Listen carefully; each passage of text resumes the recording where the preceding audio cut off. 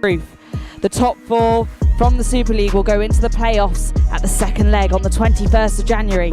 And for the bottom 2 in the Super League, it will be a battle out for relegation, while the top 2 of the Academy League will also join the fight to gain promotion.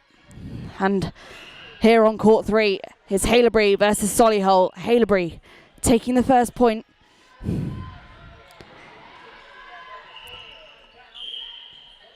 And Solihull looking to draw it back, but it's off the back line, so Haileybury now a chance to push it back and gain territory. Solihull though bouncing it off the court. And back in their circle, Solihull keeping a lot of possession early on. Just a reminder of how the game works. 7-minute halves with a 5-minute in between each game, 1-minute half time. It's 5 points for a win, 3 points for a draw, and 1 if you score within 50%. Haileybury currently sitting 3rd in the standings of the Super League, and Solihull at 4th. So the 2 teams up at the top after the first leg.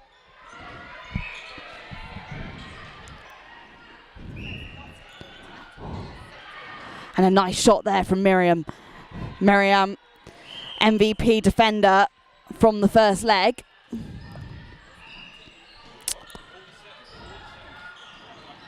Looking to pass into the circle, but forced to make a pass back, and it's intercepted beautifully.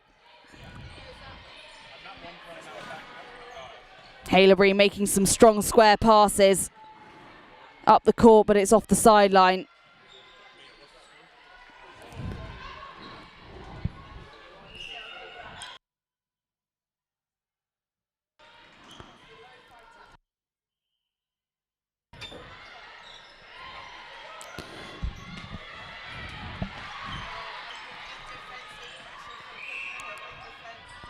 Back up the court into Solihull's hands.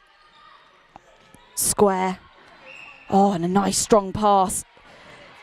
Making up a lot of ground.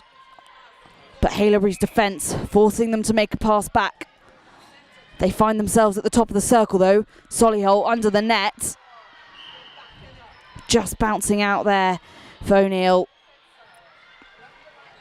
So Haileybury, another chance now.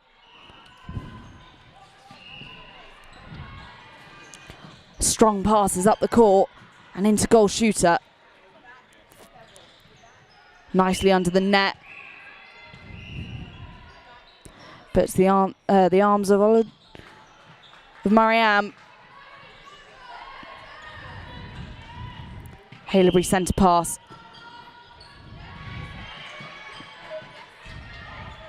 Looking to pass in the circle. But Solihull hot on the defence.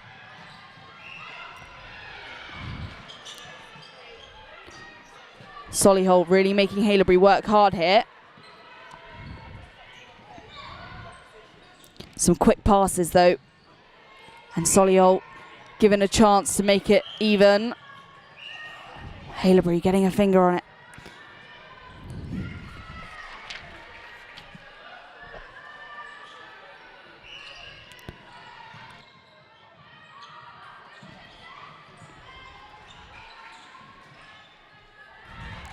And it's a shot for Solihull. Nicely done there by Branch.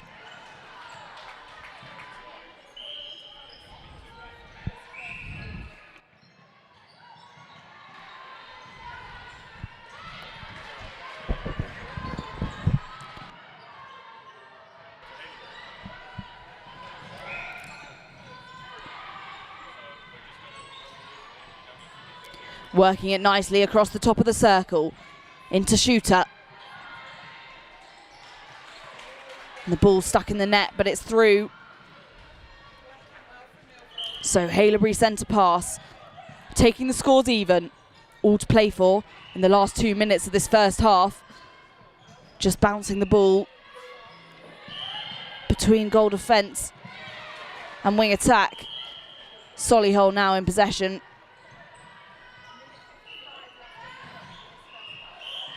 The ball just passed into no man's land. but Solihull remain in possession, bouncing off Haileybury.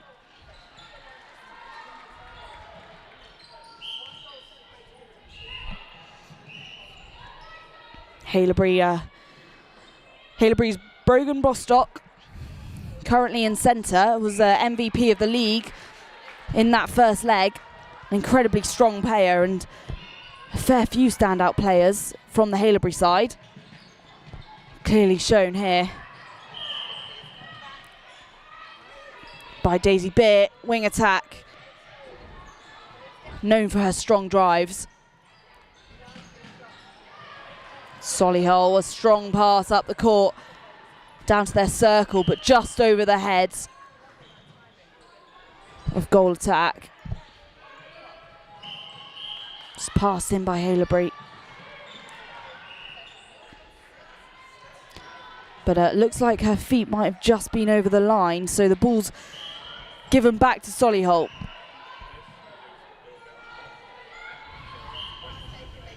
Who find themselves under the net, and it's a shot for O'Neill.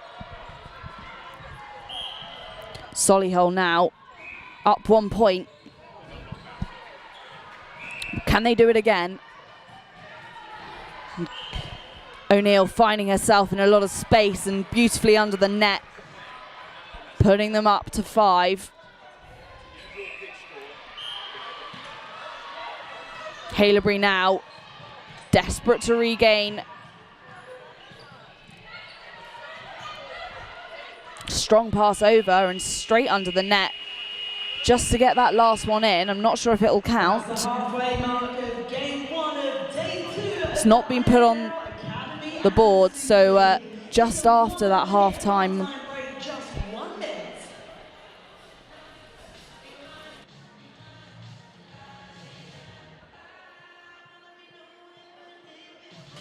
Oh yeah, they have.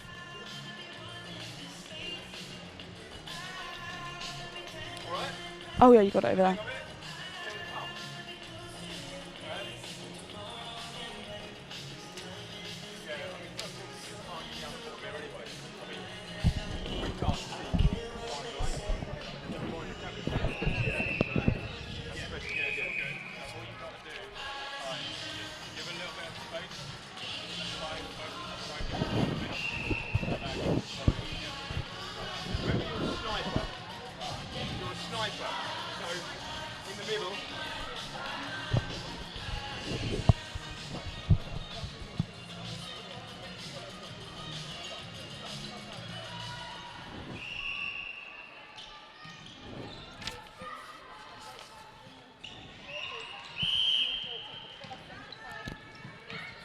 Strong pass straight into goal attack. Solihull looking to remodel what they did in that first half. 1 point up, so it's still close, and the two teams sitting close on the leaderboard as well. Solihull in 4th and Haileybury in 3rd. A reminder, it's only the top 4 teams who will go into the second leg on the 21st of January. Brogan now. Ball pulled forward by the umpire, and it's B's chance. Beer straight into goal attack. Goal attack gets it in for Haileybury.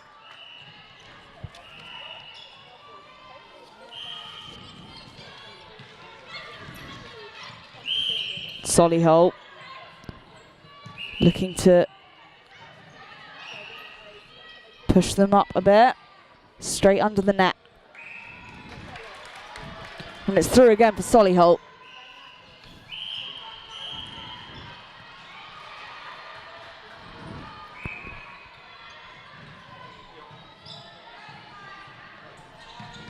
Strong pass down the court. Finding space.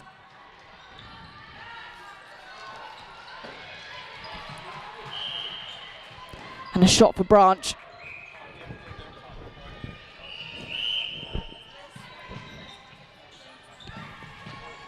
Haileybury, new wing defence. Now on the court, Darcy Skinner. Beer looking to make the pass, struggling. Had to pass back to her goal defence, but the ball's pulled forwards and it's in their favour. Nice holding of space there from Haileybury. But Marianne just managing to get a hand on the ball and turning over possession to Solihull, who pushed the ball through their defenders. Back into the safety of their own territory. And through the net yet again for Solihull, just widening that gap as they sit on 10 points in this second half. Branch, and it's through.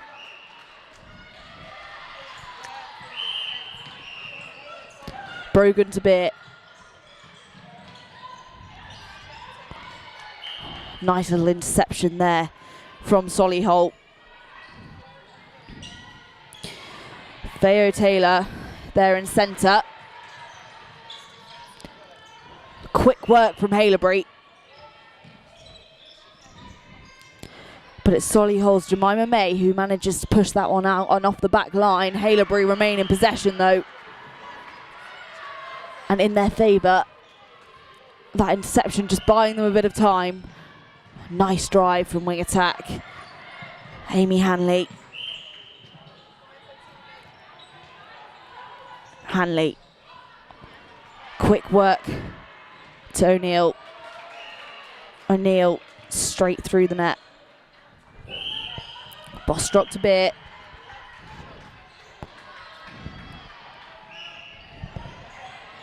Haileybury centre wing attack partnership really strong, and you can see it in the mid-court as they move the ball up quickly and into their goal third.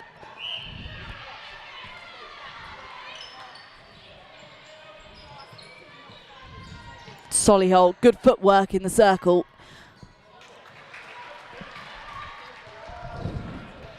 And it's a shot from O'Neill.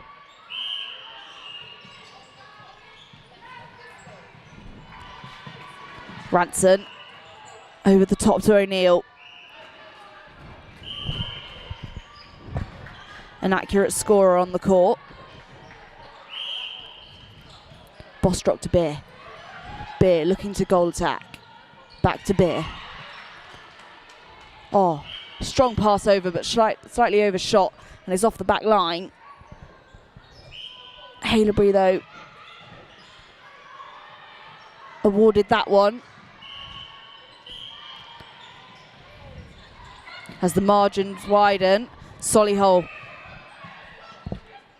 now double Haileybury as they sit on 14, and Branch pushing them up.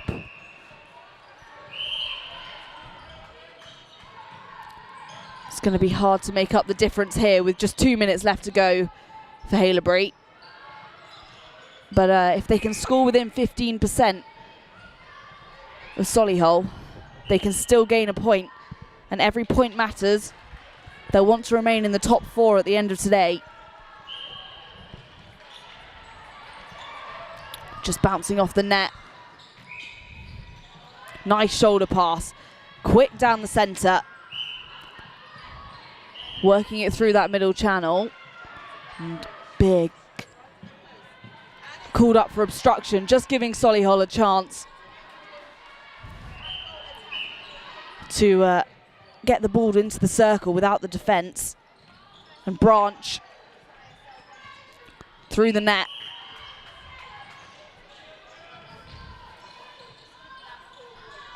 A quick swap.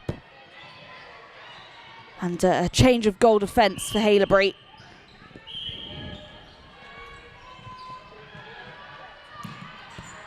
Nicely in. Branch working quickly with Feo. And credit to Feo there, who managed to get the ball in to Branch, who slotted it through the net. Just 8 seconds left to go, and Haileybury trying to regain a bit of momentum. But that's the buzzer for the end of this first match. Next on court 3 will be St Swithuns versus Queen Ethelburgers from the Academy League.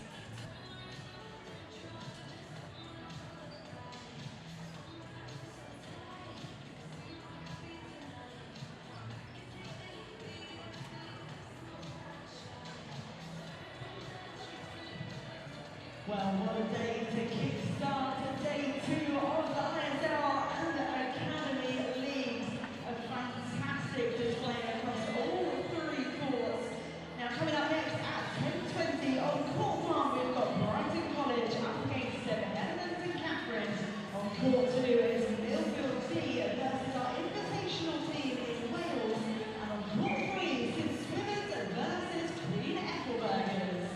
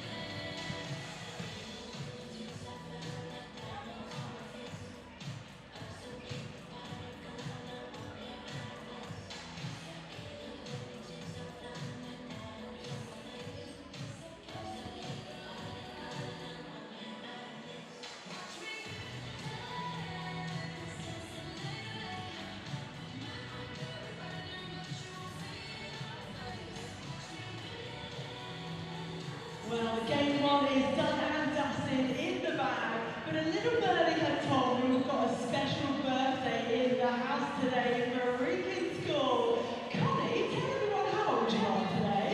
I'm 18 today. An 18th birthday in the house, that is so exciting. I mean, what better way to spend your 18th birthday than playing a bit of netball? I know. Well, there's only one thing for us all to do now. You know what I'm going to ask you to do, guys? We've got to sing her happy birthday. Here we go.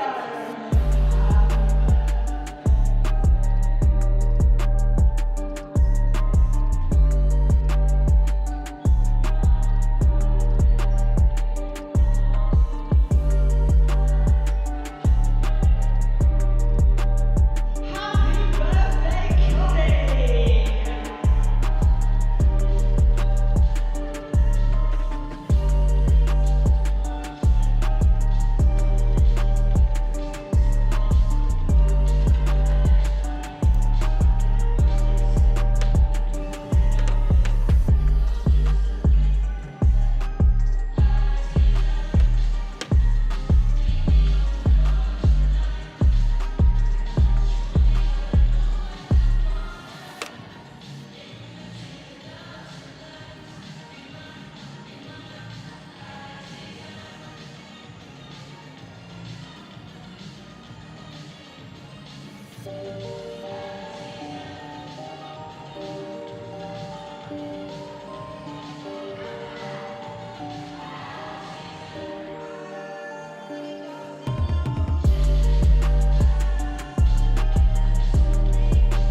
Okay, so this is your 30-second warning. 30 seconds until game 7.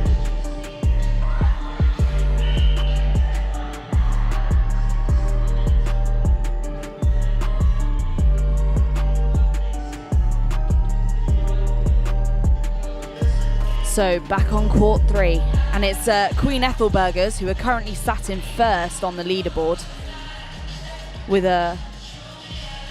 just losing to Brighton in that first leg, winning every other match, and an extremely well-drilled side. There in centre is Izzy Dougherty, Leeds Rhino under-19s player, also part of that England Roses long squad. And Doherty making that pass in the centre court. Trying to work quickly now to get it into Farmer Beasley there in goal shoot. Farmer Beasley, an accurate shooter, as proven. St Swithun's, Poppy Russell in centre. St Swithun's in the lovely orange and black. They're currently 4th in the Academy League. And it's only the top 2 teams who have a chance of promotion and will go into that second leg to play for a chance to move up into the Super League next year. Farmer Beasley, yet again, effortlessly popping that through the net. And Doherty down to her wing attack.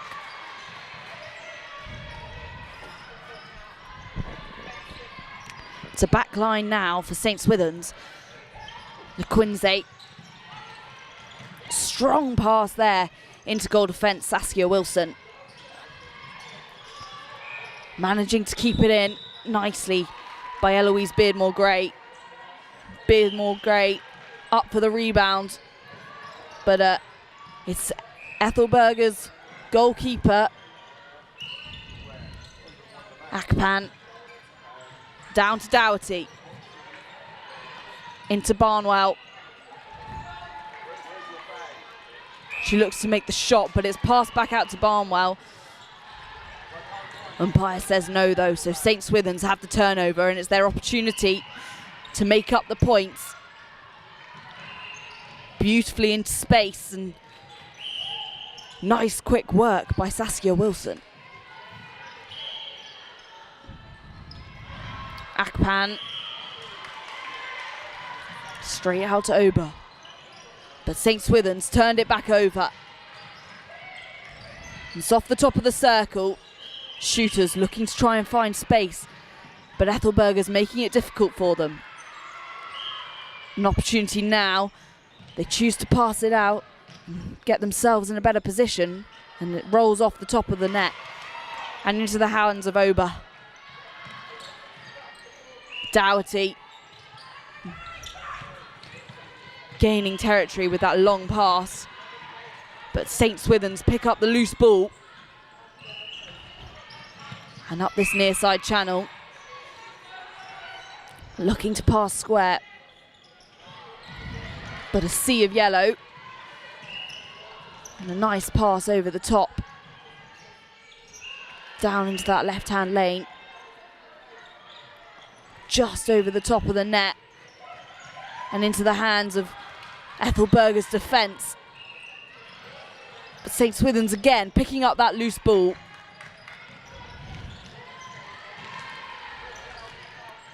Both teams fight for the rebound, but it's St Swithun's who come out on top.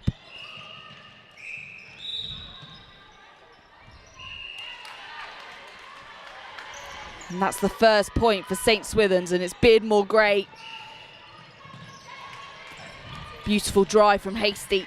Hasty again. Looking to pass back, and she's working hard. Unfortunate there for St Swithun's, but they managed to keep possession. And a fight to get in front. But Beardmore-Gray takes the shot, and the right decision for St Swithun's. Doherty.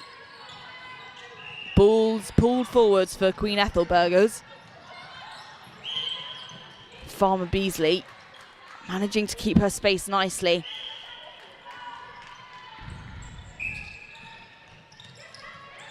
Hasty just driving quickly again. Very nippy player.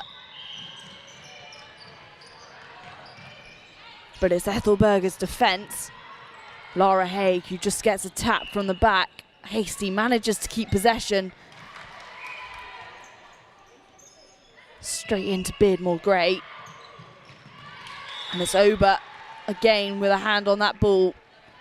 On the rebound, and she manages to bat it out. And into the hands of LeQuinze.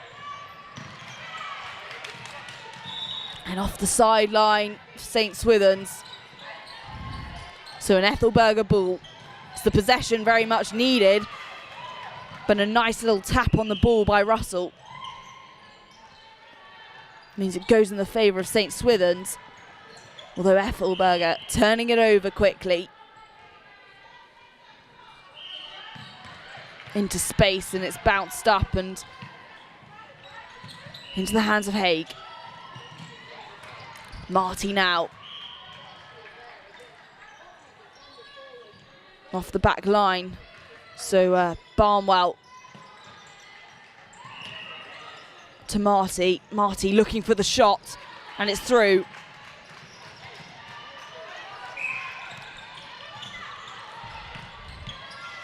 Dougherty forced to pass backwards. She looked to pass square, but nobody was there. Hasn't affected Farmer Beasley. Now with a 3-point lead, St. Swithuns have some making up to do.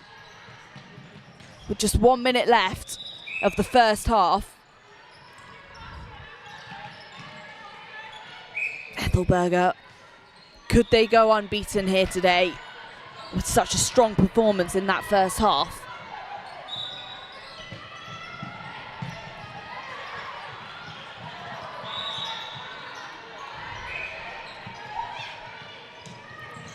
Quickly, square across the court into Hasty. And Akpan now. Straight into Farmer Beasley. Farmer Beasley, a multi-talented athlete. She's a shot putter and a hammer thrower, as well as playing for Leeds Rhino. And that's the halfway mark. It's just a 1 minute half-time break. 1 minute. Queen Ethelburga currently on 6 and St. Swithuns on 2 here at half-time.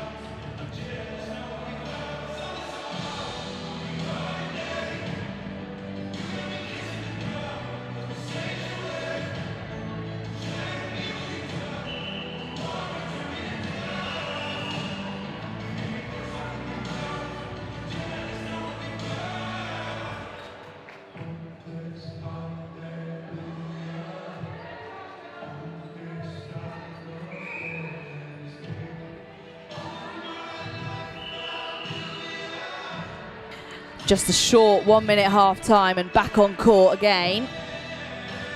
St. Swithuns, quick change with Hayley Hepburn into goal attack. Queen Ethelburga's Martha Sigsworth now in wing defence.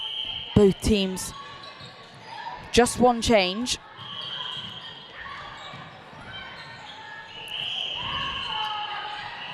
You see Dougherty, also one of those Leeds Rhino players. So a strong team for Queen Ethelburga's, one that play together a lot at club as well.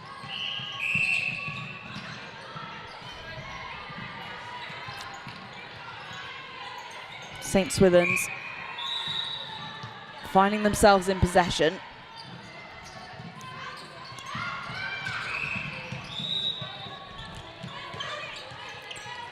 Some quick work between goal attack and centre. But nice defence by Martha Sigworth.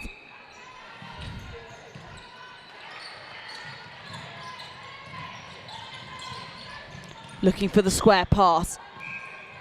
St. Swithuns not making it easy for them as they just use this centre channel. Dougherty straight over into Farmer Beasley.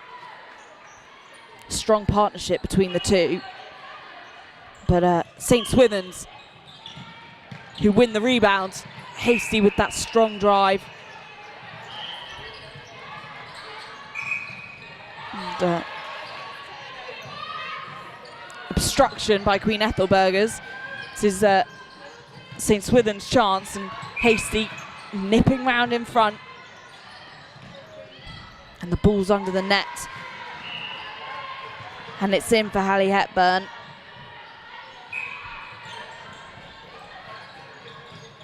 Queen Ethelburga looking to pull it back. Dougherty making the strong pass, but it's intercepted. Saskia Wilson there in goal defence for St Swithuns. Passing in from the sideline now, St Swithuns.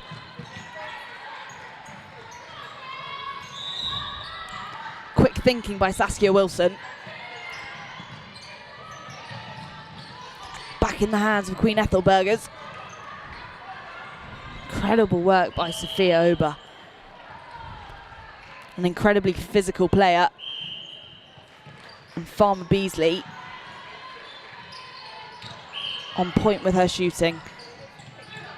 Down this near side channel as Hasty nips it in. And Ava Burleson for in goal attack there. Doing a good job at working with Hasty to get herself under the net. Unfortunately, the possession was passed over to Queen Ethelburgers though, giving them a chance to pull away.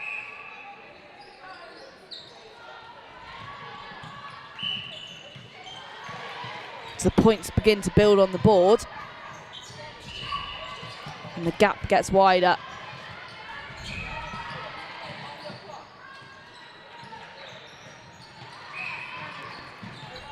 Nice work across the circle. And Ava Burleson gets the shot. St Swithuns now within 50% of Queen Ethelburgers. And 3 minutes left to go. Still anyone's game, but they'll need to regain possession. And they've done that on a penalty. They must keep possession now. A nice bounce pass to Hasty, but Hasty passing it back and Marty just getting a hand on the ball and pushing it out, which means St Swithuns will have to do it again. It's got to get in the circle now. They're working tirelessly. No, but just getting in the way. And Queen Ethelburgers wasting no time at all. Back into the safety of their own third. Ober. On straight under the net for Farmer Beasley, and it's through.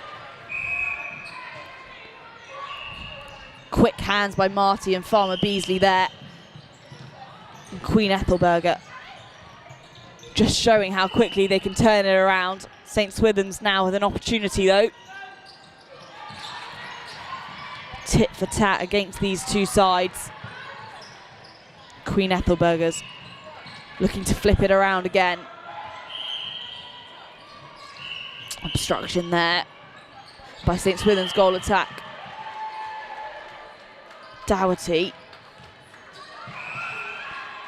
looking confused, but the ball's pulled forwards and Farmer Beasley gets it in. No surprise there. Just 1 minute and a half left to go. St Swithuns will have to work quickly. Again, they could do with another point before the bell. Means they'll still gain 1 point on the standings if they remain within 50% of Queen Ethelburga's score. The chance of overcoming them this time looks slim. St Swithuns now with this chance.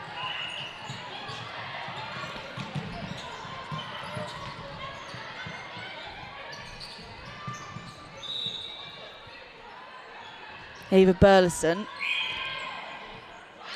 quick player, and you can see that as she comes out and gives her mid-court a hand before nipping back underneath the net. And it's worked for St Swithuns this time. Will it work for them again? But no need, she stays in the circle. Queen Ethelburga quick on the rebound though.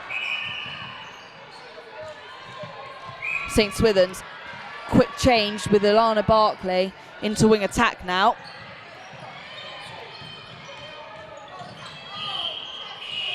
Just a little clash there, but it's the horn.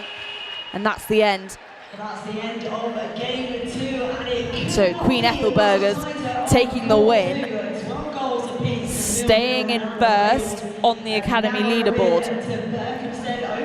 Next here on court 3, it'll be North London Collegiate School versus Strathallan, staying with the academy league.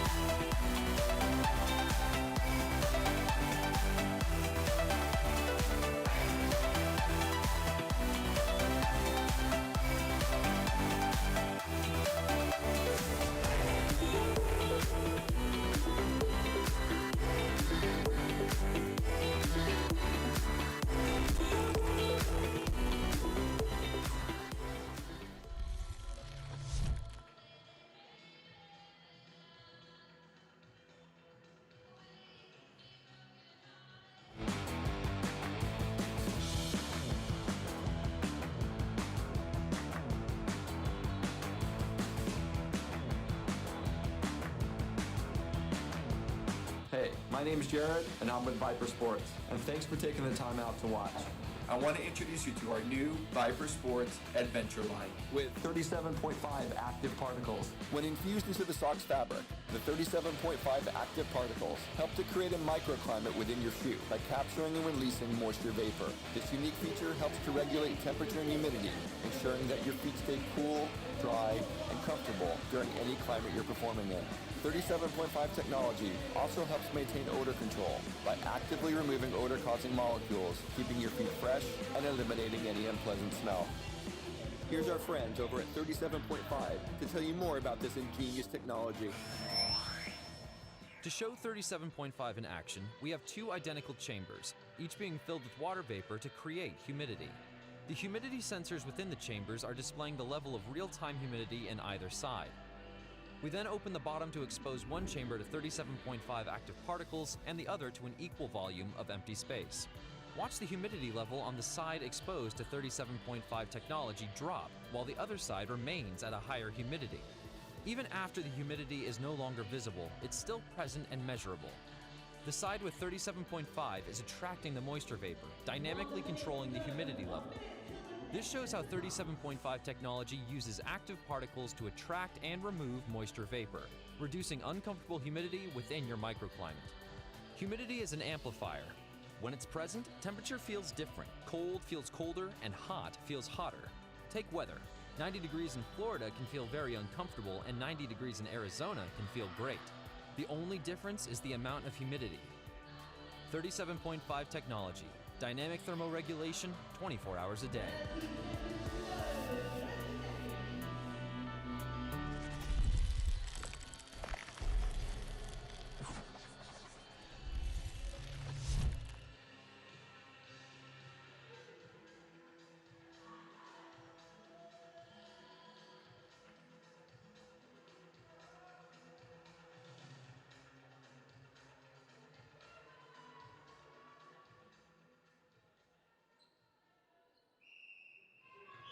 Back on court 3, and it's North London Collegiate School versus Strathallan. North London Collegiate suddenly currently sat in second in the Academy League, and Strathallan in 8th. North London Collegiate with a chance to go into this second leg on the 21st of January. Could be in a chance for promotion. Doesn't mean the game's over for Strathallan though. As they come back with fire in their bellies, and it's a strong start, finding themselves under the net early on. And a first point on the board for Strathallan. A good motivator in this first game.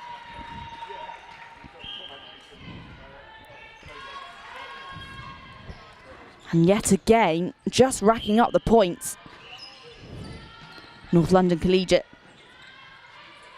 Quick drive. Wing attack. Under the net. For Lesage de Fonte. North London Collegiate will look to make back the points early on in this first half and avoid letting Strathallan get too comfortable.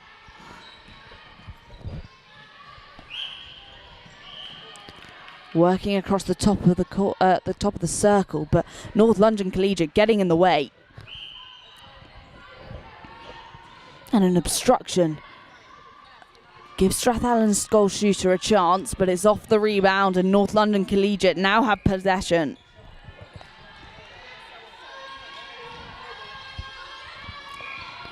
Jada Grasande, one of North London Collegiate's key players there in goal defence.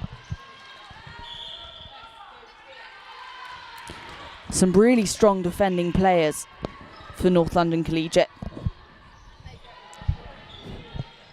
With Grasande, part of the Nationals and been in the team since under 16.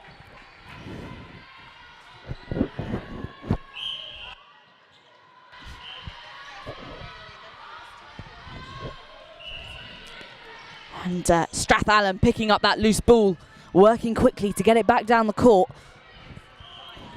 And the hand goes on it for Jessica Rufus off the back line, and goalkeeper North London Collegiate look for the square pass.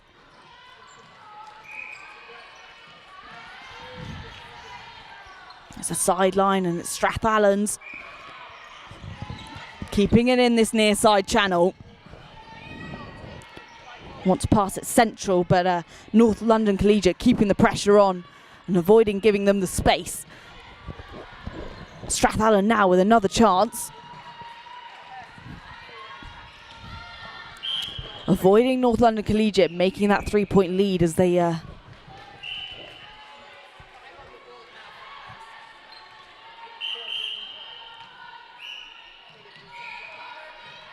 sideline for North London Collegiate.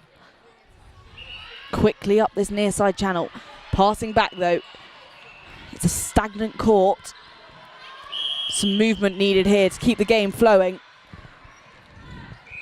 It's turned over to Strathallan.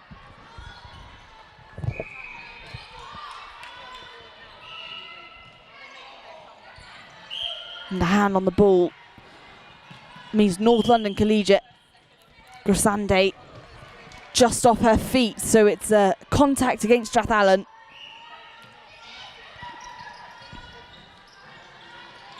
Quick work by North London Collegiate.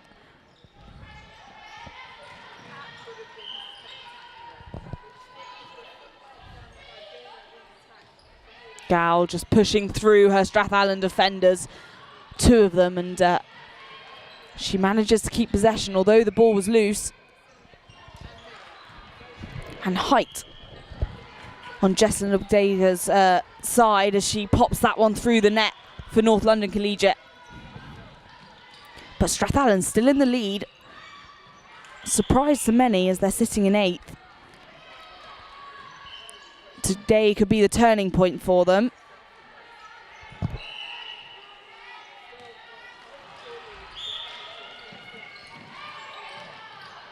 As they go as the underdogs. Some space found in the circle. And it rolls off her hands, but Strathallan awarded the penalty.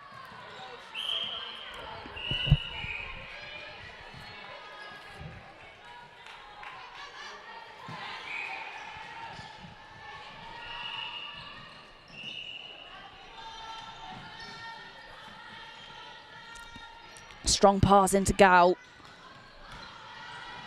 Gow back to Rawlings.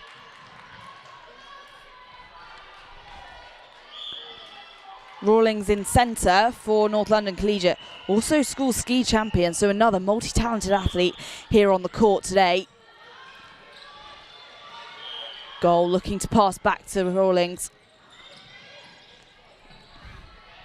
And a pass back's needed. A slow game here. Both teams seem to be taking their time. Score currently even. Just 1 minute left to go in this first half. Strathallan looking to take over the lead.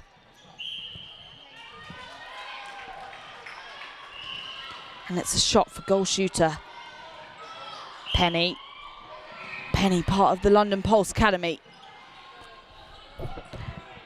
And a fair few academy players here for Strathallan.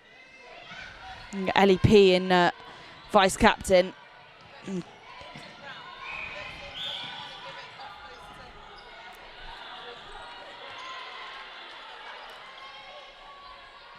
The ball called forward for obstruction. North London Collegiate now looking to take the score even.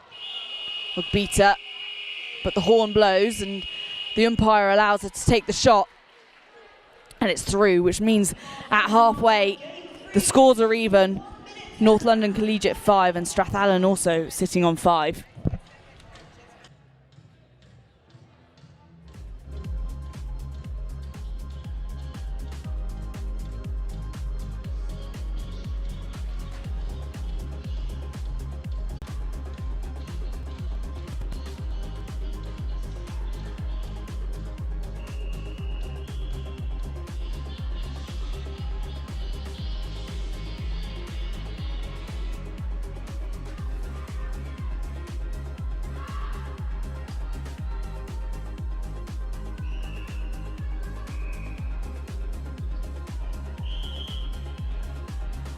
Back on court for this second half and straight into it.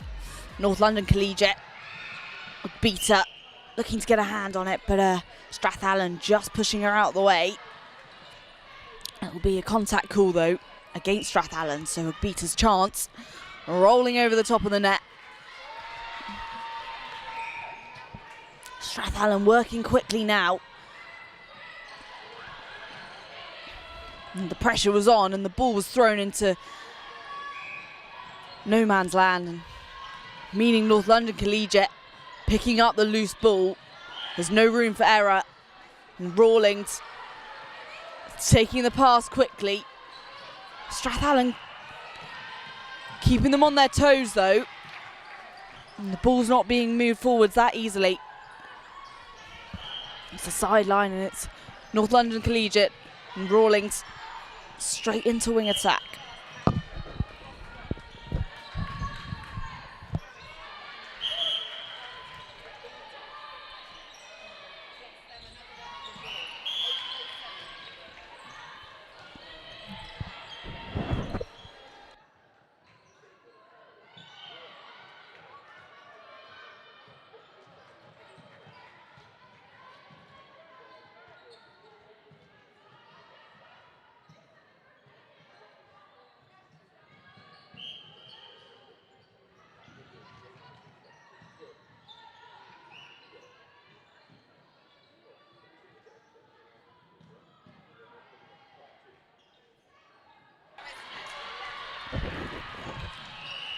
Strathallan now in possession and back in their circle. North London Collegiate just sitting 1 point up. Strathallan will want to take this one even and keep them safe. Rawlings though, straight down with a strong pass. Square. Back to wing attack.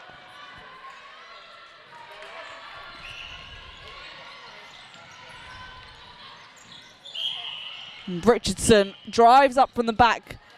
Not spotted by Rawlings, but it doesn't matter because Strathallan offside. Gall now over the top into Ugbita. Ugbita under the net, and it's through again. An accurate shooter for North London Collegiate.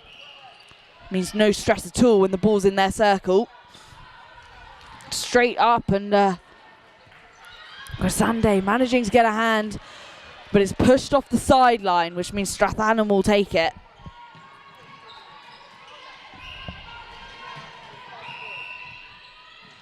Gall into Grasande.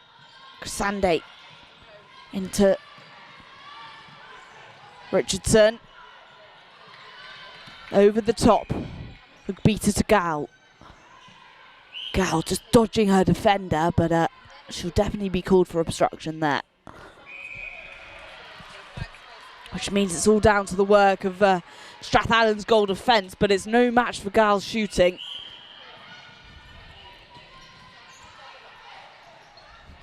As the gap between the two sides begins to widen.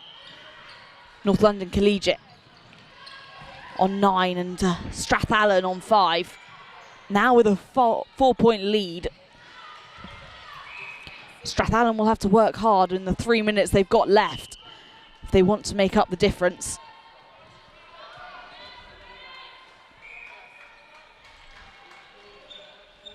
North London Collegiate won't want to let go of their second place standing,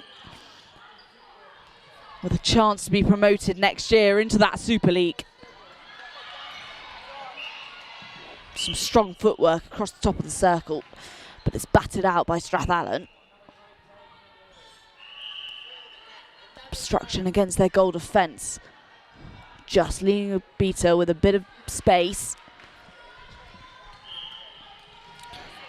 A little bit less pressure, and she pops it through again. Effortlessly over the head of North London Collegiate's defence for Strathallan. Finding themselves back in their circle. And they'll want to keep possession. Possession here is key for them now, with 2 minutes left. The minute the ball turns over, it'll be North London Collegiate who will have the chance to score, and with their centre pass, the chances are looking likely. Ugbita looking for the pass to Gall, who again dodging her goal defence. It's called up for obstruction. Both defenders for obstruction, which making it nice and easy for them. Strathallan now, this is their opportunity. Square across the court. Nice strong pass up just over their heads, which means it's a back line, but looks like it came off a North London Collegiate player, which means Strathallan still with a chance to shoot here. And obstruction means they managed to do it within 50 points of 50% of North London Collegiate. An opportunity still to gain a point on the standings. But North London Collegiate widening the gap ever more. And Ugbita again just taking that chance of overcoming North London Collegiate ever further out of the reach of Strathallan. But Strathallan proving me wrong with a quick point on the board. The whistle's blown and Strathallan will want to work as quickly as they can with 30 seconds left. They're almost certain to gain that 1 point though. One more shot would have been nice before the klaxon, but that's the klaxon, and the final score 12 to North London Collegiate and 8 to Strathallan. And next it will be a Super League game as we see Berkhamsted versus Solihull here on court 3. On court 2, Millfield versus Gordon, and court 3, Berkhamsted versus Solihull.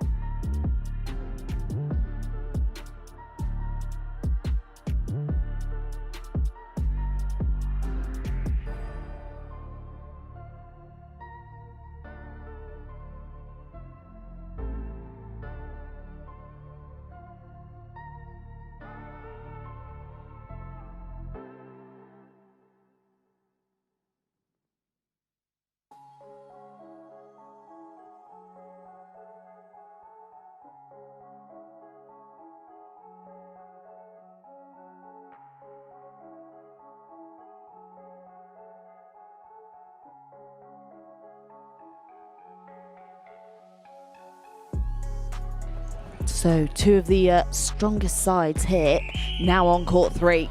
Berkhamsted coming fresh off court 1 with a win.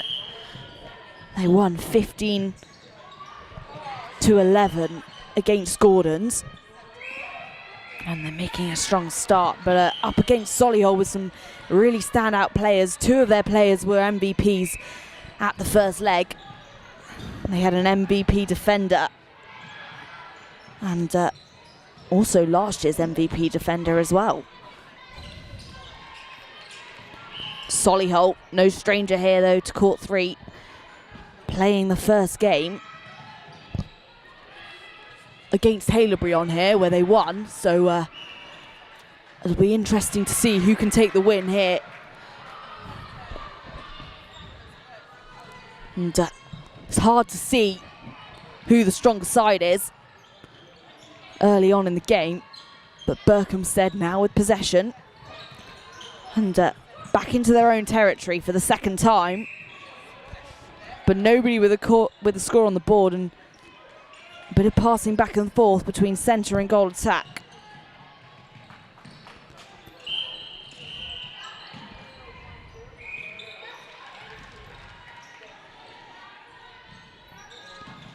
Nice drive from Solihull.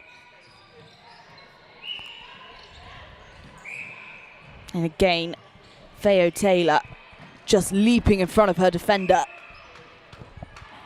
into the circle and over the top. But a contact called against Berkhamsted's goalkeeper, Rosie Bentley. Sasha Branch through the net for her. And it's the first score on court 3 of this game.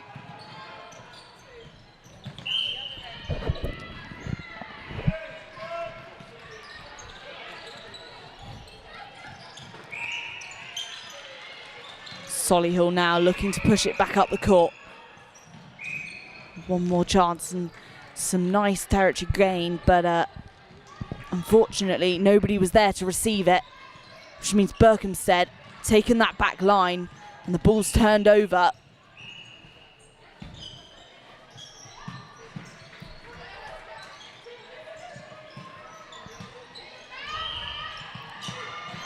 And Berkhamsted working it round the circle, finally finding themselves under the net.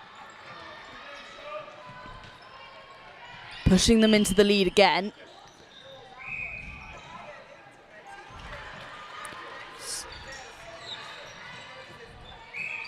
O'Neill working hard in goal attack. Fortunately though, ball turned over. But it's picked up again by Amy Hanley for Solihull. Now, with an obstruction in their favour, Branch will get the opportunity to take the scores even. 2-ball here on court 3.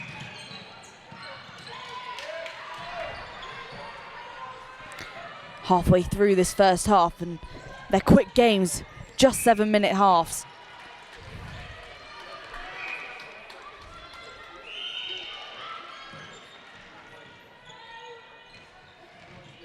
Circle looking incredibly crowded. Solihull pushing off their defenders though to take them back into the lead. With their centre pass, it's another opportunity for them. Forced to park back though, and Berkhamsted's defence strong. Berkhamsted with an incredibly well-drilled side. Many of these players playing for club and academy level.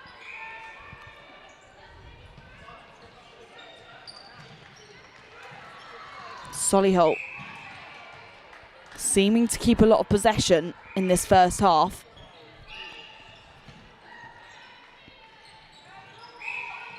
And Branch finding herself beautifully under the net. But an obstruction means it's a Berkhamsted turnover. Quick work now to get them back into their third. Nice drive from wing attack. Shooter popping it through.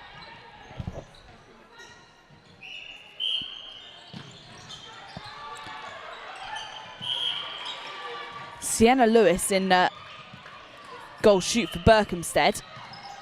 Just got through that previous goal and now in possession of the ball. Was MVP shooter of the first leg of this this league.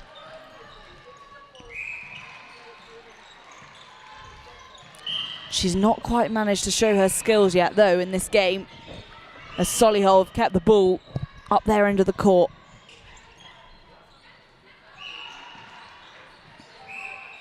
Just 1 minute left.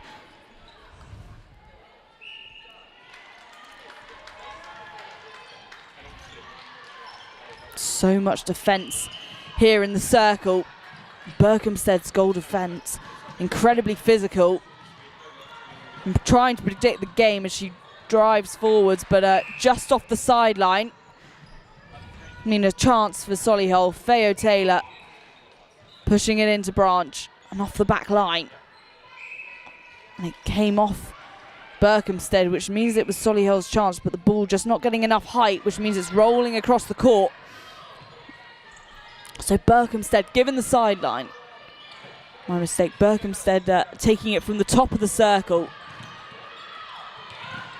Oh, unfortunate there for Berkhamsted, just not managing to receive it, and it just flicked back into the hands of Solihull, who've turned that around quickly, but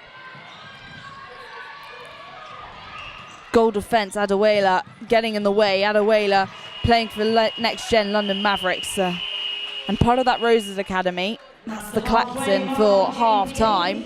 Berkhamsted just 1 point up from Solihull. A close game here on court 3.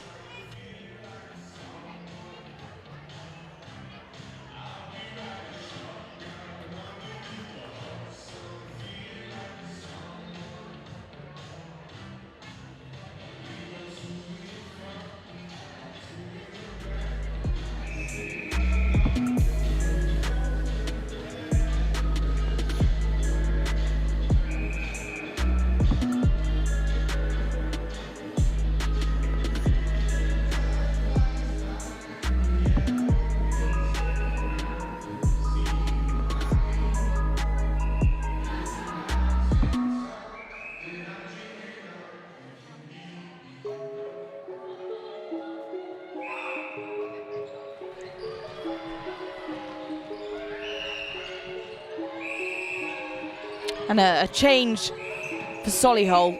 Change they made in the first game here on this court as well. They're putting Macy Ranson into wing attack.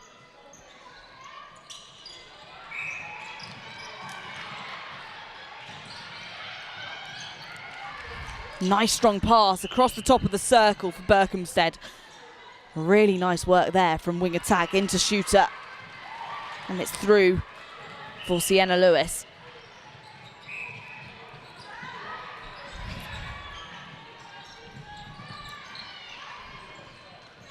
Sienna obviously has some good hand-eye coordination, as she's also a semi-pro golfer.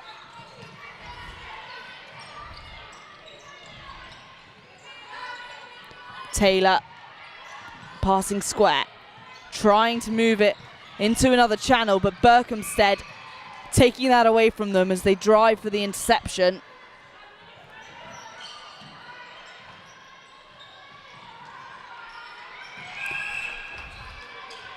Hallie Brown in wing attack for Berkhamsted.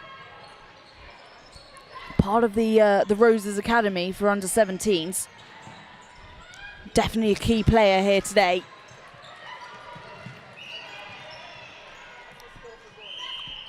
Solihull forced to work hard here. Berkhamsted just pushing them back and keeping them there on that left-hand side.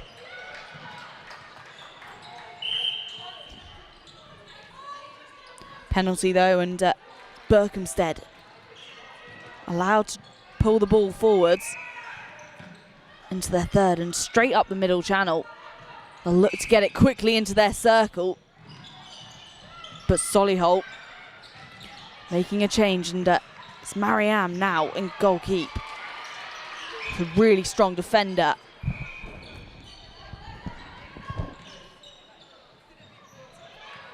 And it's just bouncing in favour of Berkhamsted.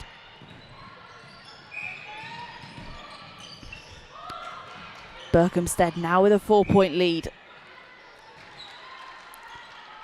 Just pulling away from Solihull.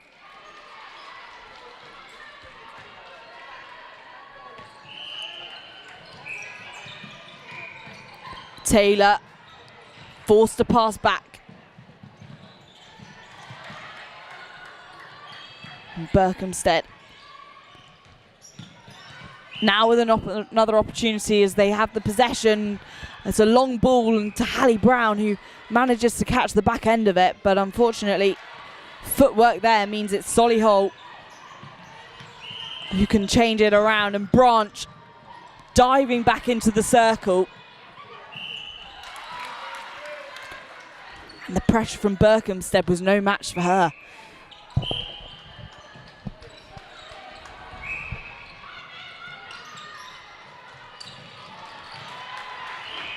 Haileybury Brown just attempting to get it into Sienna Lewis, but Mariam putting herself in the way, which means Solihull getting another chance. Unfortunate there for Solihull, it's just bouncing out of the hands of Amy Hanley. Taylor into O'Neill. Over the top to Branch, who goes for the rebound. Contact called.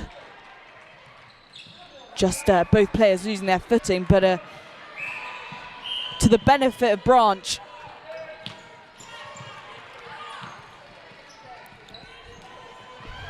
And a quick drive from Hanley, but off the back line.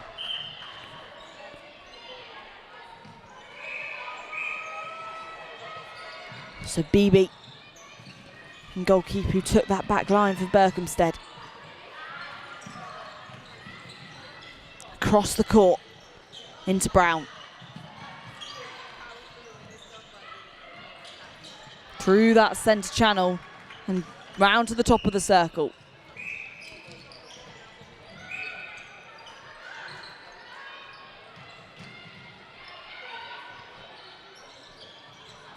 Contact against goalkeeper is an opportunity for Berkhamsted. And yet again, both Solihull defenders pulled up for contact, giving Berkhamsted that chance to breathe and making the shot, sitting them nicely on 9 points.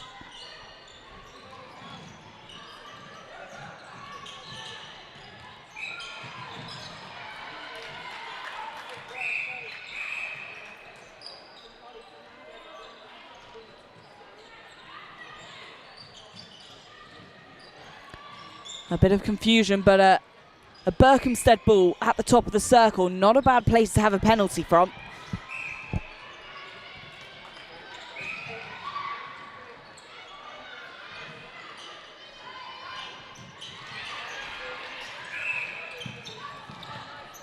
Solihull turning it over quickly and using that turnover to their advantage. But unfortunately, the pass just bouncing into the hands of Berkhamsted. And construction against Taylor. Opening up that court.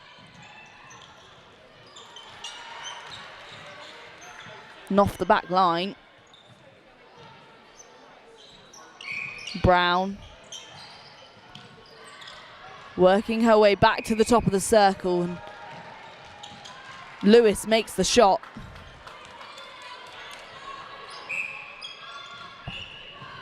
Solihull now have just 30 seconds left. And they're within their 50%, so a point could still be in order here for them.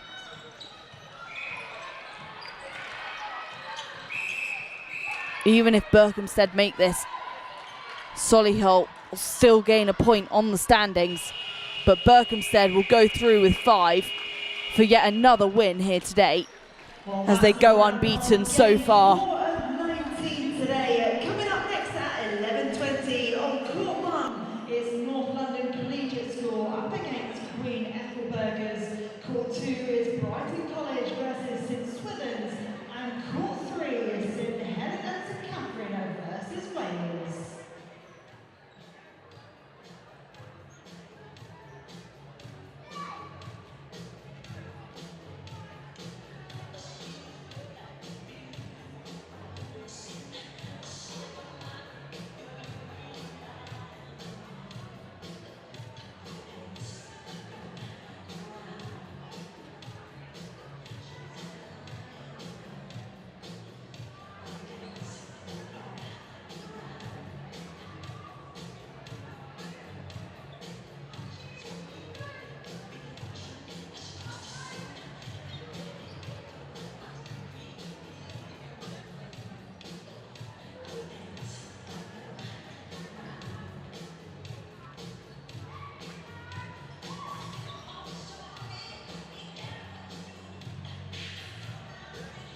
Well, I'm here courtside with one of the players from Berkhamsted School, Haileybury. Hailey, how are you finding day 2 so far? Really great. We've had lots of fun so far, and we've got 2 big wins on the board, so feeling good.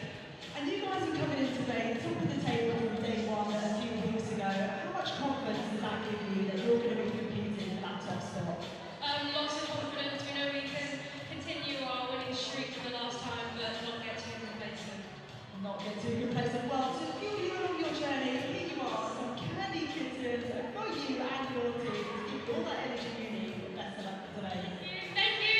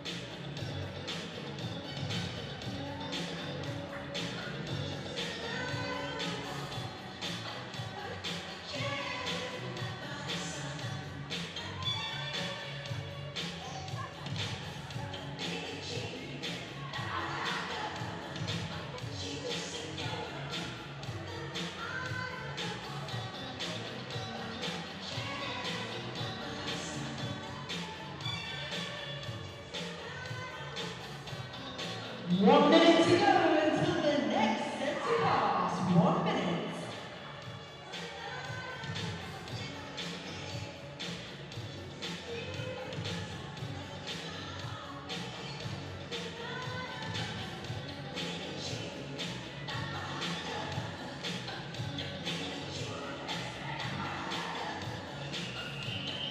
Umpire's initial 30-second notice.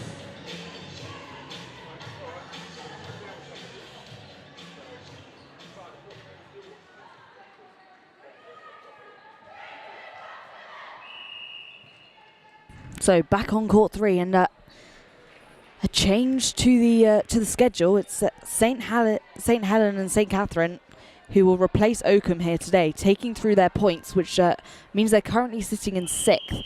And it's Wales Netball, an invitational team. Previously it was University of Worcester who filled the spot.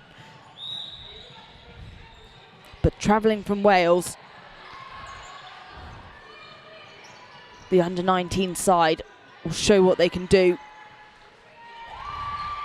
as they put the first point on the board in the first 15 seconds.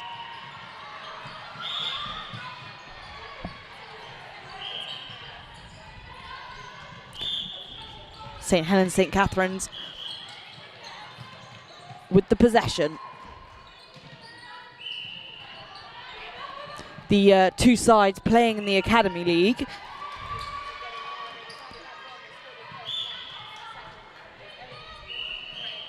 And St Helens, St Katharine's just missing out marginally against Brighton College over on Court 1 this morning on a win.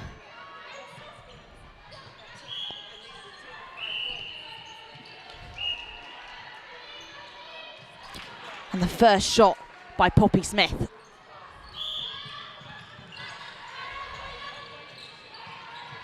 But Wales now working quickly. A beautiful interception by Marnie Line. But Wales don't give them a second to think, as they're back at the top of their circle, right under the net for the rebound. Just hitting the head of St Helens, St Katharine's goal attack. So an obstruction, and this is their opportunity.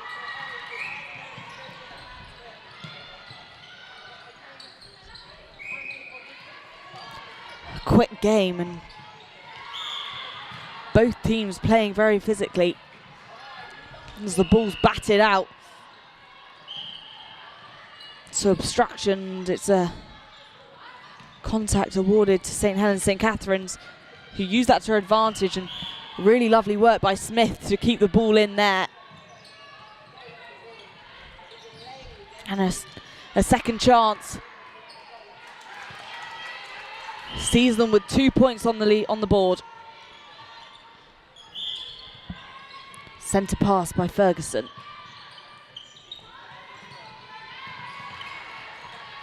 Down the far side channel and back into the centre.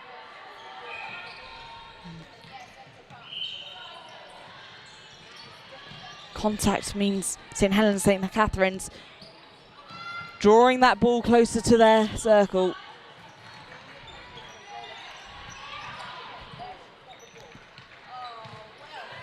But Wales will flip this around quickly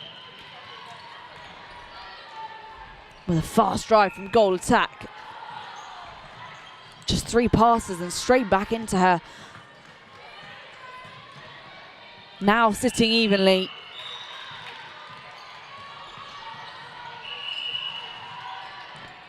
No match for St Helens, St Katharine's defence, as they just passed the ball through them. For yet another shot.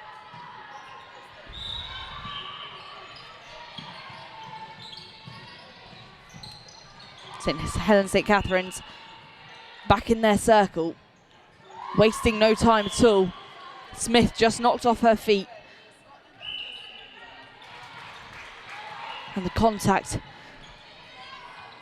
giving her a chance to take her time and make that shot.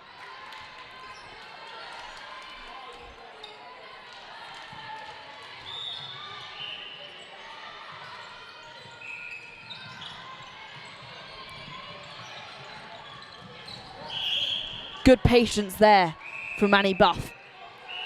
Just taking her time and looking for the pass. But the ball rolling away and onto court number 2. St Helens, St Katharine's ball again. They seem to have a well-drilled side here, and are usually pretty good at getting it into their circle when they reach that point. But this time it's a turnover. And the penalty means that Wales awarded the ball And in the blink of the eye, they're back under the net. But forced to work a bit harder here as St Helens St Katharine's catching on to what they're trying to do. And not letting the speed of the Welsh side get to them as they continue to play their own game. Take their time, and seems to be paying off. There's no way of predicting which way this game's going to go. 3-all and 1.5 minutes left.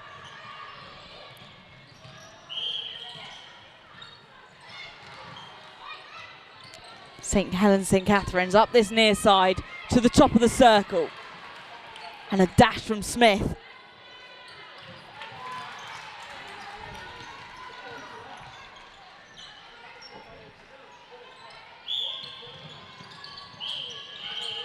The ball effortlessly through the defenders and into the hands of the Welsh goalkeeper.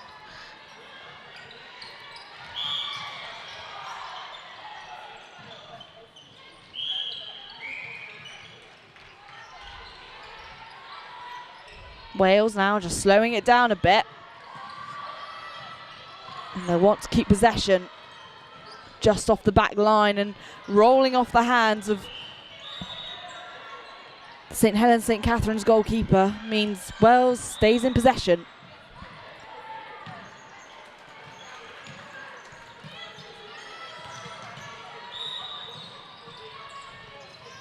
Quick square pass and flying up the court.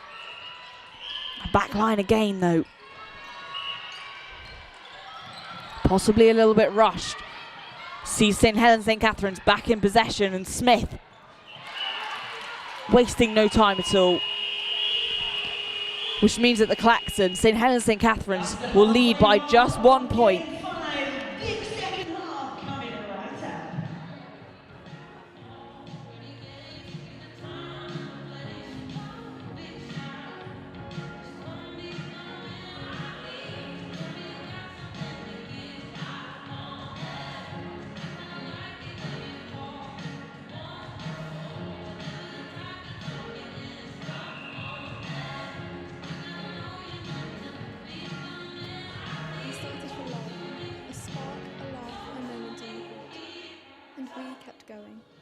Through every pass, every pivot, every leap. Because this game isn't measured in seasons, it's measured in decades. In dreams that miss the mark. Until they don't. There's magic in motion. And Wales now with some changes to their team. In goal attack is Tegan Hilton. Goal shoot, Violet Sangove. Goal defence, Nancy Boone. And Wales with an incredibly decorated team. Every single player playing at a Wales under-19 national level.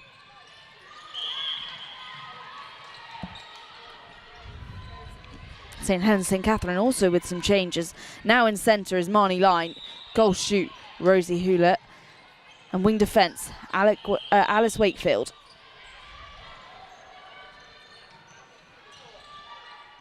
Annie Buff. Unfortunate there as it just bounces off the top of the net, and Wales keep possession.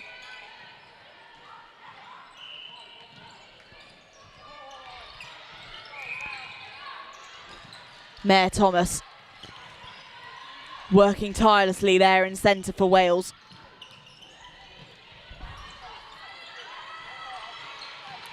And into Violet. Back to the top of the circle. Straight into Tegan Hilton, who gets it through for Wales.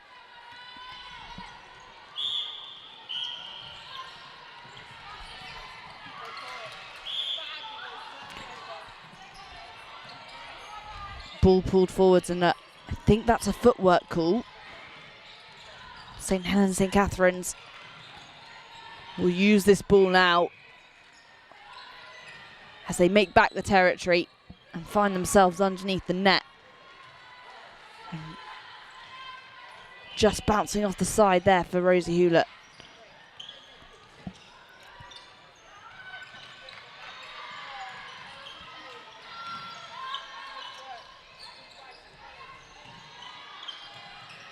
Back down to the defence for Wales. And yet again, but the umpire making the call of obstruction, and Wales using that to their advantage. Nice on the rebound for Violet.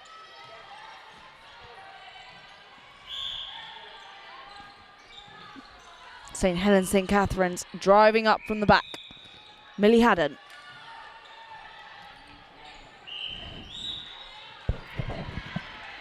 Millie Haddon, an incredibly decorated player. Played for Eagles under-16s and under-19s team, and also now playing for Bath under-19. It's Wales again, back in the circle and under the net. And the goal shooter just knocked off her feet.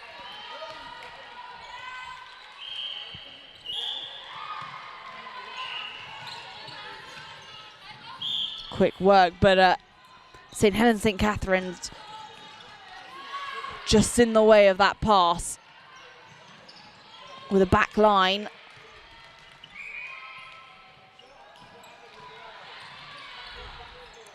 Good coordination there to keep the ball in. Somebody needs to get in the circle quickly for St Helens St Katharine's in order for them to make this shot. And Wales catching on far too quickly. Lucky for St Helens St Katharine's, contact call was made and meant they can make that shot.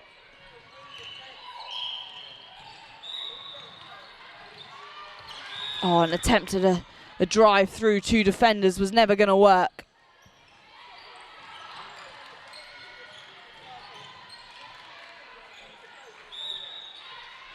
Just bouncing off the top there for goal attack. Annie Buff. And Annie quick on the rebound. Second time lucky for her.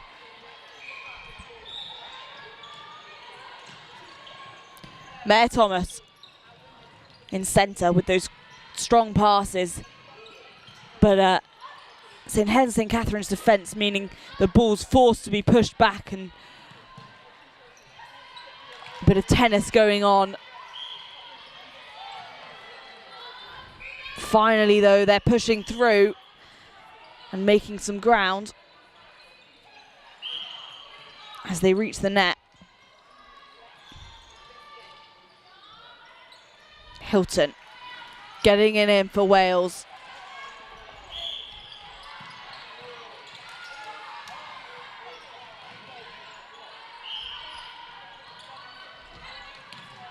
Some long overhead passes. Means the turnover's used quickly, but it's off the back line.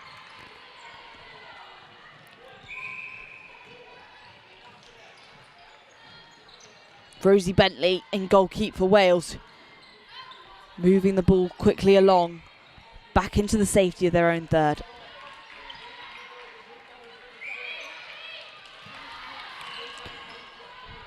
Quick thinking there from Hilton. Giving her teammate Senil Grove a chance, and she's popped it through.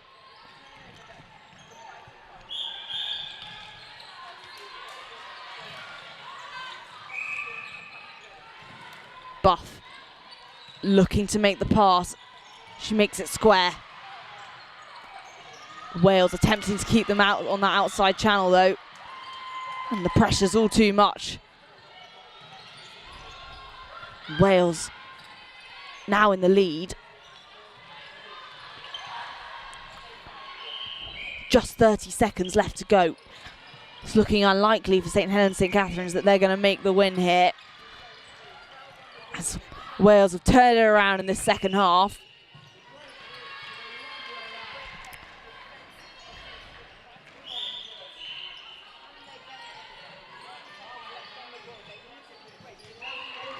Nice overhead pass by Grover, but unfortunately intercepted by St Helens St Katharine's.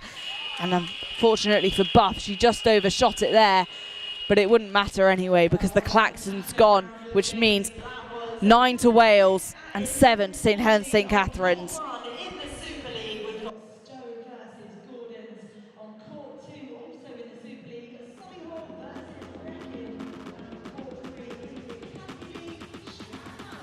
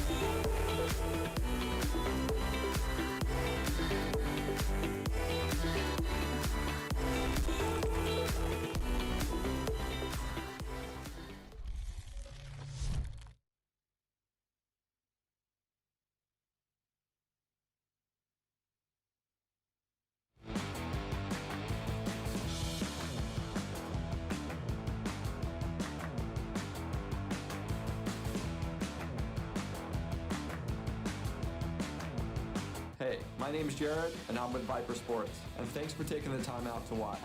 I want to introduce you to our new Viper Sports Adventure line. With 37.5 active particles. When infused into the sock's fabric, the 37.5 active particles help to create a microclimate within your shoe by capturing and releasing moisture vapor. This unique feature helps to regulate temperature and humidity, ensuring that your feet stay cool, dry, and comfortable during any climate you're performing in. 37.5 technology also helps maintain odor control by actively removing odor-causing molecules, keeping your feet fresh and eliminating any unpleasant smell. Here's our friends over at 37.5 to tell you more about this ingenious technology.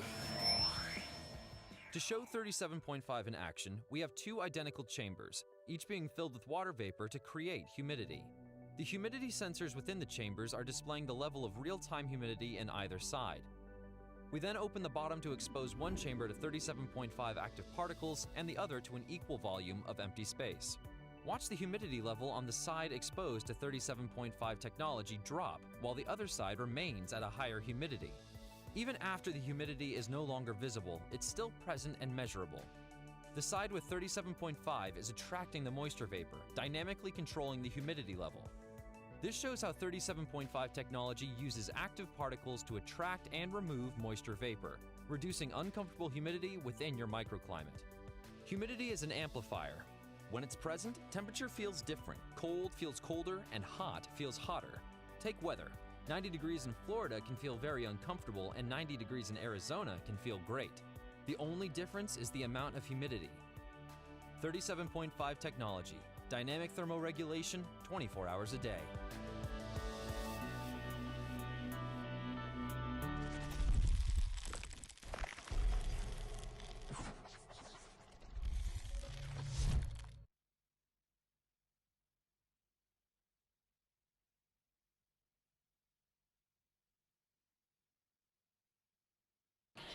So back on court 3, and Strathallan versus Millfield B. Strathallan previously on here, just missing out on a win, 12-8 against North London Collegiate.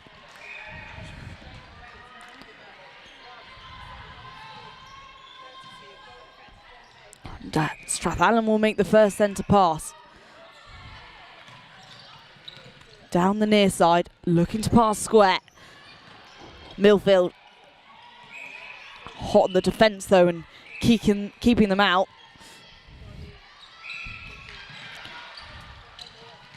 Strong overhead pass. Looking to make the forwards pass, and coming up from the back is her wing defence. Goal attack now underneath the net for Millfield. And it's in for Gracie Tubb.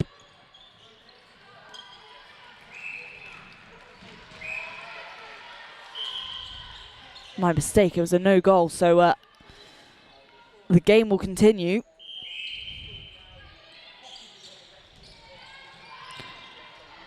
Contact against Millfield means Strathallan have a chance to get it into the circle. And again awarded another penalty, so really giving themselves time to think and play tactically. And a quick nip forwards by goal attack. But it's punched out the way by Tabby Olivia. And Millfield wastes no time at all in moving the ball up the court. And straight in for Tubb. Pike. Just missing the hands of Carter, so Strathallan regain possession. And a chance to make up the 2-point difference. And a potential to get their first score on the board, but off the back line means Millfield will move it up the court as quickly as possible. Some nice low passes, but Amber Jennings catching on to that. She's called up for contact though, which means Strathallan have a chance.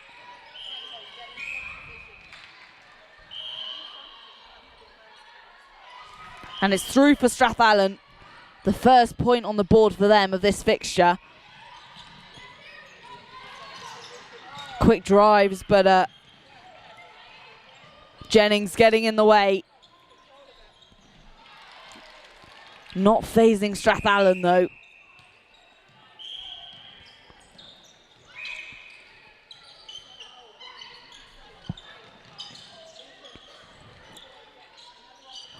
Just some substitutions being made means there's a pause in the game, but the clock will still run as we go off the central timings.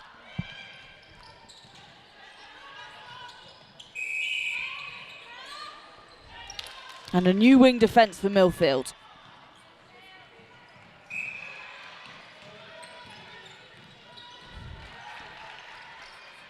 Beautiful work here from Millfield's mid-court. To Tubb again, who hasn't missed yet.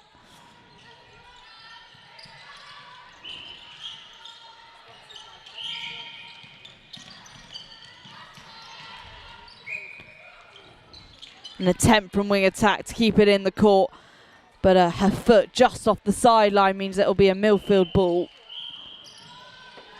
As we play to the red markers on the court.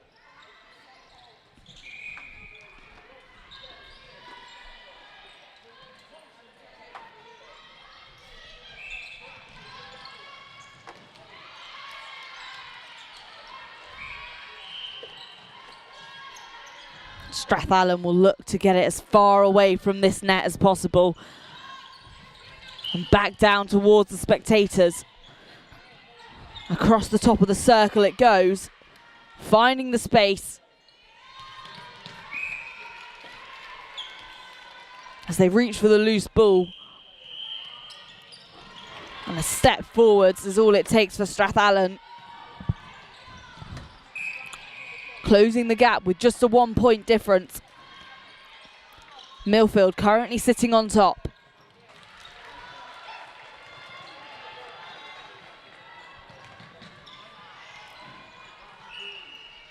Across the court. Looking for a low pass, but opting over the heads of the defenders. And it's in for Strathallan's goal attack.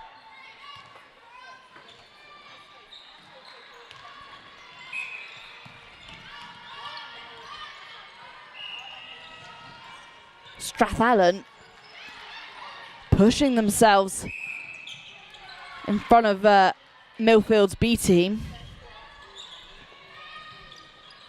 as they sit on top. And in the space of a minute that's happened. And just 1 minute left of the first half.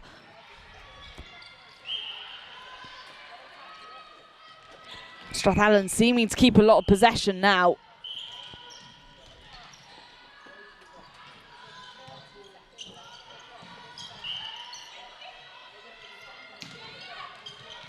They're finding themselves with a lot of space, and finally Milfield get a hand on it.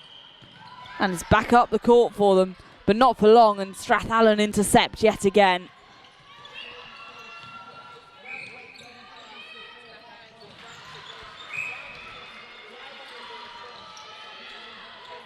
Some quick handwork. Credit there for Strathallan. Off the back line. And that's the klaxon for the first half. Strathallan just 1 point ahead of Milfield B. It's anyone's game. They'll play to the last shot. And that's the umpire's whistle.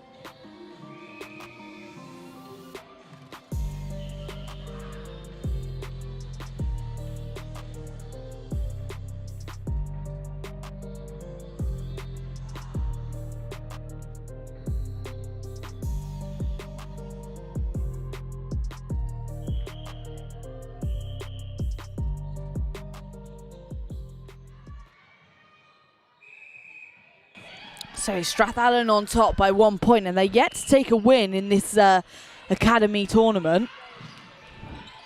But in the first leg, consistently scoring within 50% of their opponents.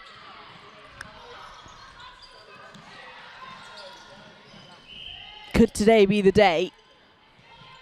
Could it be this fixture here on court 3? They seem to have managed to keep possession. And it's commentator's curse as the ball's rolled over to Milfield.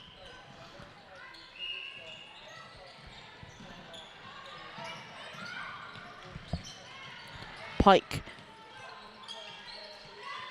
into the circle. And Grant will take the back line. Unfortunately, just overshooting the head of her shooters, which meant Strathallan managed to get a hand on it, just breaking up the play. But Grant will take her chances.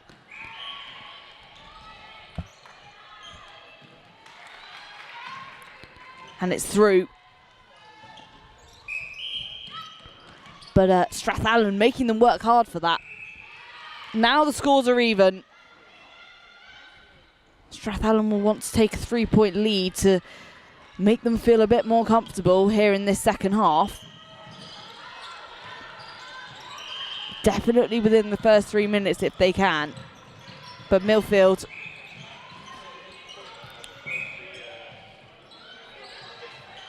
seeming to be playing a much faster game.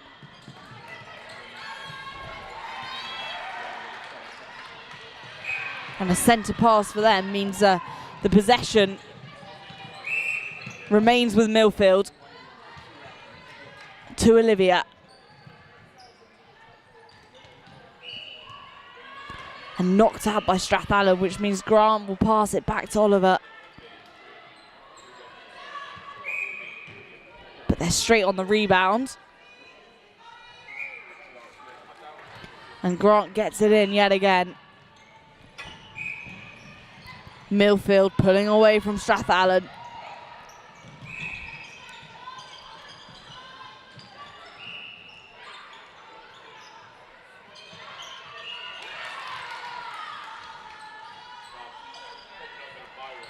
The ball just bouncing out the back line to the top of the circle for Strathallan. But beautifully intercepted.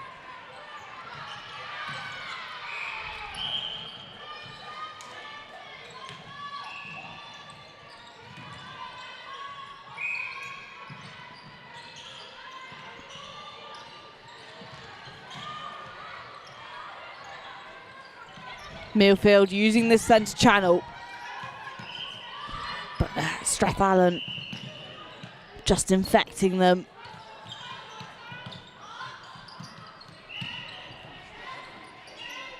As they try and put themselves in the way and make a nuisance.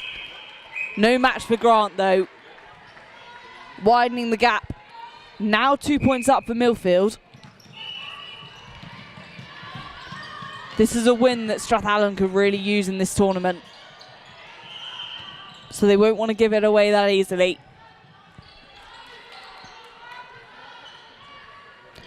Millfield making the chances of a win looking slim for them though.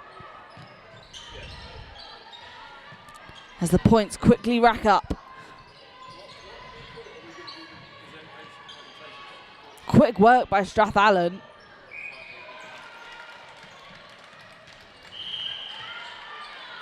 And they'll get another chance.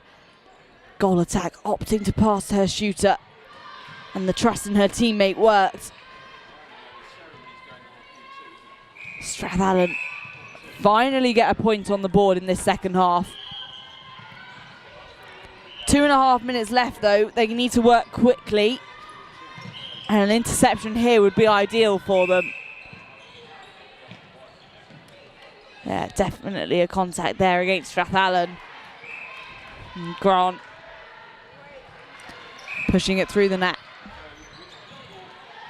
Nice use of space by Strathallan. As a wing attack just attempts to predict the game, driving onto the top of the circle. And the ball rolls off the back.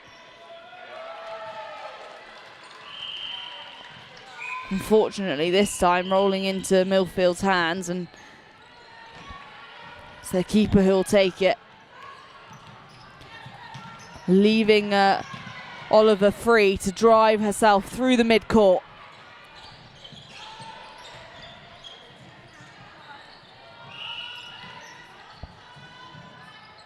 And Guthrie onto the ball quickly. Allowing those attacking players to get into place. As the spectators watch on, and there's a pretty full house here at Worcester today with 16 teams competing. And 3 courts running.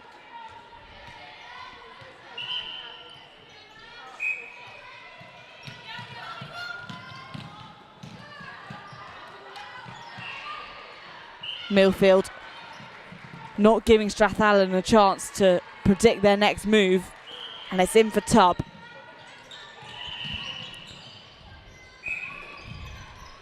A huge gap here for Strathallan to try and make up, but a shot in the last 30 seconds would mean they'd still get a point on the leaderboard. And that they will, and every point counts here. A reminder, it's only our top 2 teams from the academy that will go through to the final leg on the 21st of January. And they'll compete against the bottom 2 from the Super League team for a chance of promotion into that Super League tournament next year. And the buzzer's gone, which means Milfield will sit on a win. 12 to Milfield, 6 to Strathallan. Coming up next at midday on Court 1 in the Super League, we've got Milfield versus Hurstpierpoint. On Court 2 in the Super League, Haileybury versus Berkhamsted.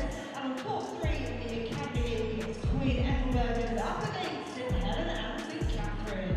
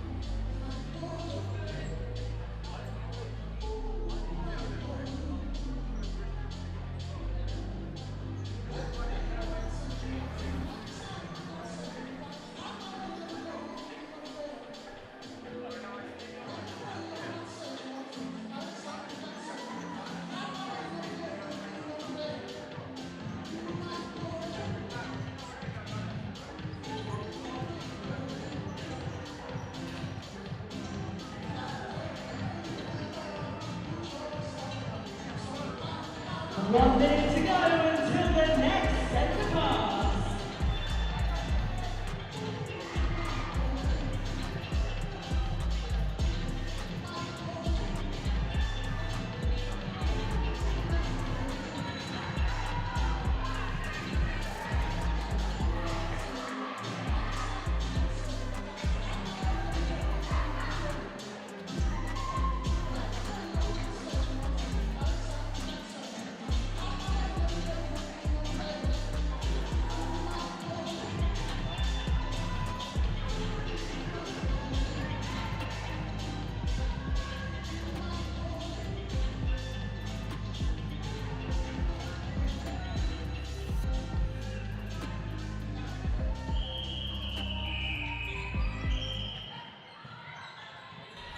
Back on court 3, with the Academy League, and it's St Helens St Katharine's versus Queen Ethelburga. St Helens St Katharine's coming in last minute, and standing in for Oakham, so they've taken 6th place.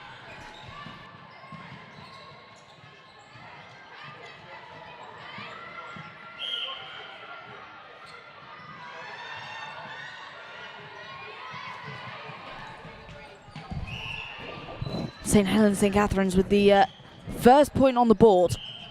Marty off the back line. Into Doughty. Beasley holding her space. Marty using that to her advantage, and unfortunately it's a replayed ball, which means St Helens St Katharine's now in possession. Unfortunately though, another penalty means it's quickly taken back and allowing Beasley to get into place.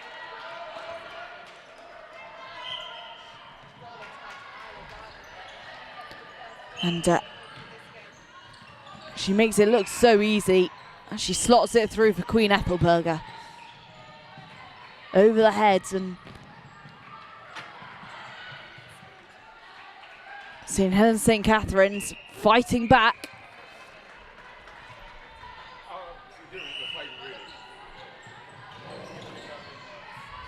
Doughty to Oba.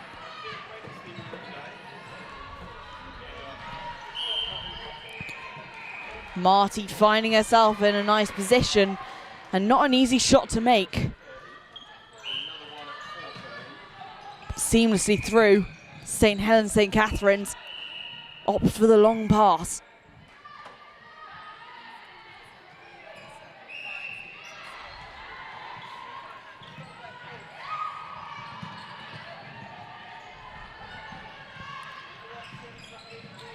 Straight through the defenders to Marty. And Beasley again holding her space, but unfortunately it's knocked off the back line, which means St Helens St Katharine's have an opportunity now. And Queen Ethelburga will make themselves a nuisance as they try and get involved, and they manage to get a hand on the ball, and it's turned over. Marty now.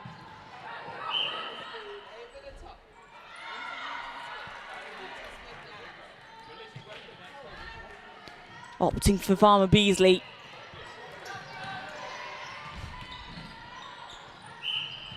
She doesn't miss. Queen Ethelburga remain in possession with that centre pass. Contact into Doughty. It's a good call. Another contact call. Oh, possibly not what Queen Ethelburga would have wanted though, and overshot. So a back line for St Helens St Katharine's.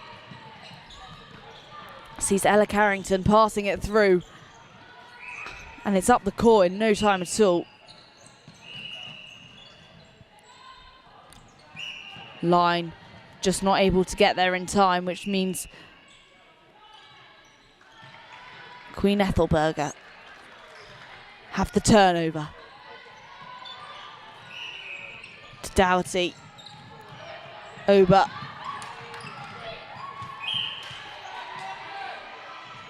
To Barnwell. Farmer Beasley. Knocking it through.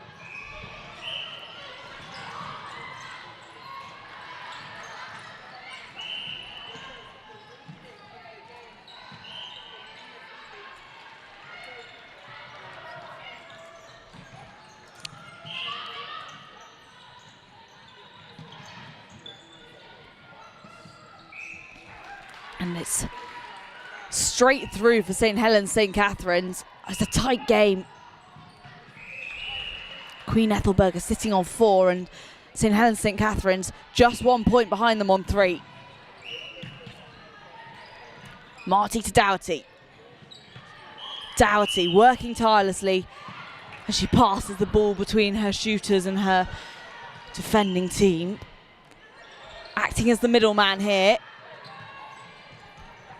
Again, always there for backup, and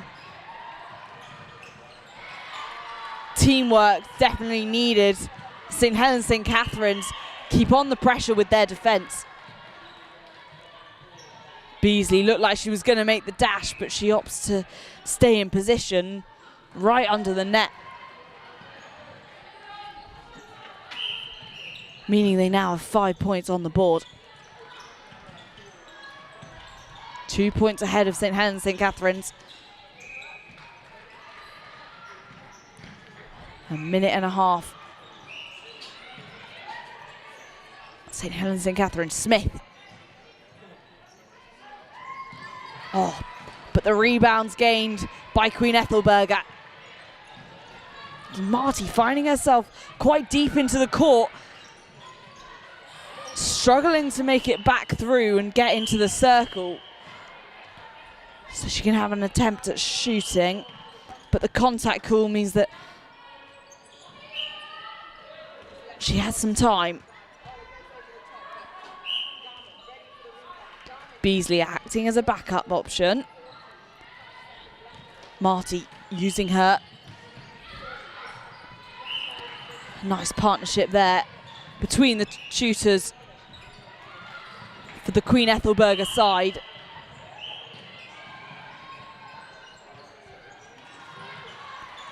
Dougherty dashing into the space.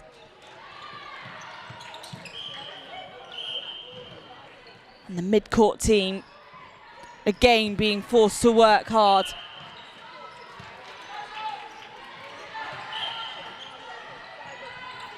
As St Helens, St Katharine's defend them with intent. And finally the turnover happens for them, but it's off the back line.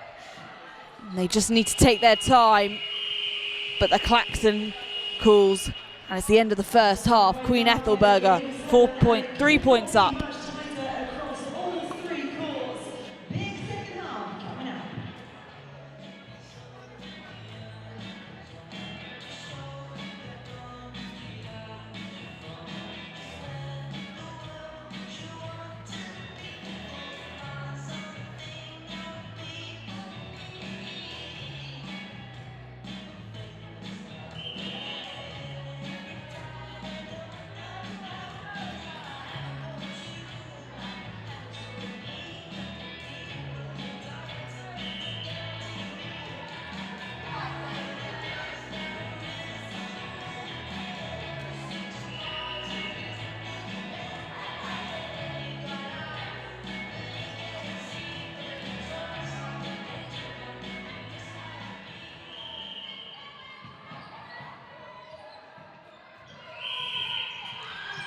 Just a 1 minute half time.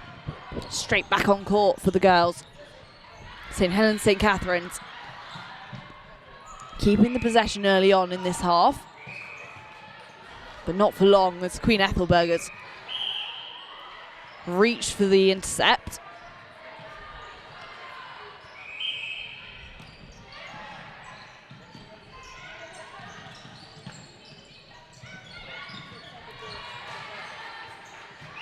And off the back line.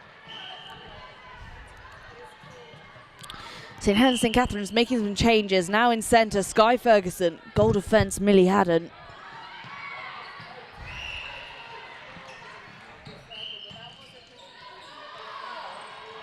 Much needed for the strong shooting team that Queen Ethelburgers have. And just proving my point there is Farmer Beasley with a long shot, but no hesitation. She slots it through.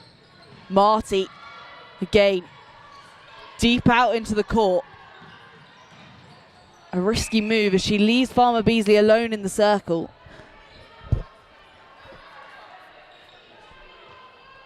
And off the back line is Dougherty. Dougherty looking to make the pass in. St Helens, St Katharine's long arms get in the way. Credit there to Buff, playing in goal defence.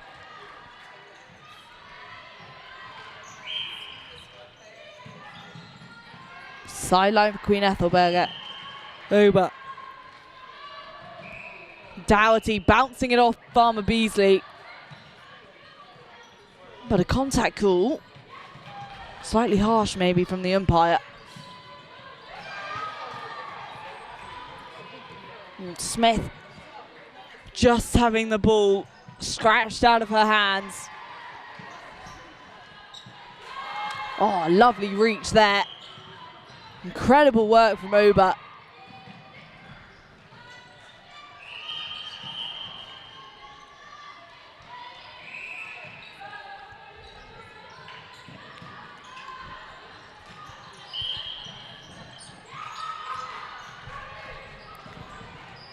Queen Ethelburga's Barnwell just getting in the way.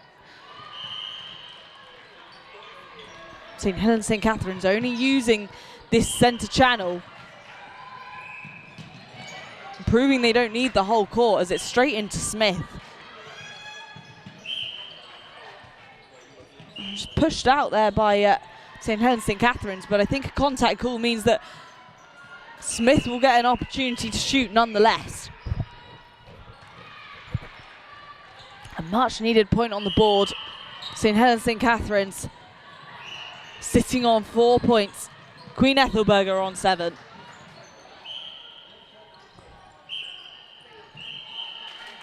And Smith just closing in on Queen Ethelburga with a 2-point difference now. And still 3.5 minutes left to go. It's anyone's game. Could St Helens St Katharine's knock Queen Ethelburga's down the leaderboard?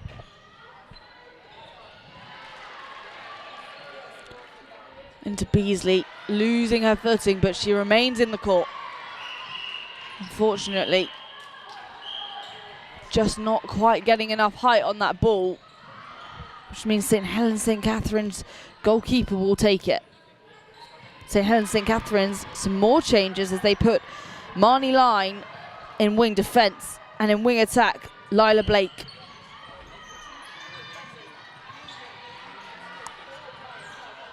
Bouncing it round the circle now. Queen Ethelburga. Hot on the defence as they defend the post.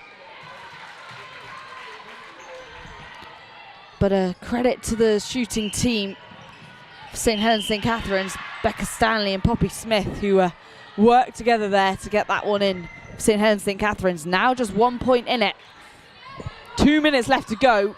St Helens St Katharine's could make it even, and they do. And just like that, the game's completely turned around. Queen Ethelburga will be desperate to make a difference here. Only 2 minutes left, but can feel like a lifetime in netball. With quick 7-minute games, they use every second to their advantage. Farmer Beasley making sure that St Helens St Katharine's aren't getting too comfortable.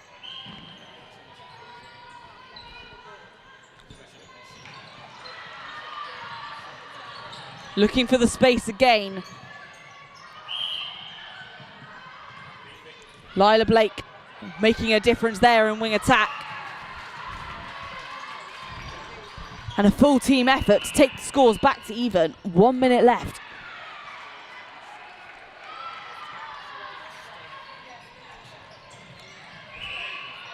Queen Ethelburga, the shooting team, having a field day as Marty pops it in.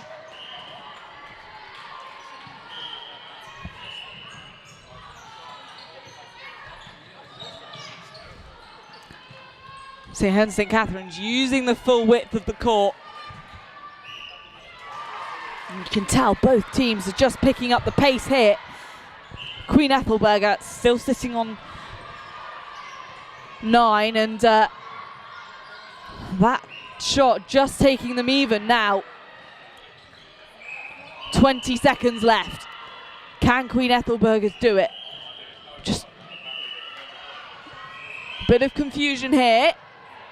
Marty with 10 seconds. This one has to go in. Is there any chance here for St Helens St Katharine's? Last 5 seconds. Can they do it? It would be a miracle. That's the klaxon, and Smith just having a final attempt, and so unlucky there, but what an effort put in by St Helens St Katharine's, especially with a last minute call up. 20 past 12, court one we've got Swithun taking on North London Collegiate Stowe. On court 2 is Millfield B up against Brighton College, and on court 3 is Swithers versus Strathallan.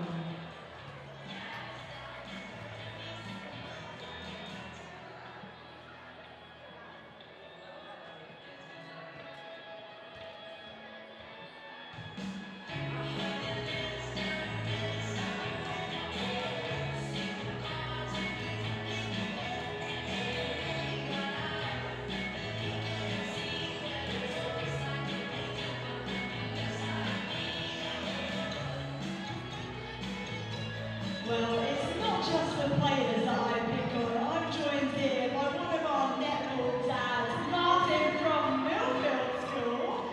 Now, Martin, obviously it's tight for the girls out there. They live and breathe every moment on court, but you live and breathe every moment off the court as well, right? I think this is all stressful for me, and there is a couple as well. And how much do you love being a netball dad? I'm assuming you travel the country following these guys. Well, I actually live in Scotland, so yes, we travel up and down. Yes, so it's lots of travel, but very fun. Ever fancy playing a bit of netball yourself? Absolutely not.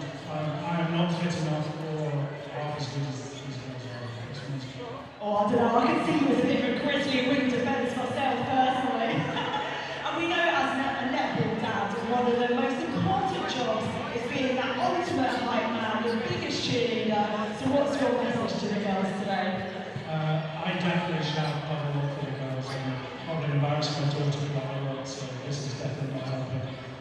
Lovely. Well, thanks so much for joining us. I'm going to put you in charge of giving these gifts to Millfield and Millfield B, and we'll see you courtside in the next game.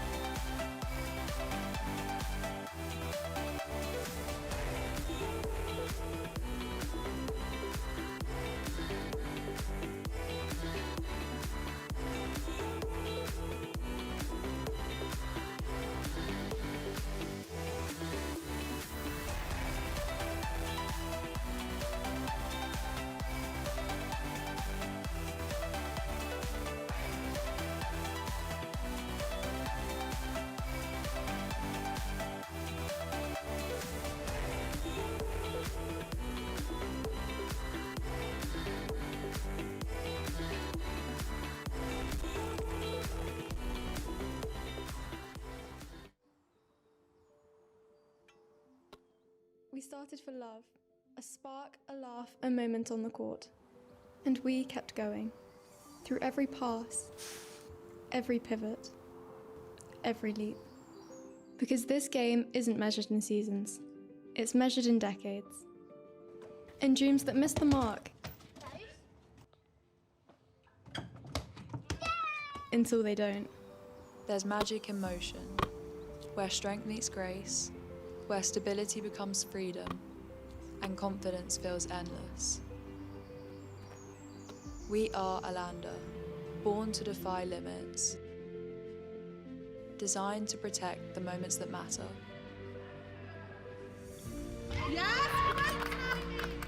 A promise of stability, an invitation to play endlessly. So pause if you need to, then rise again, stronger, unstoppable, but never stop. And back on court 3, it's the Welsh side. versus Strathallan from Scotland. And Strathallan now in their third appearance here on court 3.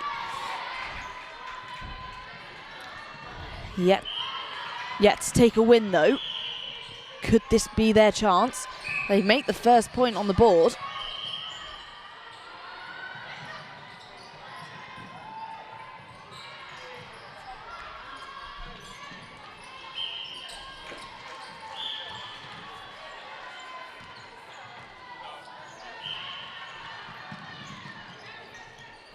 And contact call means Strathallan have the opportunity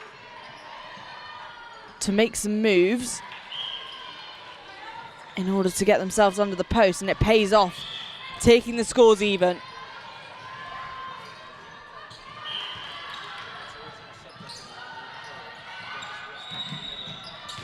Change to the centre on court 3 for the Welsh side as Alexa Tyso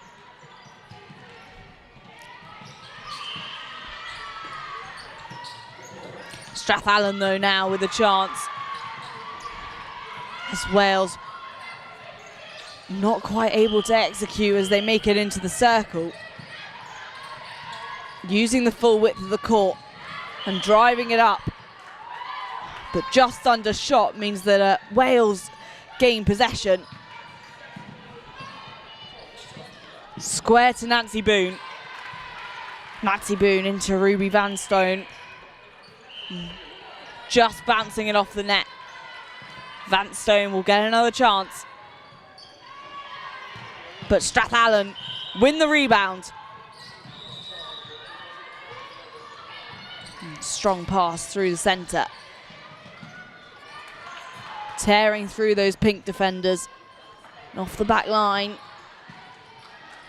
We'll look to make it into the circle, but to the top of the circle it goes, which means some footwork needed here by Strathallan. And contact call could play to their advantage. And Strathallan be silly to not make the shot. And they've done it. Putting them into the lead and away from that 1-1 score.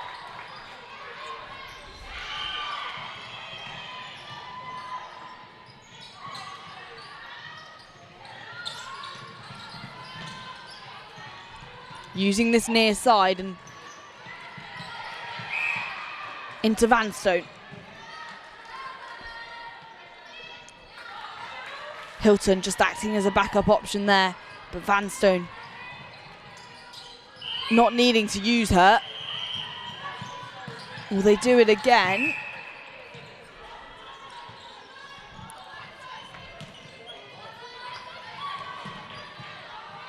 Two fairly even sides here.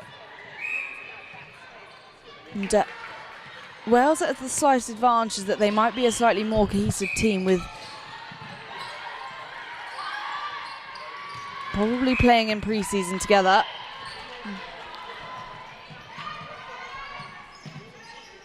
And every single one of these girls playing at national level for the Welsh side.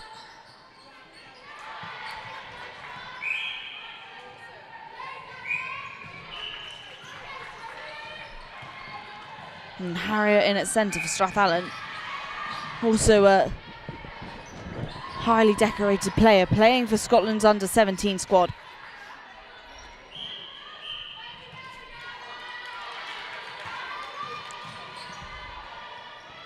It's through the net for Vanstone. Strathallan, but it's intercepted down the court. Just bouncing out the hands there of Leader Glide. Hasn't phased Wales though as they make the shot, this time from Tegan Hilton. Strathallan picking up the loose ball. It's called back though, and it's a contact call. Not great for Strathallan's defending team. And Hilton making use of that.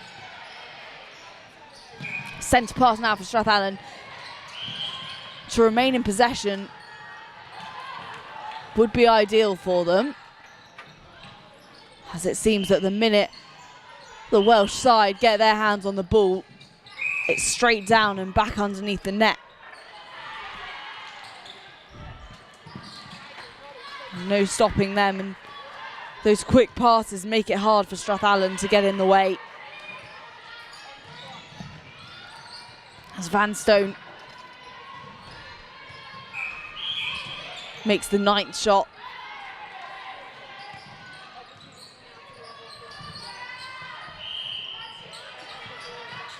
To Hilton. Down to Glide. Strathallan turning it over. What can they do with this now? And it's a strong drive from wing attack. She needs to get back up there quickly. Just missing the space there.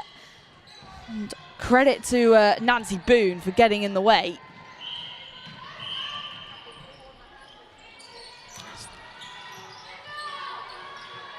Strathallan clusters together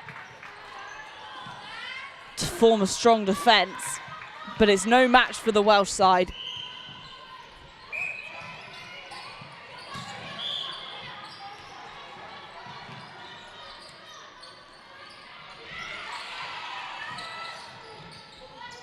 Strathallan really struggling to find the space here, but under the net. And it's beautifully in for Penny M.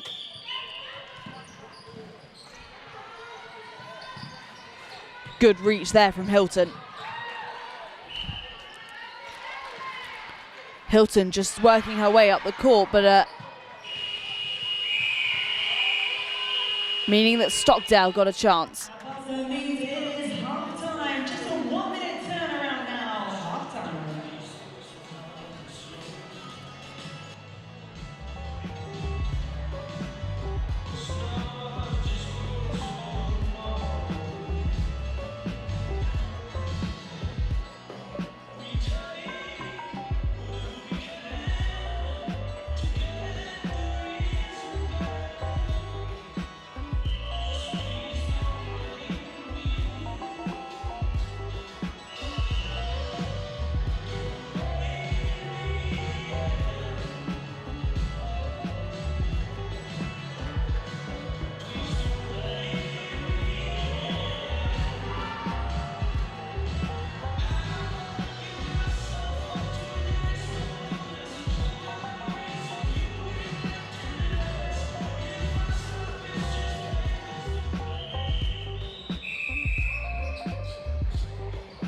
And it's centre pass for the Scots.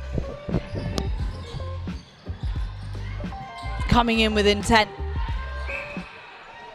Footwork though means it's turned over to the Welsh side, and they look like they're trying to match the pace of Strathallan, as the speed of this second half has definitely picked up. Bounce pass under. Some changes to the Welsh side, and wing attack is Alexa Tyso. Goal shooter, badminton Fowler. In centre is Glide. Redmond moving into goal defence, and in at goalkeepers Williams. Strathallan finding themselves perfectly there. There's a lot of making up to do here.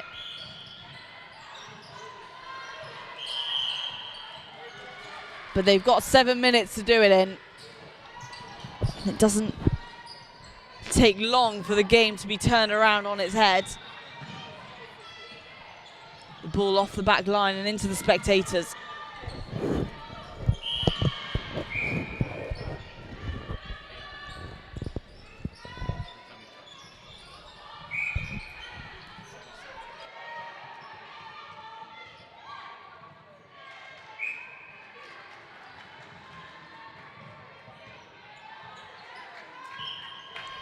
A shot for Wales. Strathallan now. This is the pace they needed in that first half.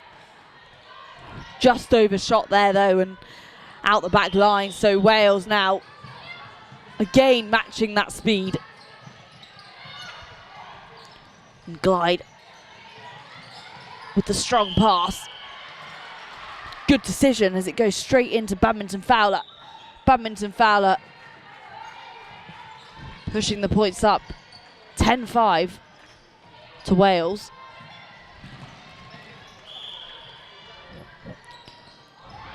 Just assessing the options there for wing attack, and Glide makes the good decision to drive forwards, finding that space at the top of the circle, which means the ball's able to be pushed in, and a stunning shot from goal attack. Jess Strudwick, but Strathallan wanting to claw it back and remain within that 50%. Still 4 minutes. Could they make up the difference?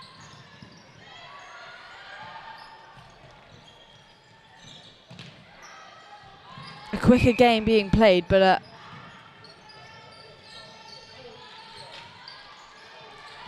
it takes speed and tactics to overcome their opponents. Strudwick keeping her space. The ball's bounced behind her, but it's tapped out by Strathallan, which means it's Strudwick's back line, and Badminton Fowler did well to get free there, but they opted for the mid-court option, paying off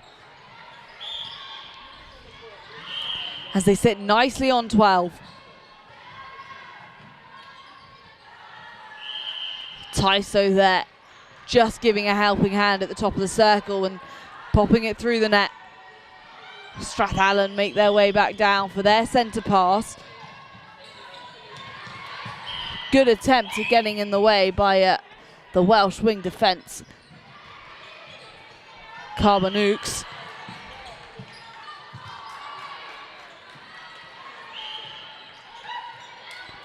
Unfortunate there for Strathallan as it just rolled off the top of the net.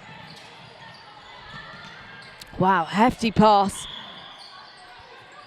Sees Wales making up the ground quickly. Another outstanding shot for Strudwick.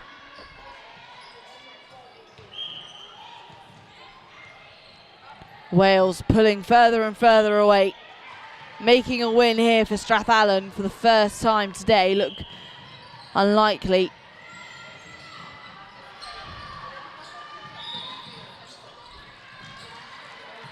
As the ball just dances through those Strathallan defenders. The Welsh side acting like they're not even there. As Badminton Fowler makes the shot.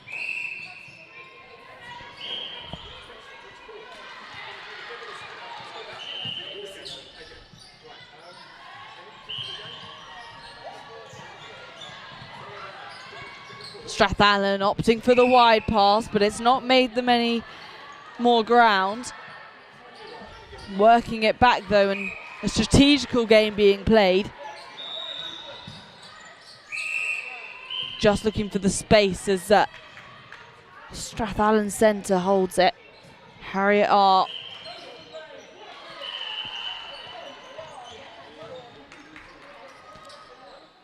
Top of the circle.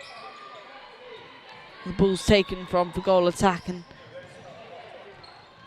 she's going to work quickly, and one of those girls needs to get underneath the net for the Strathallan side. Beautifully in for Penny M.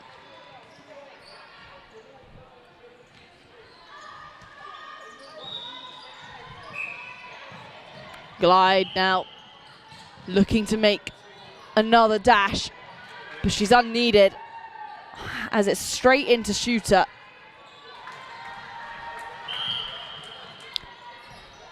And effortlessly in for Badminton Fowler. 10 points up. Strathallan with no chance now, just 30 seconds left.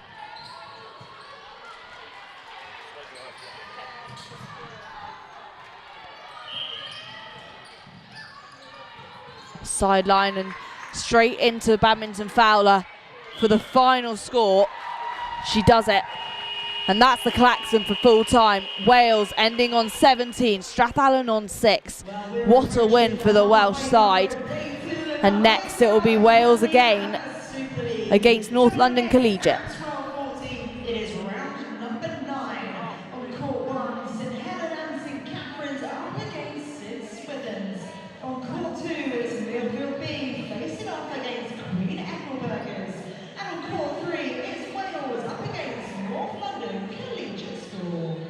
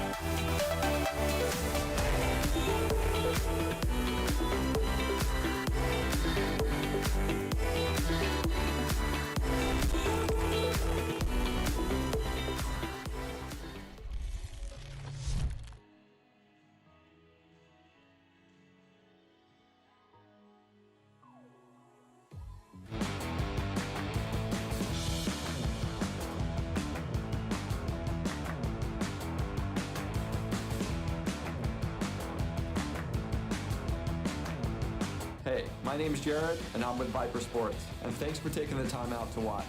I want to introduce you to our new Viper Sports Adventure line. With 37.5 active particles. When infused into the sock's fabric, the 37.5 active particles help to create a microclimate within your shoe by capturing and releasing moisture vapor. This unique feature helps to regulate temperature and humidity, ensuring that your feet stay cool, dry, and comfortable during any climate you're performing in. 37.5 technology also helps maintain odor control by actively removing odor-causing molecules, keeping your feet fresh and eliminating any unpleasant smell. Here's our friends over at 37.5 to tell you more about this ingenious technology. To show 37.5 in action, we have two identical chambers, each being filled with water vapor to create humidity. The humidity sensors within the chambers are displaying the level of real-time humidity in either side. We then open the bottom to expose one chamber to 37.5 active particles and the other to an equal volume of empty space. Watch the humidity level on the side exposed to 37.5 technology drop, while the other side remains at a higher humidity. Even after the humidity is no longer visible, it's still present and measurable. The side with 37.5 is attracting the moisture vapor, dynamically controlling the humidity level. This shows how 37.5 technology uses active particles to attract and remove moisture vapor, reducing uncomfortable humidity within your microclimate. Humidity is an amplifier. When it's present, temperature feels different. Cold feels colder, and hot feels hotter. Take weather. 90. So back here on court 3, and I'm joined by Berkhamsted's Hallie Brown, who's going to do some co-coms here for the North London Collegiate versus the Welsh side's game in the Academy League. And it'll be a Welsh centre pass. How's the day been so far for you, Hallie?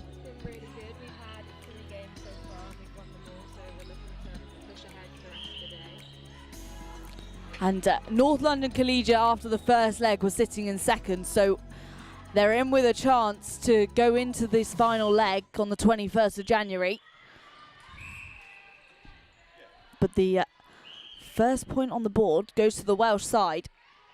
Great start from Wales. North London Collegiate using that far side channel. That's a great ball from the centre. Really strong clear hold from the goal shooter. And a shot means it's back to the centre pass for Wales.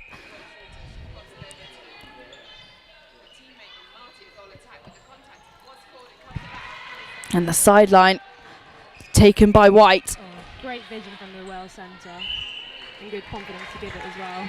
Van Stone takes the shot. And Rawlings passing it out and back down to Grasande.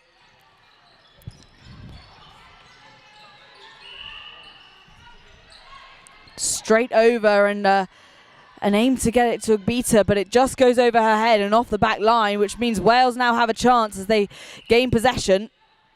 Yeah, that was really good work from Rosie Bentley, just keeping moving around the goal shooter.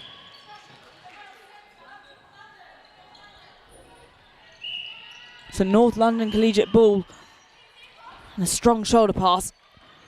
Rawlings pushes it back into that central channel.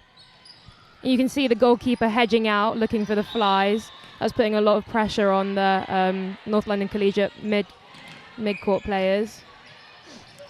Just pushed out of the hands of Lana Wan, which means contact against Wales as Rawlings pushes it into Agbita, but it's off the back line. And the Welsh side with an opportunity now as they move it quickly down the court. Some long passes. Really nice give and go from the Wales wing attack, taking on the space.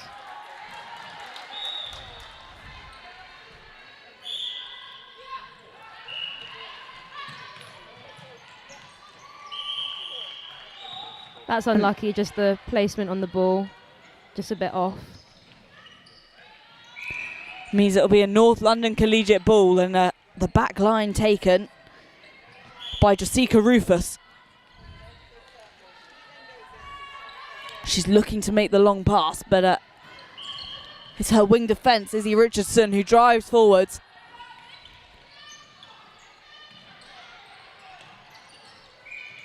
And Wan just knocked off her feet, which means it'll be contact against the Welsh keeper, Bentley. And That's nicely good in by strength from the Agbita. goal shooter. Really good positioning inside the centre, inside the goal circle. Quick thinking to pick up the loose ball by Wales.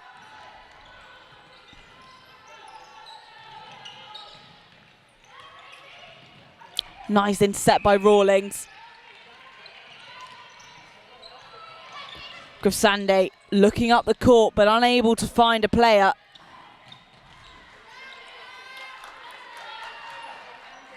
Really good defence from the Welsh attack, getting straight back on it after losing the ball. Yeah, Wales have definitely shown some strong defence here on court 3 today. They've made it difficult for every opponent. That's really good positioning from the goal shooter, just presenting front for her mid-quarters, being really clear. Unlucky not to finish the shot off. Rawlings driving forwards. The ball just over the head of wing attack. Lesage De Fonte. Agbita to Rawlings. Rawlings to Wan. Great ball from the wing, from the goal attack, I think that was.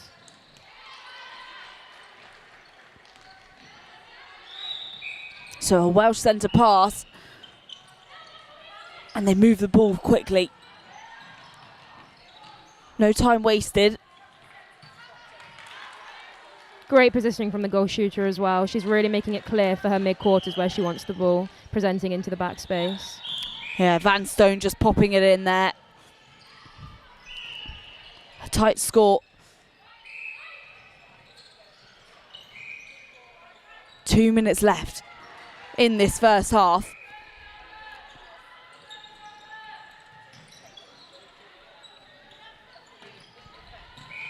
Some long passes and no match for the North London Collegiate defence. That was some really good through court from the Welsh defenders, really driving the ball down, helping out their attackers, and then a great link between the mid-court and the defence.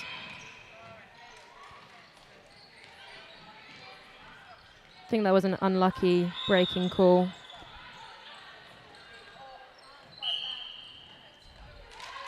Wan into Ogbita, just bouncing off her hands, but she manages to pick up the loose ball to make the shot. Now making up the difference. Can they do it again? 2 consecutive goals could see them sit even. That was a great centre from the North London Collegiate School. Didn't go forward, but going back and being really patient, working it to circle edge.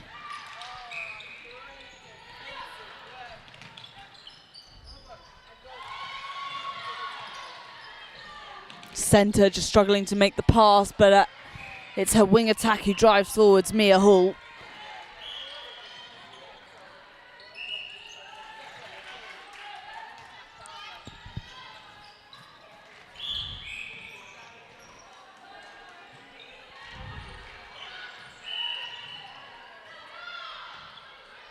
Wan now looking to make it into the circle, but she's having to work hard on the edge. North London Collegiate will want to get this in really quickly. Oh, that's unlucky.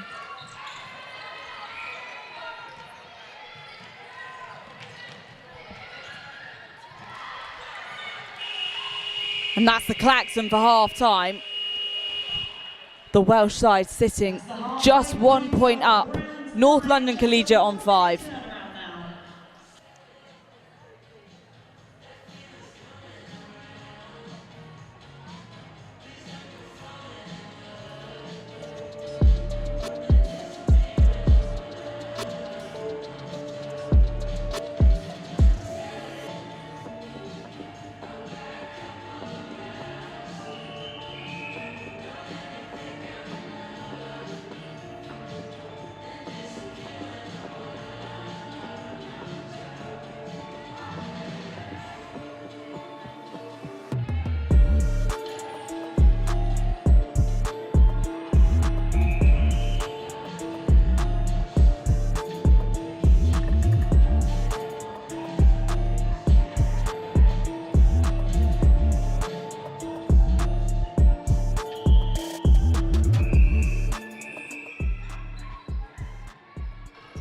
And just a few changes made to the Welsh side after the 1 minute break. Violet Senelgrove in at goal shoot, Eloise Grover a goal attack, and in centre, Aoife Mayer Thompson.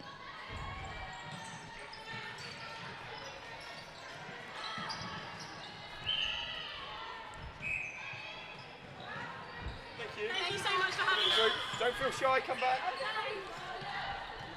Rawlings forced to put it down, but she does it in an attempt to make herself free and move the ball up the court. Grasande to Gal. Gal to Rawlings.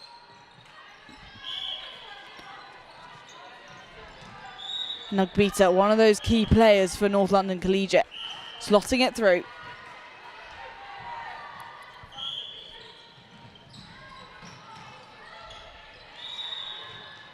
Nice bounce pass and a good option from the Welsh side. Some changes to the North London Collegiate side as well.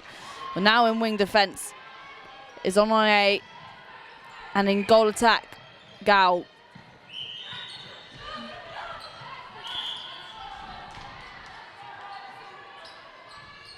The Sag de Fonte to Rawlings. Ogbita, a risky option with 2 defenders on her. Sees the Welsh side turn the ball over.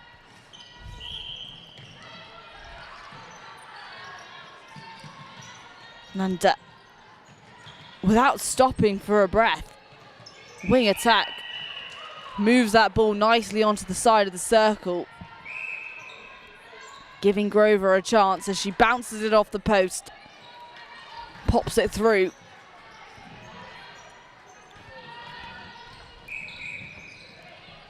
Wales now on 10 and North London Collegiate sitting on 6. Just 4 points though, and nearly 5 minutes left. There's still time to turn this game around for North London Collegiate.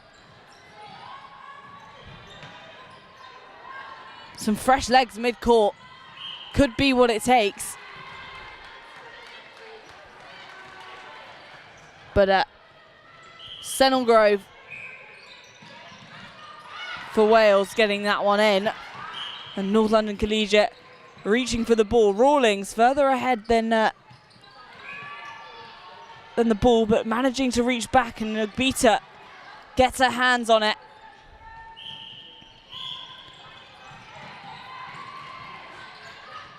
But it's quick work for the Welsh side. As the Wales under-19s team work together, but it's intercepted by Jessica Rufus. Rufus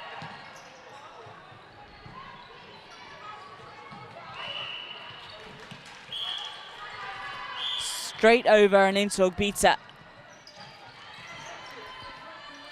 North London Collegiate getting away with it due to Ugbita's long arms, but the contact call has to be made.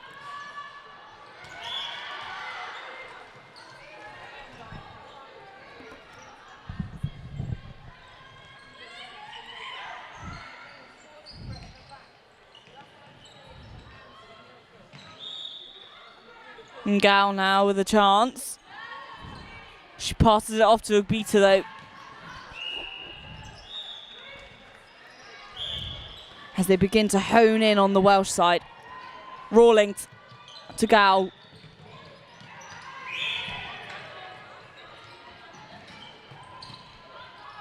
Lesage de Fonte working hard on this near side to try and get herself free. Not needed though, as it's straight into the circle for North London Collegiate. Nicely rolling in for Ugbita.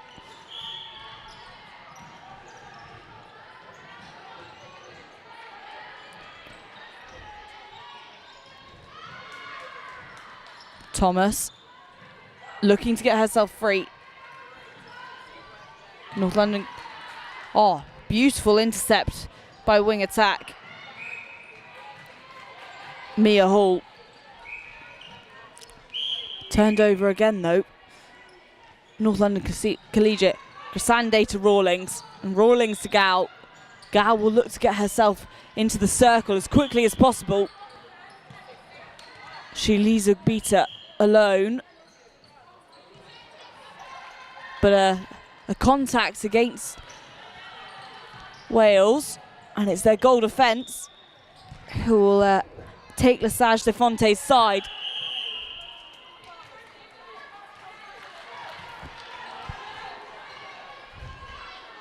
And in just 2 minutes, North London Collegiate have evened out the score.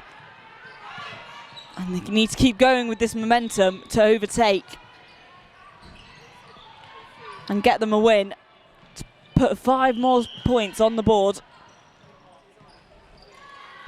A reminder, coming into today, they were sitting on 2nd in the standings, and it's only the top 2 teams from this Academy League that will go through to the last leg on the 21st of January, where they'll play the bottom 2 teams from the Super League. The winner of that tournament will be promoted and will make it into next year's Super League. And if unsuccessful, those Super League teams will be relegated, and they'll be playing in the Academy next year. Lesage de Fonte, back to Rawlings. Contact though, and North London Collegiate wanting to make it quick as the scores are even, and they've just got 20 seconds. They'll want those extra 2 points, and can Ugbita do it in the last 10 seconds? She can.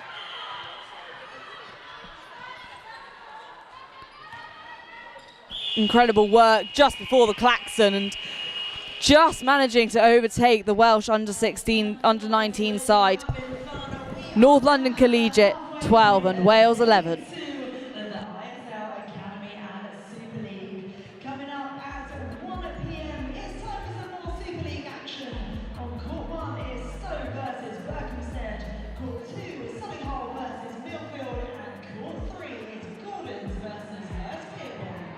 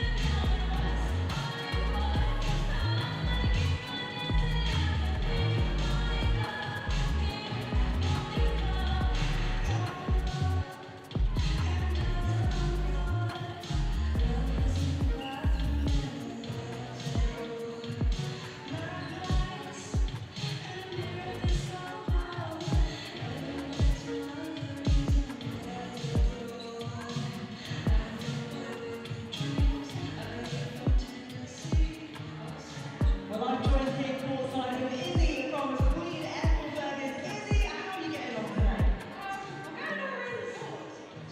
We're working together as a team and we're just enjoying it, playing some fun. Well, prior to that game, you guys were actually top of the table for the Academy League, so are you fighting hard for one of those top spots to play in Super Sunday in January?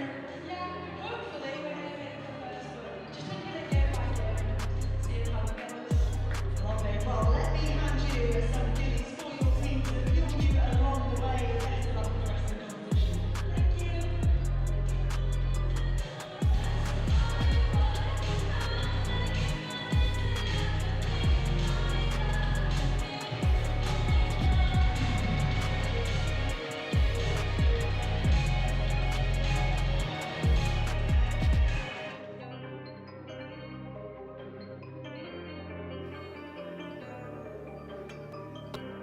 We started for love, a spark, a laugh, a moment on the court. And we kept going, through every pass, every pivot, every leap. Because this game isn't measured in seasons, it's measured in decades. In dreams that miss the mark, until they don't. There's magic in motion, where strength meets grace, where stability becomes freedom, and confidence feels endless.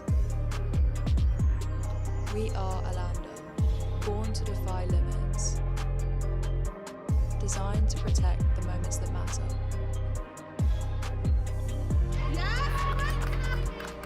A promise of stability, an invitation to play endlessly. So pause if you need to, then rise again, stronger, unstoppable, but never stop. Play boldly, play freely, play for a lifetime.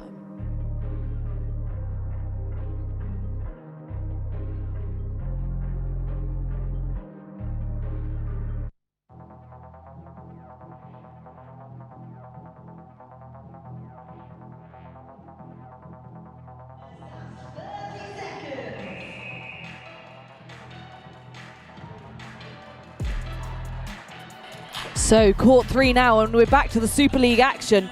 It's Gordons versus Hurstpierpoint.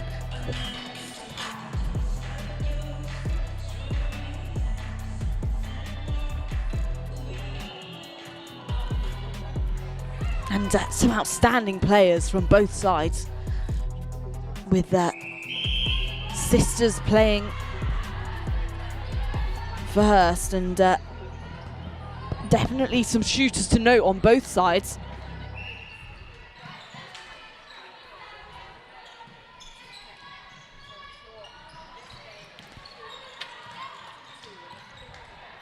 And Hurst now pushing the ball up the court with early possession. Chased down by Jess Robinson in centre, a nippy player. She finds the space. And straight into Lily Bowden. Lomas passing it back. And off the hands and into Hurst, who will move the ball up.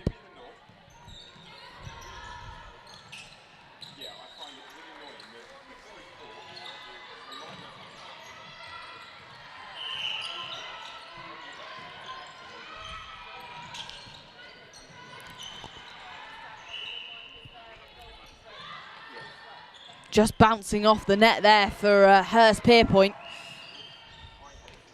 But it's through second time. And a Hurst centre.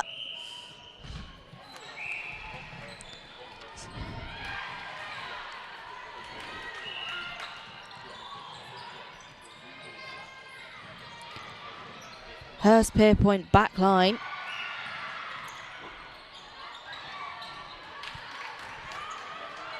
Unfortunate there, and Mia Lashbrook just not quite managing to make a grab. So it's Freya Morrison for Gordons, who pushes it in, and it's picked up by Bowden. Jess straight down into the shooter. No messing about as Annadale Smith takes the shot, and it's through. An incredible shooting team for the Gordon side. As Annadale Smith finds Jess Robinson on the outside. Lomas just managing to keep that in for Gordons. And contact against Hurst means Dale Smith given the opportunity to place herself right under the net. Drive from Harley Brown. Harley Brown looking for the options. With her sister Tiana there in centre. A nice support from Cheska Rogers on the on that centre third line. Brown making sure she's there in support for her shooting team. Foley Boach makes the attempt, but it's picked up by Freya Morrison. Bound down to Robinson. Robinson makes another dash. A quick drive.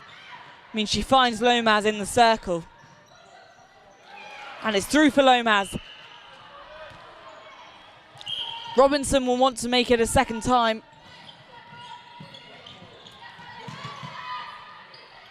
Placing herself perfectly back on that outside, but unfortunately, Hurst's defence got in the way, meaning they were forced to make a pass back. And Dale Smith finds herself on the outside of the circle. As Lomas places herself under the net. To take Gordons with a 3-point lead. Brown finds her sister. And back to Brown.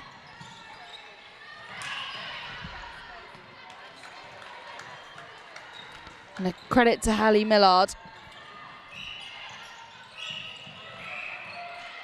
who shows support there in the mid-court. As Garner stands on that third for Hurst to take the shot.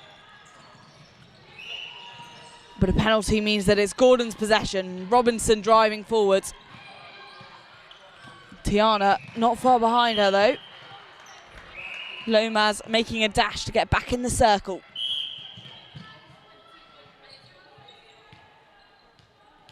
Penalty against both goal defence and wing defence. Leaves that circle looking free, and Annadale Smith using that to her advantage. Now sitting on 5 points. Hurst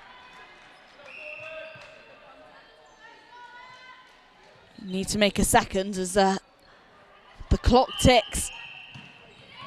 Quick 7-minute halves and there's no time to waste.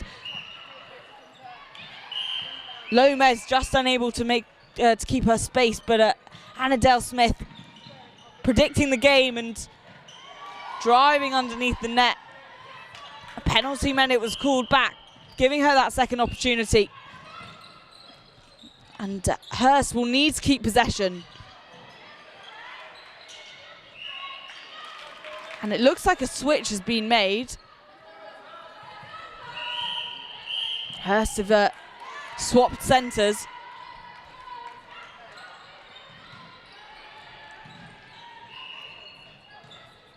Now in centre is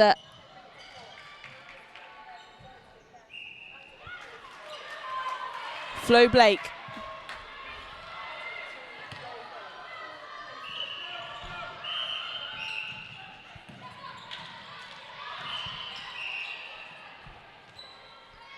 Apologies, Cheska Rogers in centre, Flo Blake in wing defence. And Brown takes the penalty for Hurst. Nice work from Rogers. And it's up and over the heads of the defenders for goal attack.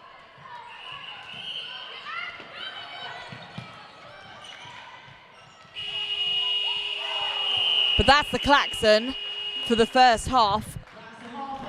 And the Hurst managing to make up the points, meaning they're sitting on 4, but Gordon's still on 6.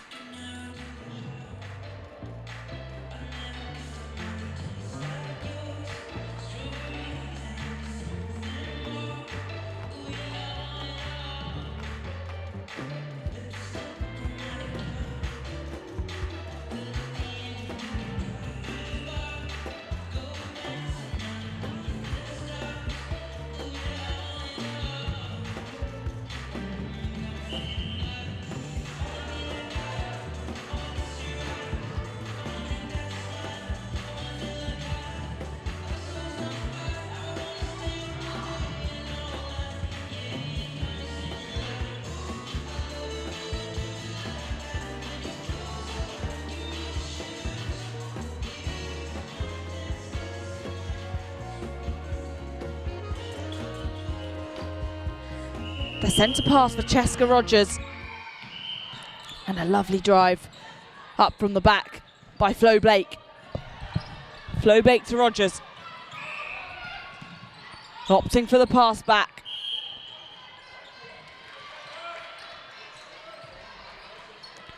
Rogers now moving the ball forwards into Foley Bolch. Foley Bolch. Another key player for Hurst and some beautiful shooting from the last leg. Unfortunately, she's not quite had much of a chance to replicate that in the first half, so it would be nice to see her put her talent into action in this second half. And Lomas driving forwards, bouncing back out in front of the net. Stunning placement and the ball goes flying through. Another change as well as we see Jess Robinson move into wing attack. And now in centre is Bowden. They swap positions for this second half. And Bowden looking like she's got some fresh legs, but no match for Brown as she throws it across to Blake.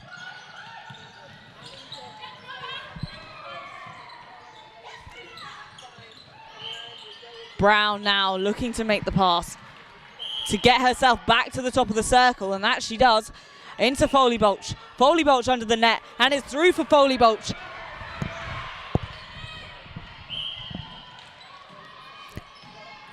Hurst now just 3 points behind Gordon's. 5 minutes left on the clock.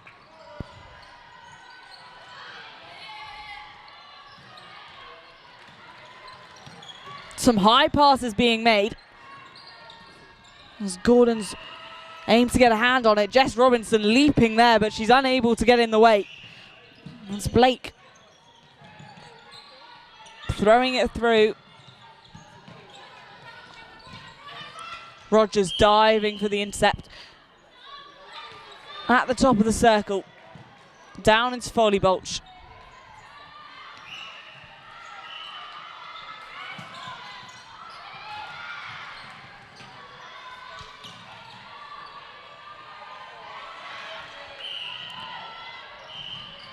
Unfortunately, just slipping out the hands of Lomas, but it's a sideline.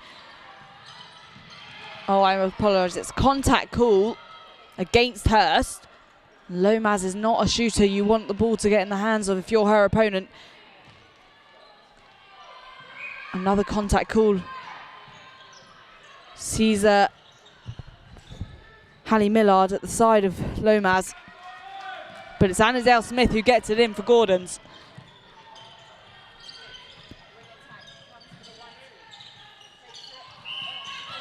Rogers looking for Brown. Making herself an option, but it's Blake they opt for. Contact there against Gordons. Discipline being shouted down there on the court. Hurst maybe just wanting to slow the game down just a tad.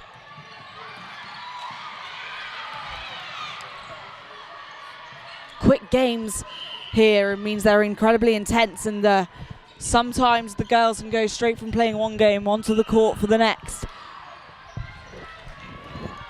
So an insane amount of fitness needed. Bowden making herself an option as she holds the space nicely, and Lomas using that to give herself a nice placement. Just edging that score ever higher. 10-6 to Gordons. 3 minutes left. How can Hurst use this now? And still a tight game. Just a 4-point lead Gordons have over Hurst. It's in for Foley Bolch. Taking that down to 3. Bowden struggling for the option, so she passes it out to the wing. Jess making a dash forwards and through the sea of red. Finding the space. Off the hands of Millard, which means it'll be a back line for Annadale Smith, and Anna will want to work quickly to get herself back under the net, but it's Lomas who finds herself free. Dale Smith. Oh, stunning effort, and maybe not a purposeful goal, but it's a goal nonetheless. Blake and passing to goal attack through to Foley Bolch. A precise shooter.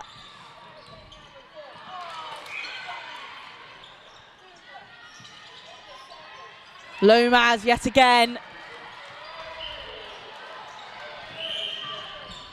Fighting back against the Hurst every time they shoot.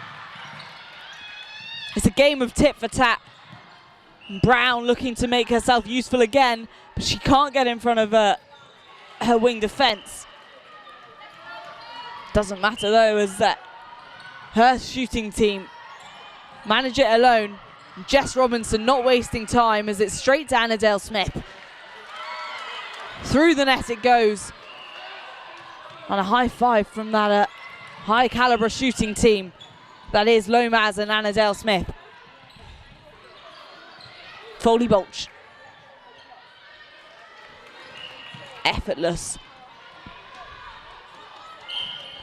Still just 3 points in it. 30 seconds left. Hurst are almost guaranteed that 1 point. But it's looking unlikely they'll make it a draw, as it seems like Gordons will take the win on this one. It's Jess just bouncing it over, but it's into the possession of Hurst, although a contact call made. So Lomas, will she make the last shot? Unfortunately not before the klaxon, and Annadale Smith attempts to finish it off. But that's the end. And what a game. Gordons on 13, Hurstpierpoint on 10. On court 1 is Raccoon versus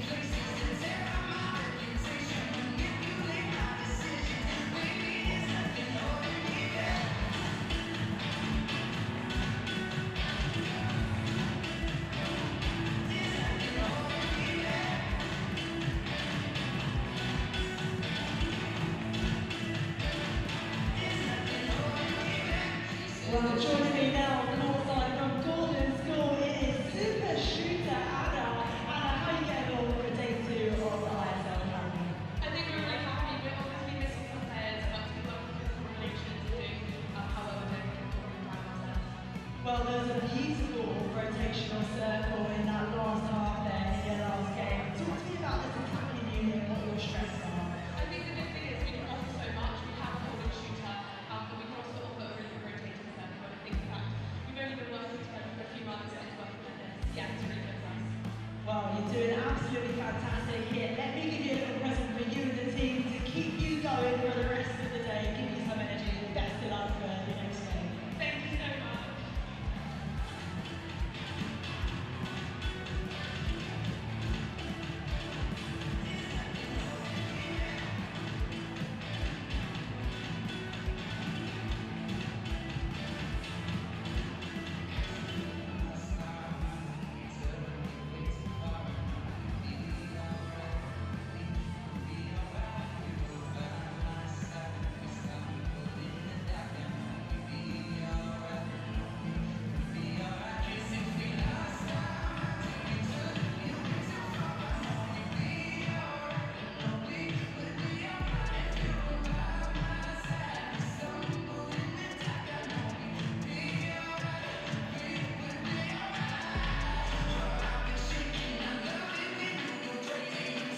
Round 11 is coming in hot. Just 2 minutes to go.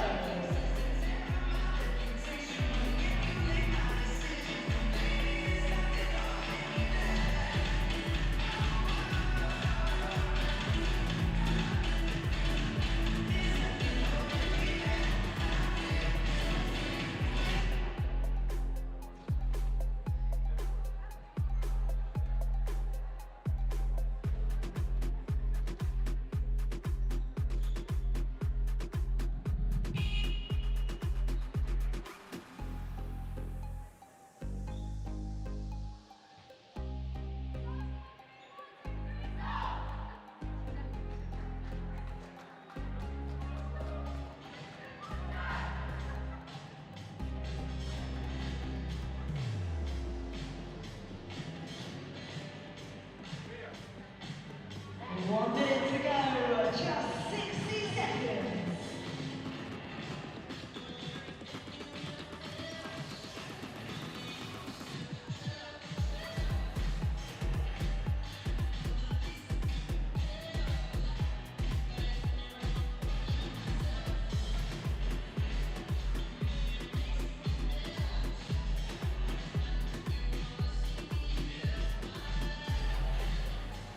Umpires, that's 30 seconds.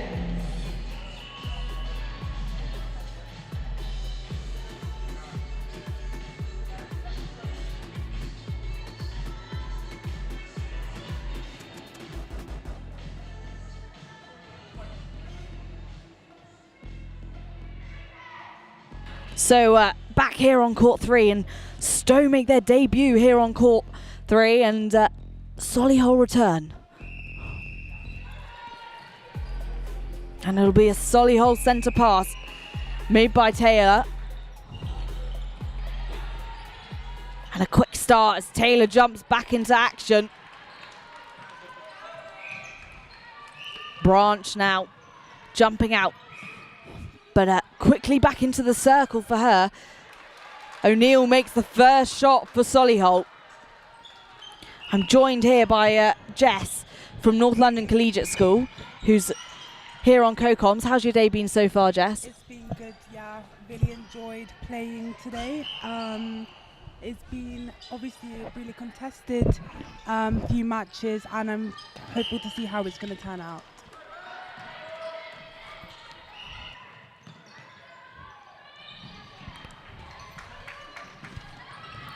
And Stowe making the scores even.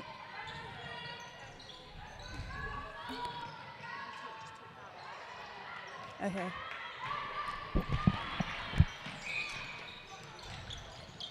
The sideline for Solihull sees Branch get a reach on it. And Ranson attempting to push it in the circle, but it's pushed out, and a penalty means Stowe have a chance. Not seeing them with much possession so far. Marianne just making a nuisance of herself there in defence.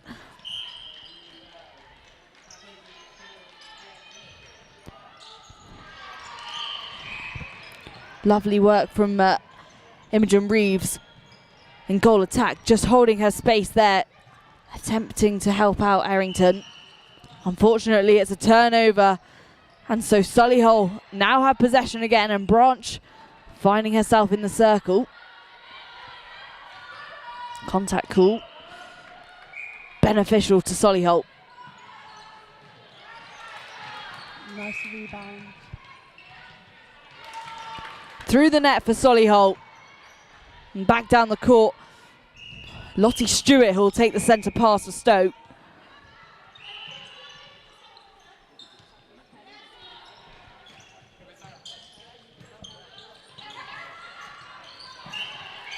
Just tapped out by Solihull, but the call is contact. And through the net for Reeves.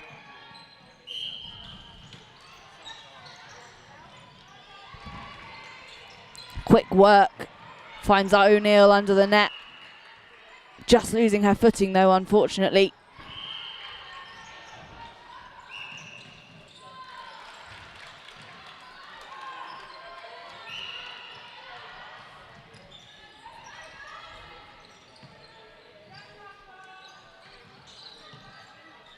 Ooh, it's really contesting part over there in defence.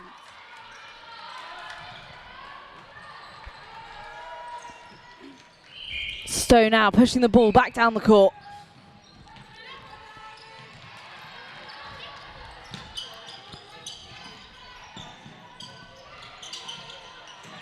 As the shooters attempt to get themselves free. But Solihull getting in front. It's contact call against Stowe. This is Solihull's opportunity.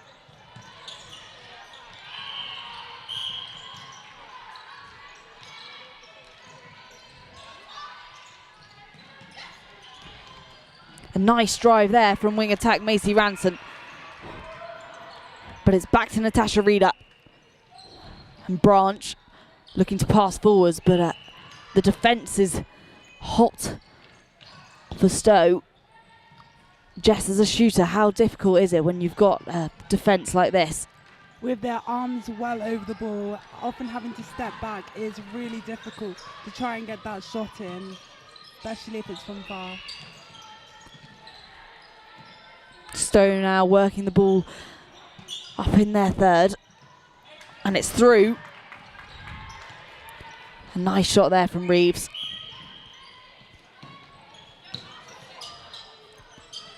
Reeves finding herself quite deep up the court. Is that a risk as a shooter to come that far out when you are leaving your partner behind? Definitely, especially when the defence is so on you, it's hard to get back into the circle and find yourself in a good opportunity to shoot. The ball just rolling away there onto court 2. Sideline for Solihull. A tight game here. Stowe coming out on top. Stowe unable to make it in the first leg, so unfortunately coming through with the points from their stand-in team.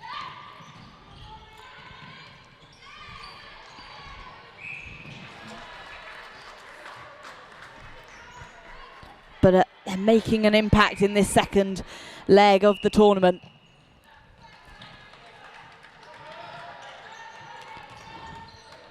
Nice reach there from Branch. But Stowe taking over.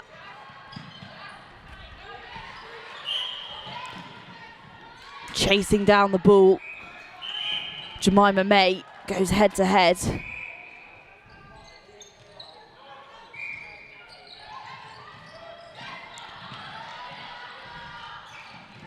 Nice work from Taylor. And quick thinking. Sees O'Neill placing herself nicely there.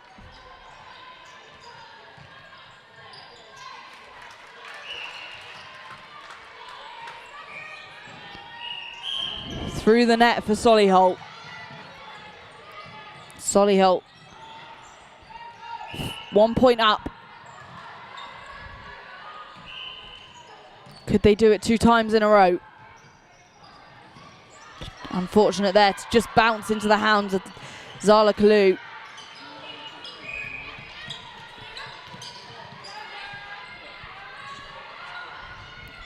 Just slipping there means Solihull picking up the loose ball, but it's the klaxon for the first half, and it's a tight game.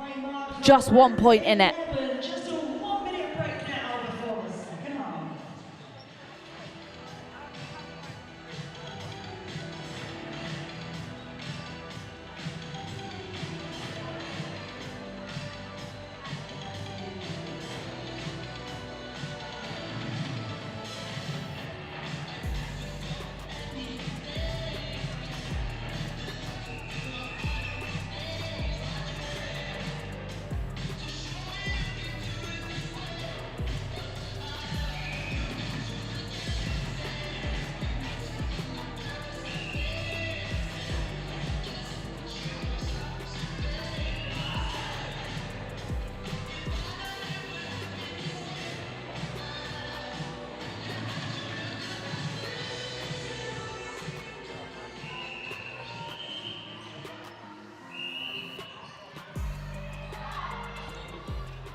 So back for the second half of this thrilling fixture. Solihull up against Stowe.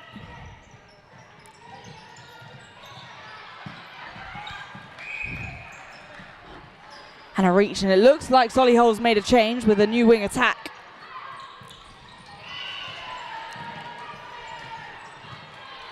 And Stowe also making some changes. Now in wing attack we've got Hannah Campbell, and wing defence Thea Gross. Centre pass for Stowe. Lottie Stewart. Off to Hannah Campbell. Into Errington. But Solihull turning it over. Some quick work there. Nice partnership from Solihull's wing defence and goal defence. And the change to wing attack for Solihull is Amy Hanley. And it's a shot for O'Neill.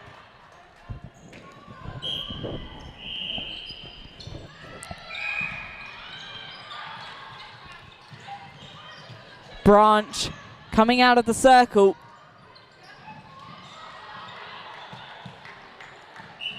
What do you think of Stowe's defence here? Stowe's defence are really they're really ready for the rebound whenever it comes. The goal defence is doing such a good job on staying on the player and being an option for the three-court defence. Yeah, Zara Kalu, definitely a key player here for Stowe.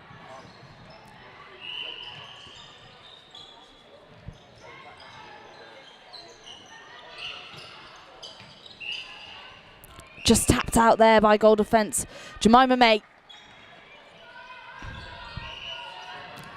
Stowe get an opportunity now.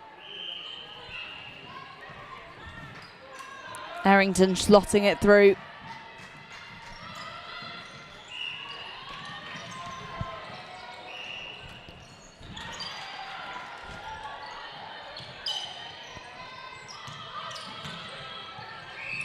Good drive, and Amy Hanley using those fresh legs to her advantage, working that ball at the top of the circle. Nice work, but maybe a bit unlucky there. It's through the net.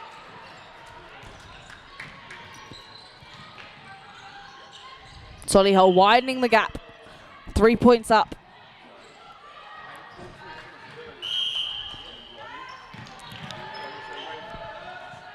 Hanley. Nice movement there from the goal shooter. Sasha Branch seems to have a way of helping out there at the top of the circle and still managing to give herself a nice placement underneath the net.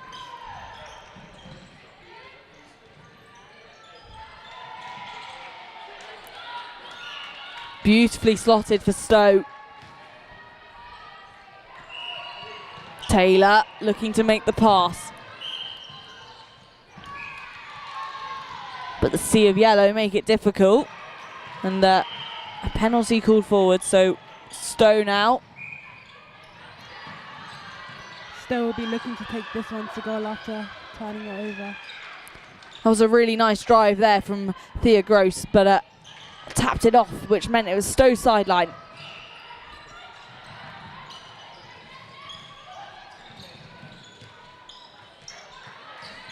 Nice rebound there.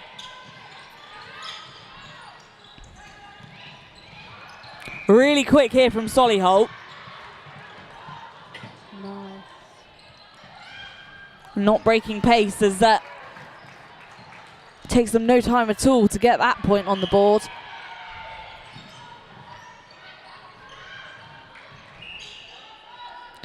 Three minutes left, but netball's a quick game, isn't it, Jess?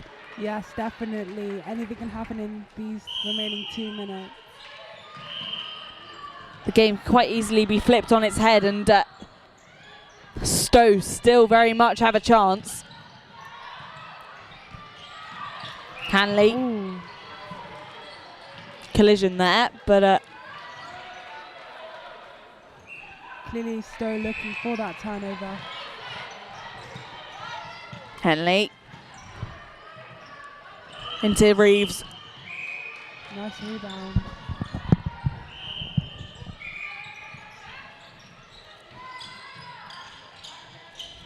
I think both teams have definitely picked up the pace in this second half. Yes, definitely. Wanting to convert on every single turnover.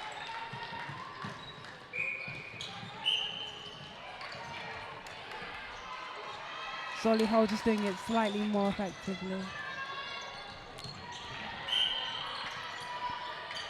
Strong drive from Reeves. But it's turned over, and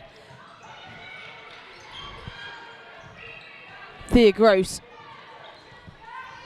making good use of herself as she comes in from the back.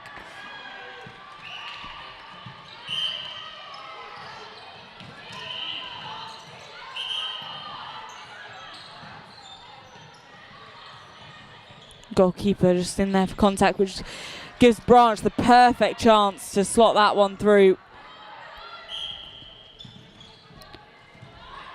Stowe will be desperate to make an interception here and not let the gap get even wider.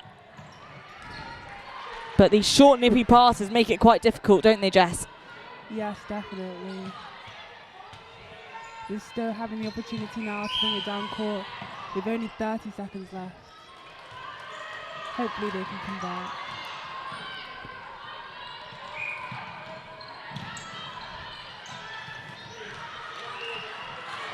Nice.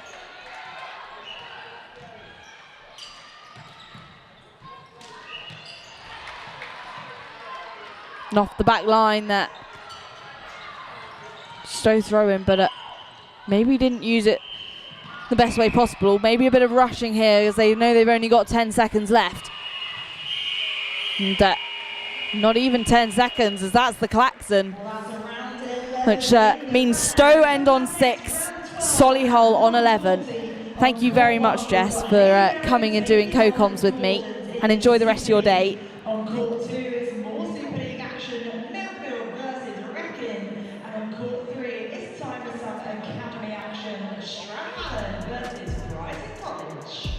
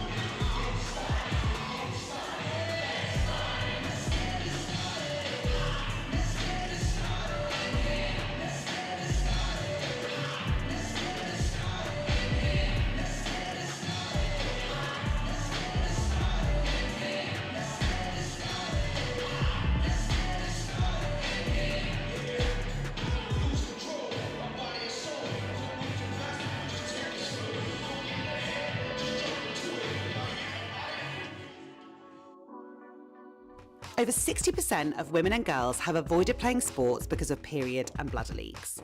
That's why the ISL, powered by Huddle, is teaming up with Nixie to give leak fears a hard pass. Our leak-free, VPL-free underwear are made for active wear and active women, defending against leaks so you can attack your game and shoot your shot on and off the court. Leak-free, VPL-free, worry-free. Nixie Body Underwear, proud partner of the ISL, powered by Huddle.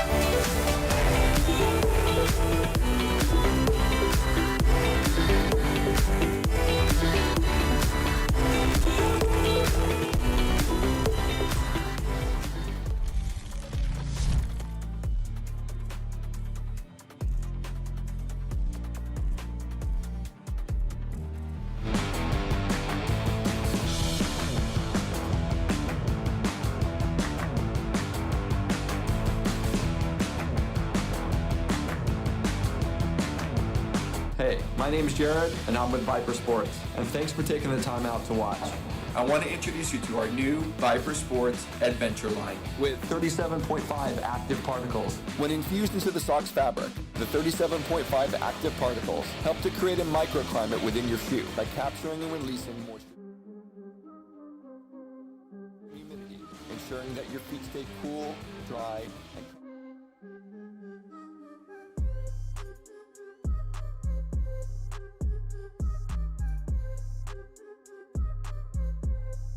any unpleasant smell.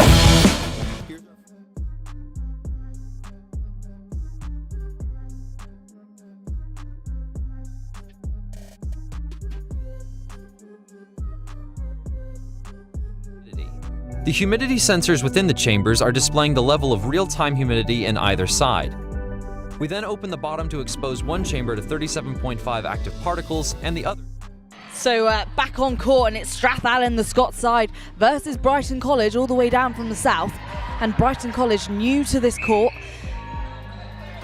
But Strathallan, definitely familiar faces here. Yet to win a game on court 3. I'm joined by Tegan from the Wales Under-19s team, who's come here to play as an invitational team. How's your day been going so far, Tegan? Yeah, it's been really good, thank you. I've really enjoyed it. It's been so fun.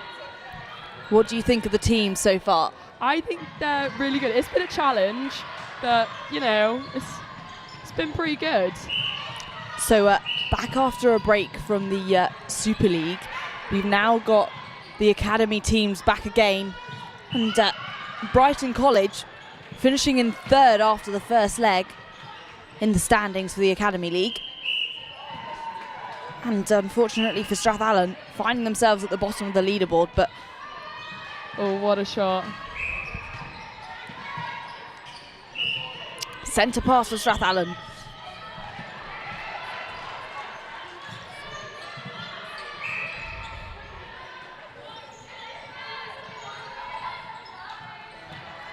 Nice work in the circle here. And it's through for Strathallan.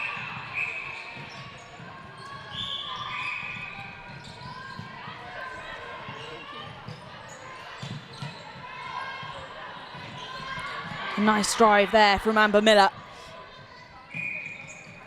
in wing attack, and Brighton unfortunate to just not make the shot.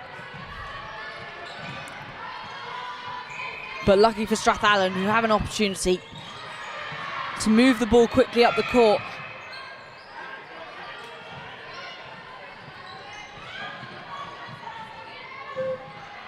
Good drive from Strathallan. Quick hands. Just bouncing off the top of the net though. Back line for Brighton. India Day.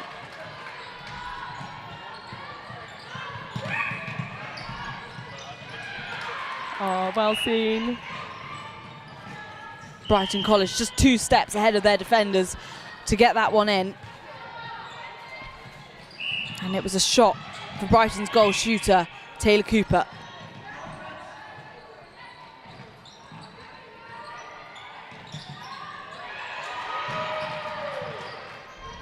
Quite a heavily crowded area down there. Yeah, I agree with you there. What would you be doing now if you were in Strathallan's position? As a goal attack, I would have pulled out of that circle, taken the defender with me, so that goal shoot has the space and they can work it in then. And Sacrays straight into Cooper. And back to Sacrays, just to give Cooper that better positioning. Strathallan keeping the defence strong though.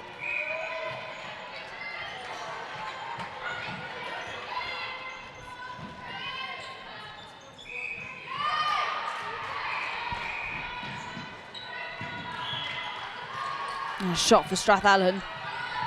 Sees them shortening the margins.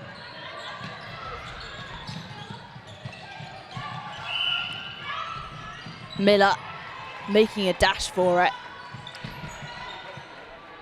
Unneeded though as the ball goes straight into Cooper. Strathallan now with the centre pass. And struggling to pass forwards. Brighton seemingly have quite good defence. That was a lovely tip from the goalkeeper.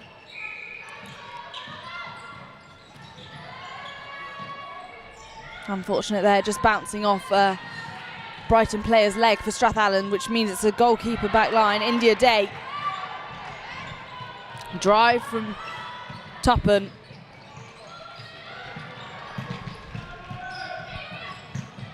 Lauren Wills will want to make sure she's quick here to get back under the net and help out Cooper. But Cooper does it all on her own. Sacrays in centre. Down to Miller. Tuppen. Cooper. Straight through and so effortless. Strathallan has an opportunity now. What would you be doing if you were them, Tegan? When attacking down here, I think they need to keep comms up. Comms would be really good right now. You know, keeping structure, because obviously we're getting tired now. So keeping that structure would be really good for them. Yeah, it's a long day and it's quite taxing on the body, I can imagine. Like, quick games, but they're so intense. Yeah, 7-minute halves, really, really quick. You have to keep that intensity high the entire 7 minutes. And I mean, sometimes you're rolling in from one match straight into the next and no break at all. Yeah, it can be a bit of a challenge, but I mean, we're all here for it. Oh, well seen.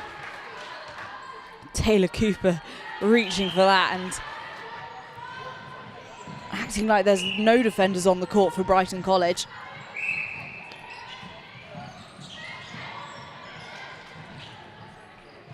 Brighton seemingly just turning over the ball straight away every time Strathallan get it up their end.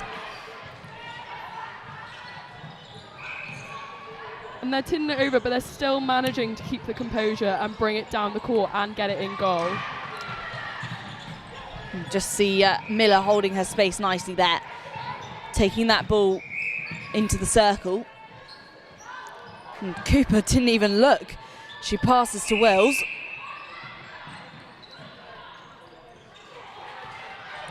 I mean, as a goal attack, how important is that partnership between the goal shooter and the goal attack?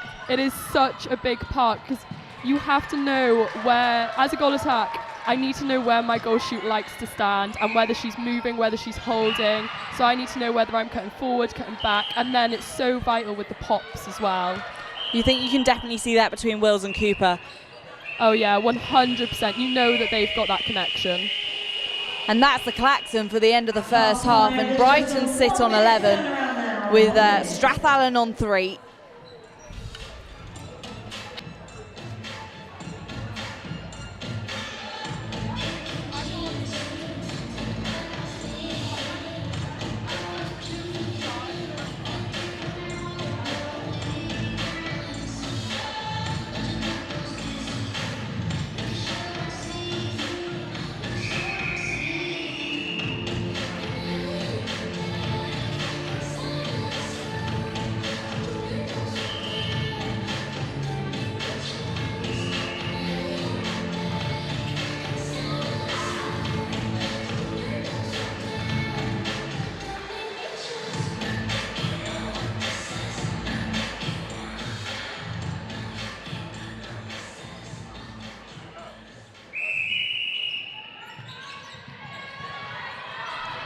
Okay, and back on court for the second half. Strathallan now with possession, much needed possession as well, as they sit behind Brighton College, and an early point, a good motivator I can imagine, Tegan.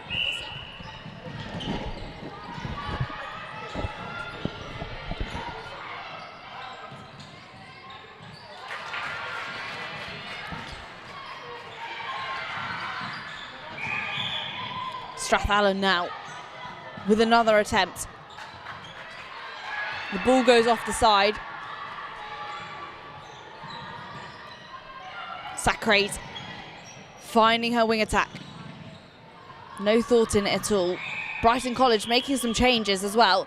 Now on wing attack is Vivi Mora, goal shooter Gabby Perry, and goal attack Alice Clunes.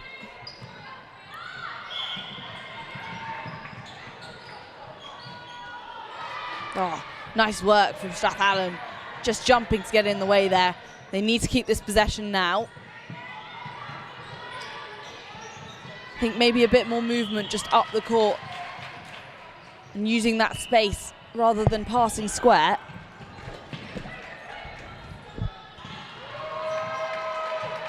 And Brighton back in possession. Sacraze popping it over.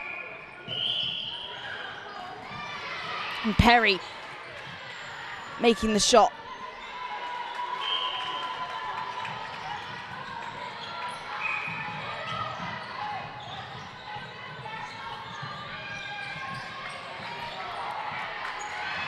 Oh, that was a lovely intercept.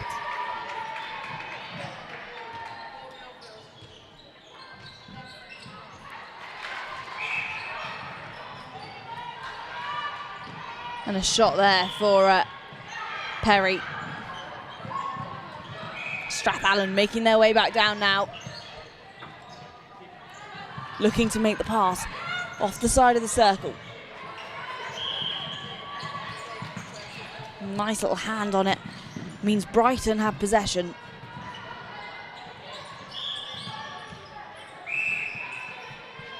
Brighton working really quickly in the second half.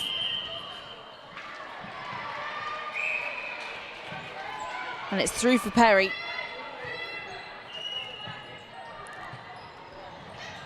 Sacraze looks for Mora. They're not wasting any time now, as the gap begins to widen.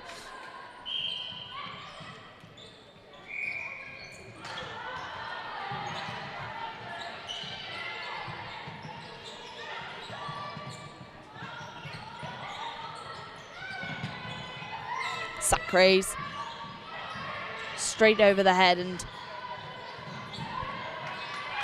picked up by Perry, who's forced to pass it back. Credit to Strathallan's defence.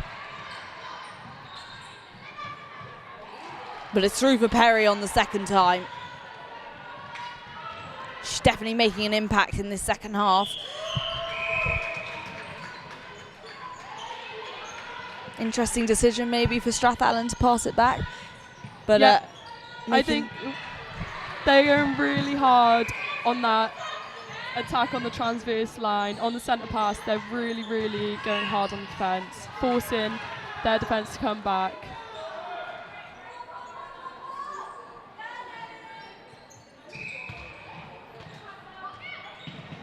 Off the back now, and Strathallan have an opportunity with this possession. Oh, unlucky there. They saw that pop come in.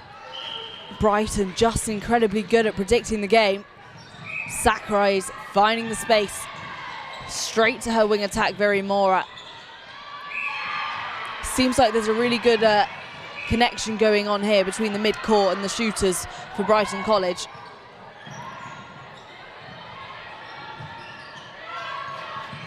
Definitely a cohesive team.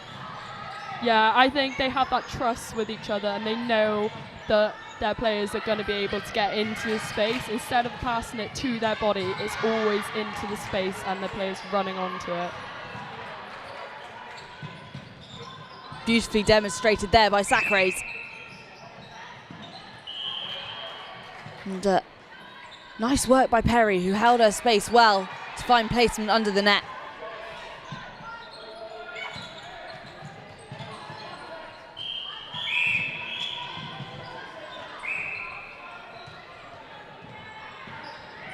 Just over 1.5 minutes left, but still a long day left for these girls. Final match at 4 o'clock. I think now is like when you can start to see the fatigue setting in a bit, isn't it, Tegan? Yeah, 100%, especially because it's halfway through the day and you want to keep the intensity, but after the morning, going full out, it is really tough.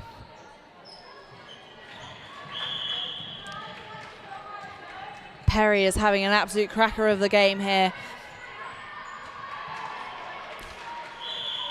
Those points are really racking up for Brighton.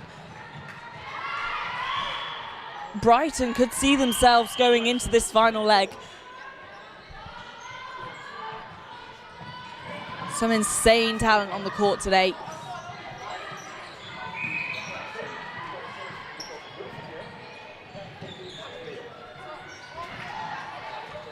It's quite the distance as well that both these teams have travelled. I mean, you must have come pretty far from Wales as well. How long did it take you to get to Worcester? It took me about 2.5 hours to get here, so... Yeah, so a long day of travel, and after that final match, it's not over for you. Yeah. Definitely a sleep on the way back. It's worth it though, because Jen Adamson and all of the Huddle team put on such a good tournament. As we keep growing, and the tournament doubled in size this year. Just 8 teams last year, and now we've had to build in this academy leg. And just giving an opportunity for more players to showcase their talent. And that's the klaxon. Brighton with a whopping 20 and Strathallan on 4. Thank you so much, Tegan, and enjoy the rest of your day. Thank you. 2 p.m. on court 1 is Wales up against Queen Ethelburga's. Court 2 is North London Collegiate School versus Brighton College.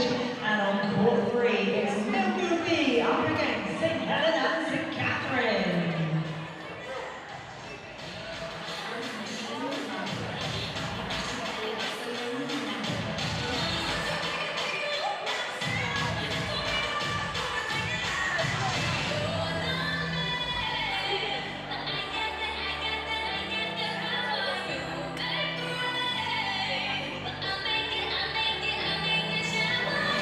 Well, I've got 2 very special guests with me now. Connie from Haileybury and Eloise from Atlanta. Connie, I'll start with you first. How much are you loving being here today and the environment that's here for the ISL League? It is amazing, and the standard is just incredible. So I'm meant to be here working. I just watch the games, to be honest. And tell us a little bit about Haileybury and why it's so important that you're here at an event like this. So Haileybury are period underwear made specifically for sport and exercise.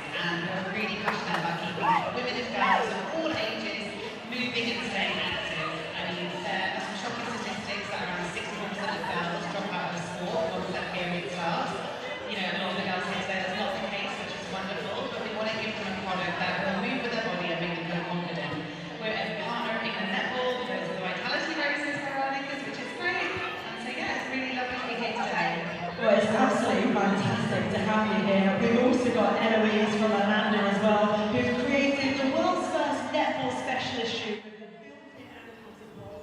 They're an absolute game changer, aren't they? We started for love, a spark, a laugh, a moment on the court. And we kept going, through every pass, every pivot, every leap. Because this game isn't measured in seasons, it's measured in decades. In dreams that miss the mark, until they don't. There's magic in motion, where strength meets grace, where stability becomes freedom, and confidence feels endless. We are Orlando, born to defy limits, designed to protect the moments that matter.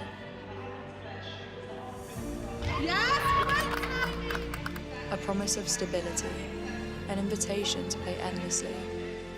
So pause if you need to, then rise again, stronger, unstoppable, but never stop. Play boldly, play freely, play for a lifetime.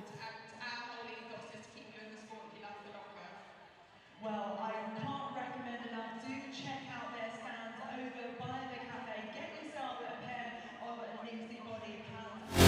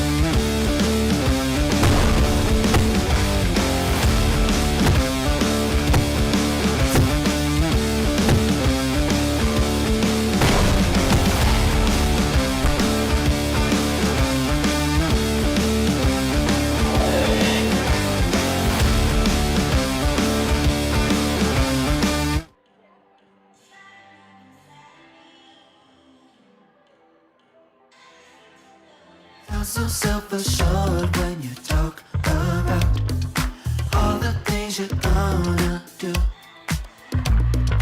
You gon' let the world make your dreams come true.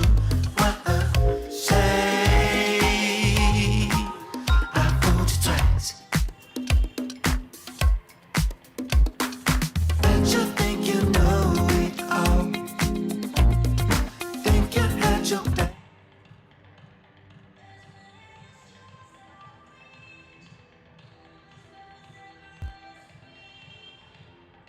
So back on court 3, and I'm lucky enough to be joined by Mia Lashbrook, Hurstpierpoint player, and you've had quite the journey to get up here, haven't you? I can't hear you.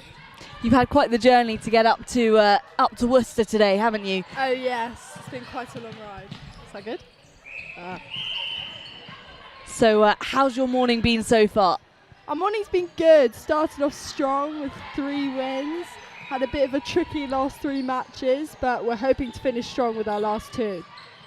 And now on court is St Helens St Katharine's versus Millfield B, and St Helens St Katharine's making quite the impact. As filling in for good Oakham. rebound there from the goal D. Goal defence, Amber Jennings for Millfield. Now to Grant. Popping it over to Tubb. And A Tubb strong finish from the goal. slotting it through, so it's a Millfield centre pass. And Pike. Oh, lovely intercept from Annie over there. Oh, that was unlucky. Buff in goal defence for St Helens St Katharine's. And now Tubb.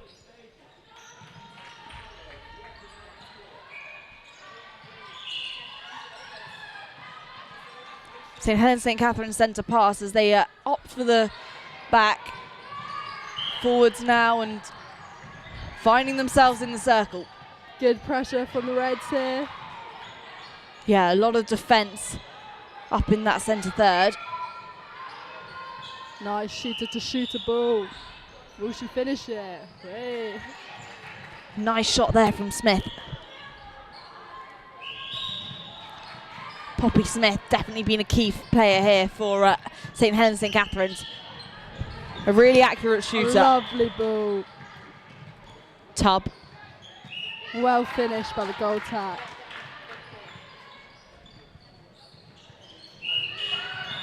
Strong pass there for St Helens St Katharine's. Whistle's blown. That was a risky, too much on that ball. a risky throw there. Unfortunately, not quite executed as it bounces off. Lucky to still have it. Smith holding her space nicely, ready for the rebound. It's unneeded though as goal attack slots it through.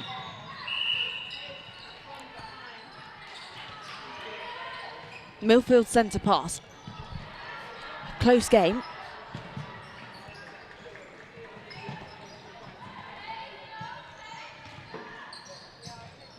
Oh, lovely intercept from Annie. Goal defence.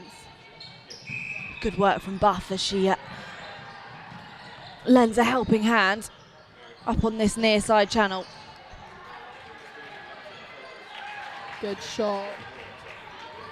Yeah, just bouncing nicely into the net there. St Helens St Katharine's. Beautiful drive onto the ball by Becky Stanley.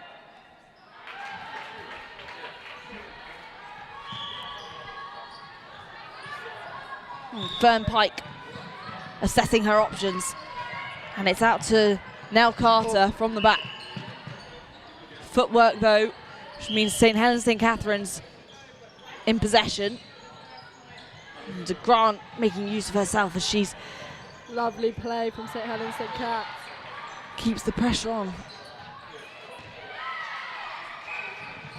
Oh.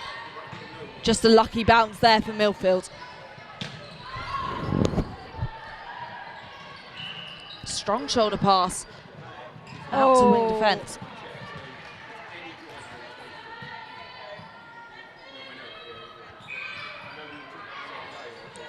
Oliver down the outside. Lovely Through hold. to now. Oh.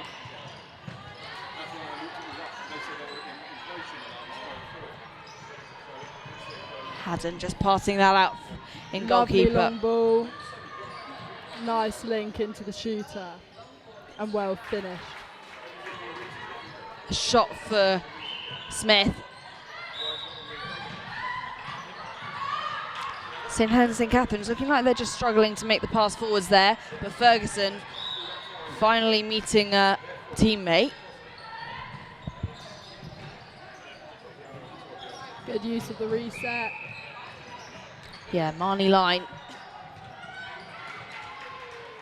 on that goal third line.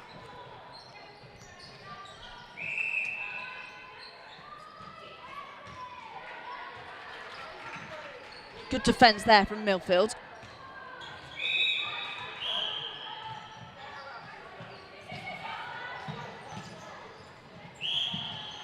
Struggled to move forwards. What would you have done there, Mia?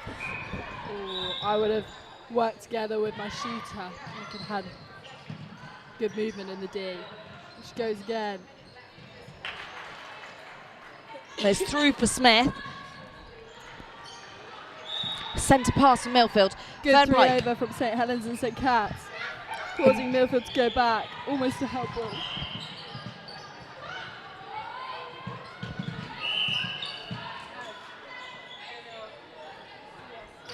It's called back and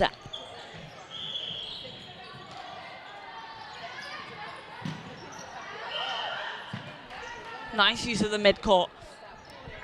In for Tubb. Ferguson wasting no time as she passes it off to Blake. Oh. Just rolling off the fingertips. Contact call though means that St Helens St Katharine's remain in possession. Well contested in there.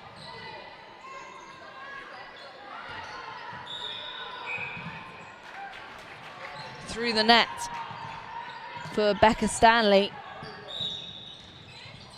Tight game. At what point would you start to relax a bit when you have a little bit of a lead?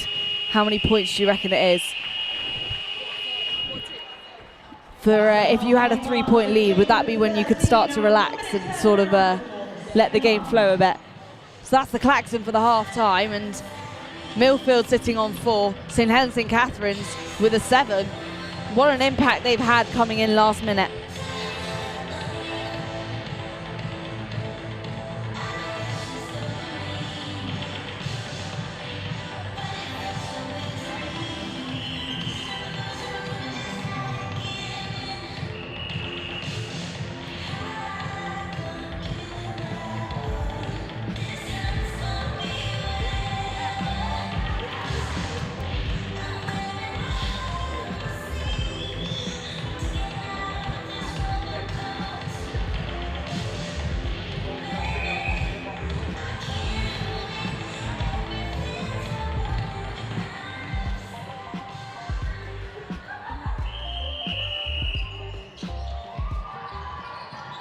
So back for the second half, and they waste no time in starting. Well taken by the goal shoot. Smith popping it through and rolling in her favour.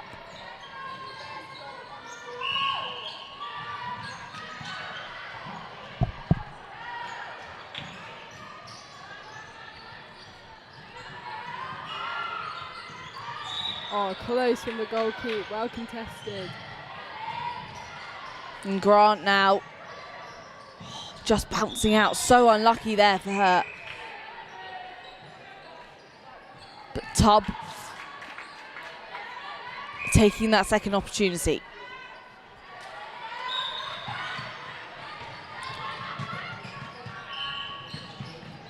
No thought at all as that. Good feed into the D. Oh, unfortunately, Milfield has won the ball. Yeah, penalty against St Helens St Katharine sees Milfield in possession.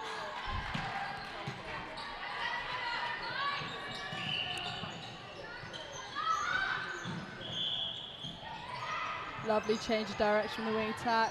Good give and go. Good feed. This will be a crucial goal.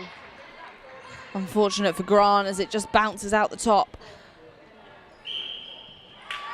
Milfield do it, so shortening this gap. There, closing the gap. Can Milfield win it back? They do it again. Good shot from goal shoot. An incredibly close game here. Offside from the wing attack. This will be crucial for Milfield.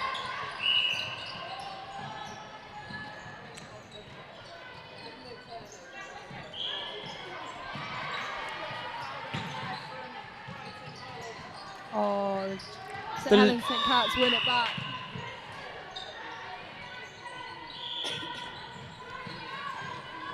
Buff straight down and into her wing attack. Leela Blake. She puts it up. Shoots. Good shot.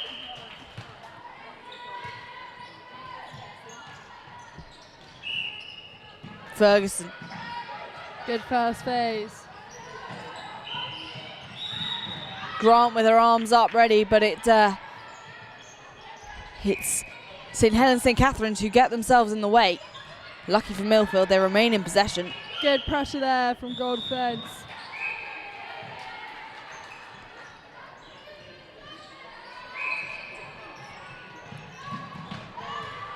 Really good work there from Pike to get a hand on the ball.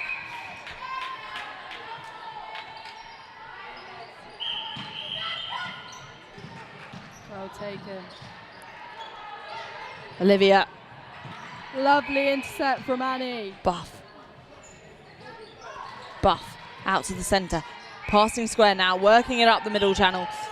Looking for the pass. Oh, good flyer from the goal defence. Nice work from Can they Milfield. convert it? Starling's get a bit close there as it headed back up St Helens St Catherine's way, but Milfield have turned it over. And they're going to use this possession now. They just need to get it in the circle, but struggling to get it in. There's quite a lot of defence there, isn't there, Mia? Yeah, good defence from St Helens St Cats.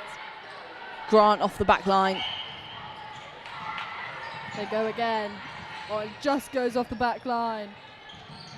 Unfortunate there wasn't a player there to help her with those short passes, but they've done it. And closing the gap now, just 1 point in it. St Helens St Catherine's will want to make that lead larger again. Still 2.5 minutes left, and she puts it up. Oh, just rolls out the back. Good rebounds from the goal shoot.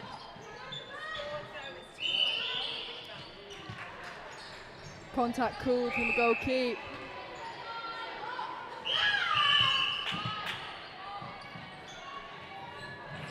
Penalty shot for the goal shoot. Smith now. Widening the gap just a bit. And a change of centre for Milfield. Some fresh legs on the pitch.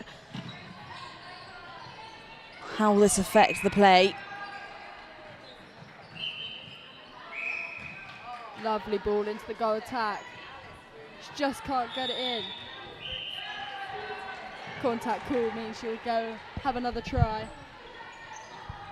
And it goes. Crucial goal for Milfield here, closing the gap.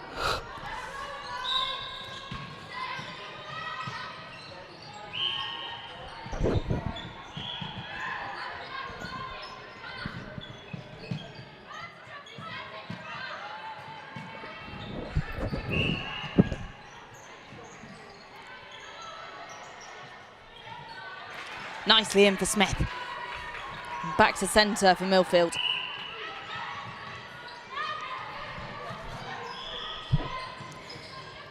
Emma Shipton in centre for Milfield. Captain of their B team.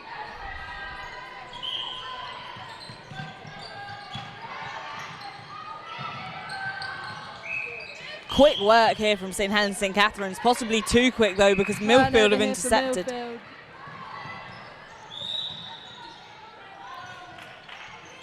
With just 15 seconds to go, can they get one more?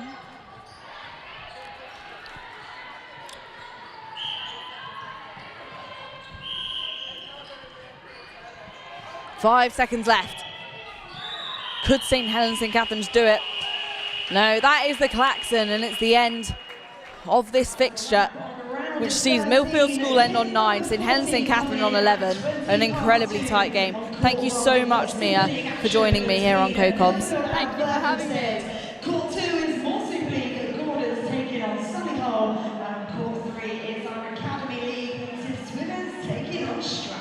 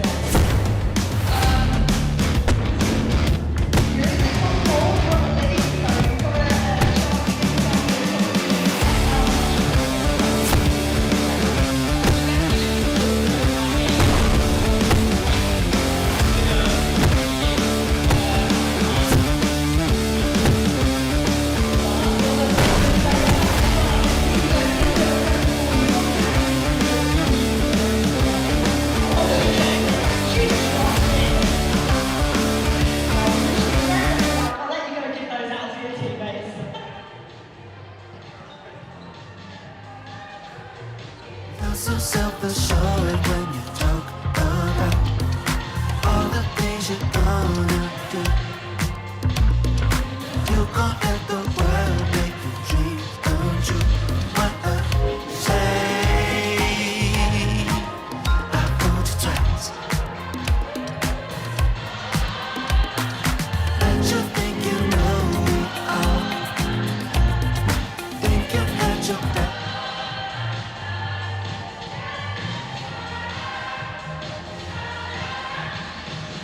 Over 60% of women and girls have avoided playing sports because of period and blood leaks. That's why the ISL, powered by Huddle, is teaming up with Nixibody to give leak fears a hard pass. Our leak-free, VPL-free underwear are made for active wear and active women, defending against leaks so you can attack your game and shoot your shot on and off the court. Leak-free, VPL-free, worry-free. Nixibody underwear, proud partner of the ISL, powered by Huddle.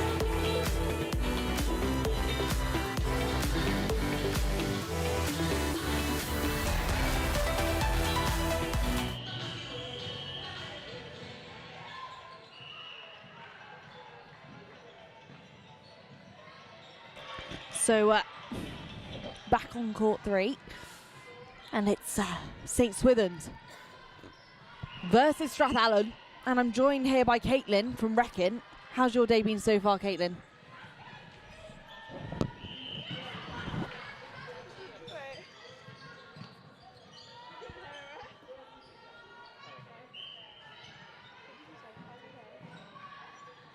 We started off strong. We lost our first game by a narrow 2 goals, but from there I think we came up against Solihull, which we had a strong win against. Milfield, we had another strong win against. So it's been a good performance from us. So St Swithuns will look to take an early goal, and it's the first one on the board for this fixture. Nice shot from Beardmore Great. Back to Beardmore Great. Oh, unfortunately, just losing her footing there.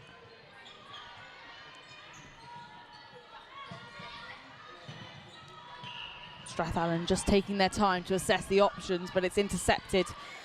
And it's Poppy Russell who gets her hands on it for St Swithuns. Back to Russell.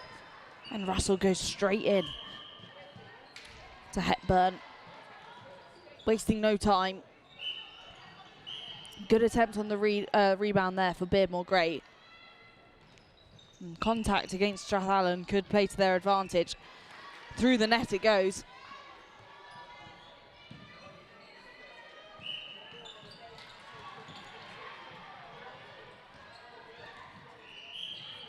And Strathallan finding themselves under the net for the first time this fixture, but it's turned over and Swithuns have it. Good chase of the loose ball, and it's picked up by LaQuinze.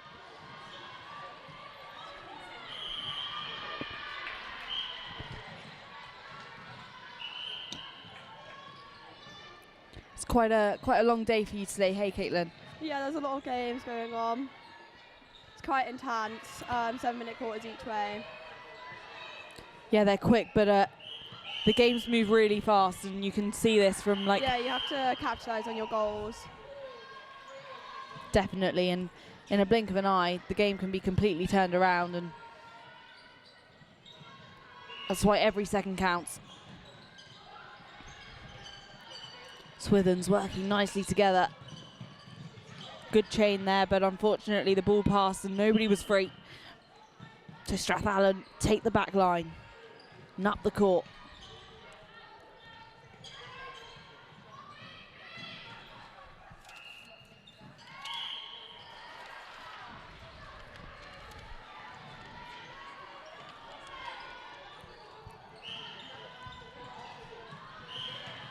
Passing square now to keep it. Good use of LaQuincy. Nice drive down the wing by Hasty.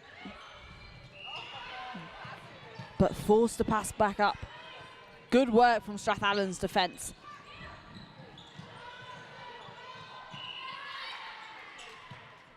Nice intercept by LEP. LEP working tirelessly on the court.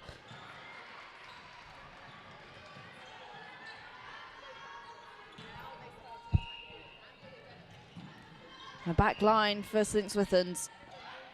See them move the ball quickly back down.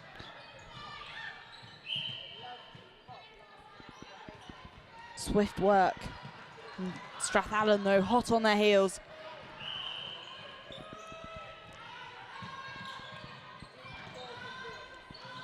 Really strong passes here.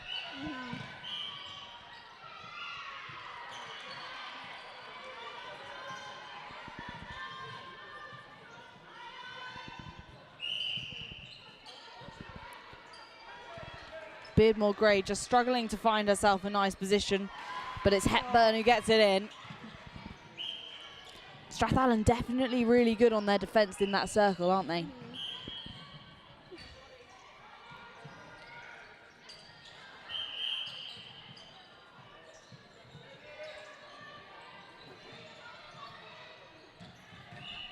Strathallan playing by the book as they slot it through.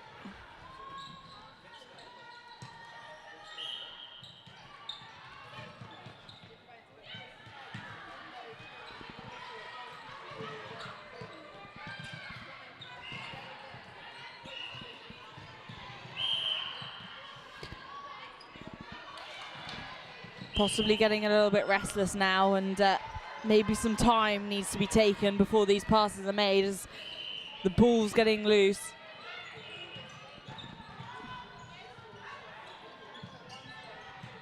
Hasty working tirelessly, just shooting in and out of her defence, making herself free and always offering up an option. And good teamwork there by Beardmore Gray and Hepburn for Hepburn to take the final goal. Strathallan now. Really lovely drive onto the ball by Kiara.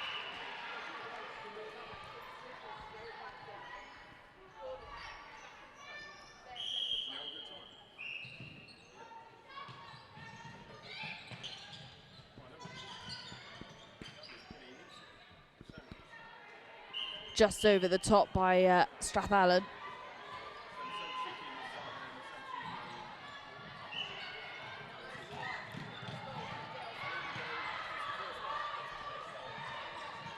St. Swithuns definitely looking like a really well-oiled team, aren't they, Caitlin? The goal defence and the goalkeeper on this end are really strong, putting a lot of pressure on, just causing so many errors.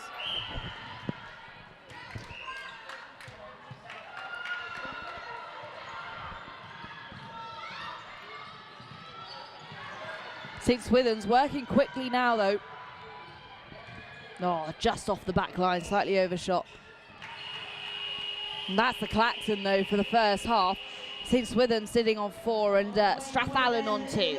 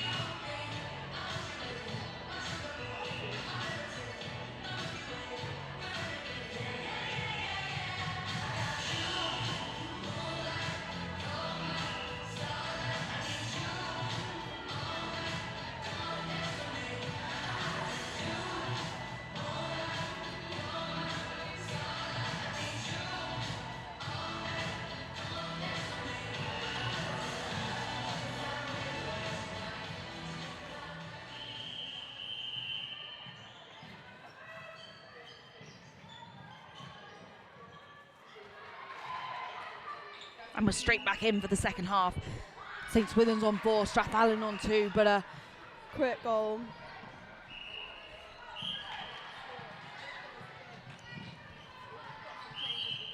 Strathallan definitely looking a lot quicker in this second half.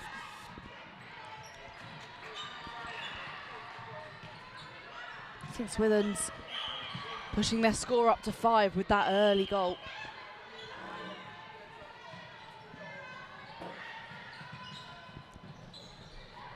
Definitely cleaner play. Oh, strong pass, unfortunately. Wing attack just not able to get onto it quickly. Which means it'll be a St. Swithun's sideline.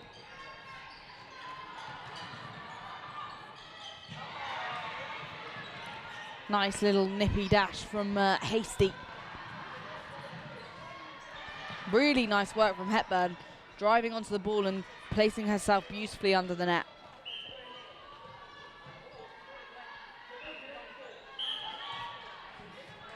Hasty to Hepburn.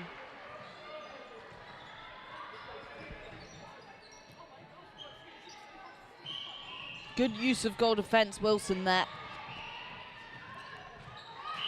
Oh, that was unfortunate. So Strathallan now have a chance. The ball's turned over and they're working quick. Beautiful throw across the top of the circle by Sophie C. A nice transition from interception to goal there.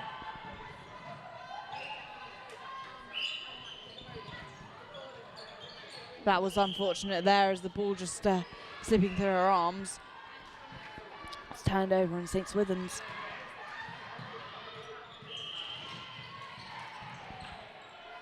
Hasty popping her hands behind the back, hoping our umpire didn't see it, but Strathallan's goalkeeper, Harriet S., who takes possession.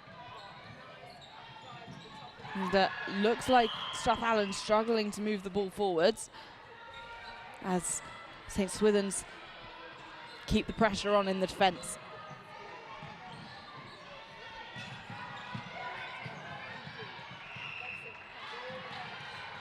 Under the net. And what a shot there from Penny M.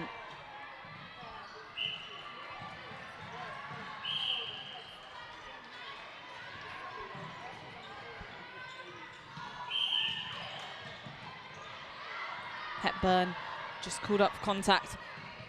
Gives Strathallan a chance to move up the court and find their placement. A consistent shooting circle there. Strathallan not far behind though in terms of points. And definitely closing this gap. All to play for with still 3.5 minutes left.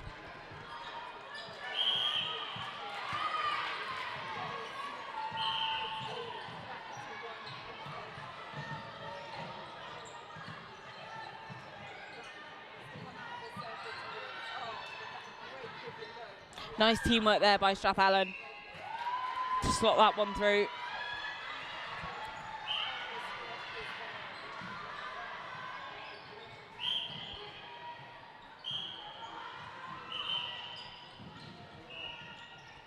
And Wilson, who takes it and passes it on to her centre. Beardmore Gray just passing it off so she's able to get her space in that circle and make the shot, but it's Strathallan who reached the rebound.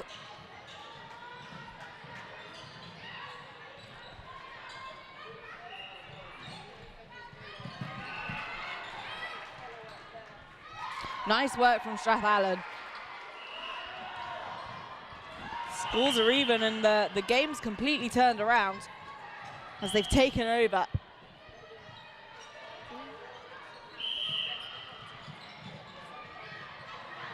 And St. Swithun's have made a quick change, and now in centre is Alana Barkley.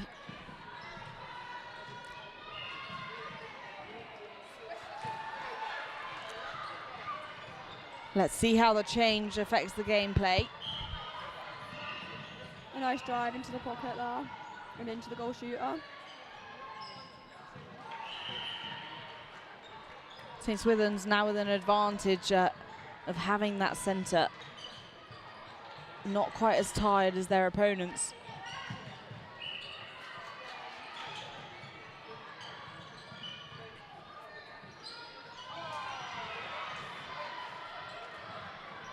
Nice reach from Hepburn. Oh, an attempt at the bounce, but it's picked up. Luckily for her, the contact call had already been made.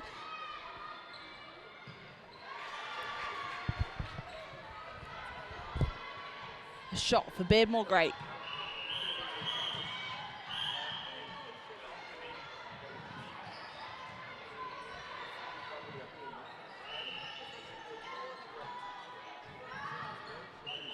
Good drive by Beardmore Gray, but finding herself quite deep up the court. Hepburn making full use of her space to build the drive. And it's through.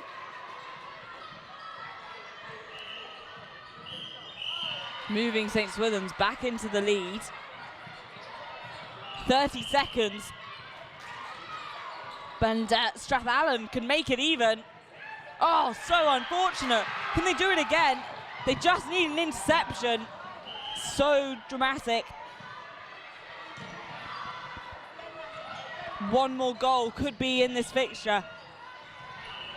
And it could be either teams as the ball's being passed around on this centre court, but it's the end and the klaxon goes, pushing St Swithuns into the lead.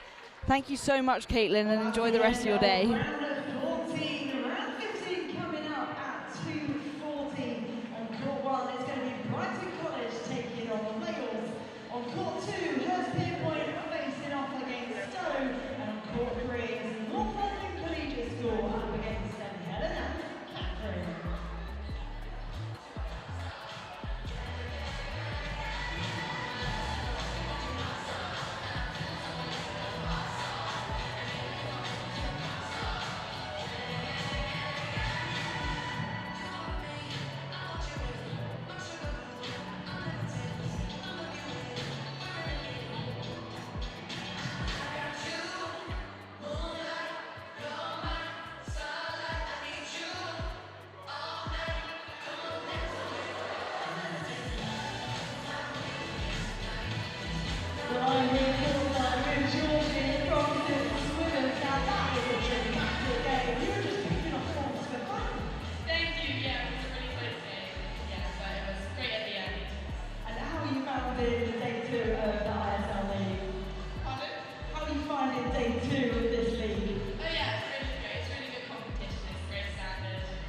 Well, you're certainly setting the standard. Here you go, let me give you some sweeties to give. Take the whole lot for your team. There you go, give them out. We're the gift that keeps on giving here today. Best of luck for the rest of the games.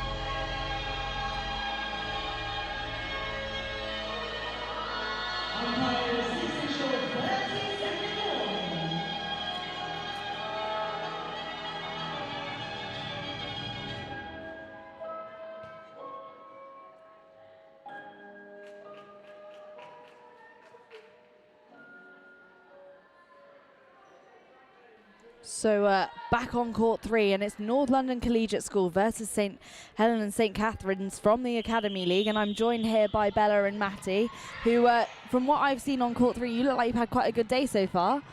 Yeah, we are. And considering you were a last-minute team, like, you've done incredibly well. Yeah, we have. So North London Collegiate and St Helens St Katharine's have played here quite a lot on court 3 today, and a nice early shot from Jessica Beta. Lovely intercept by the wing attack there. Sky Ferguson on wing attack for St Helens St Katharine's.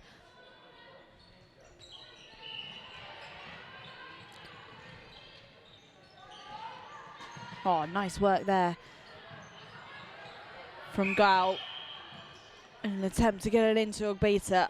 Fortunately intercepted, but it's still in North London Collegiate's possession. And Ogbeta slotting it through nicely. It's the second point on the board for North London Collegiate. I mean, it must be quite a confidence boost as well when you get 2 points on. Yeah, it's much easier when you get 2 points on, because then you know that you've got 2 points ahead, so that's 1 turnover for the other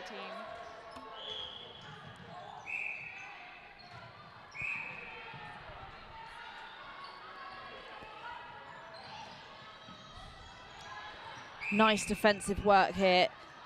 And Rawlings now to Lesage De Fonte, who goes to Grosande. Down to Gal.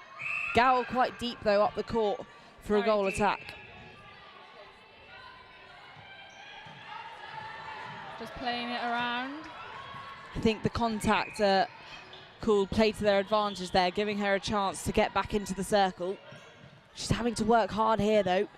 St Helens St Katharine's really putting on the pressure with the defence. Oh, nicely reached there by Ella Carrington. Carrington down to Buff. Oh, lovely dodge there by the goal attack. Watson Sinclair in goal attack for St Helens St Katharine's.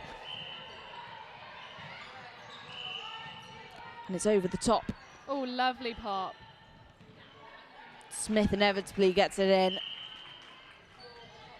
Rawlings centre pass now. North London Collegiate keeping possession nicely. Gal off to Ogbeta, but Ogbeta finds herself behind 2 defenders. And Gal pushing in front. Really nice work from Carrington for St Helens St Katharine's, just getting a hand on that ball. And Buff slowing them down slightly. Lovely shot there by the goal shooter. It's really strong defensive work here as well, I think, by St Helens St Katharine's. Yeah, there's strong defence, which means they have to put a lot of passes. Just slowing the game down a bit for North London Collegiate, stopping them from widening that gap. And Smith now could help them close it. Strong rebound there by the goal shooter, following up the shot. In it goes.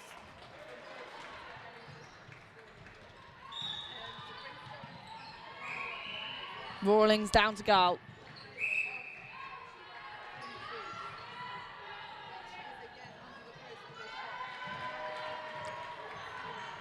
Lesage De Fonte. But arms over there by the goal. Oh, lovely. Marnie Line for St Helens St Katharine's just getting a hand on it, and again slowing down North London Collegiate, who I think have had quite the confidence boost today, playing incredibly well and winning most of their games here on court 3. It's neck and neck.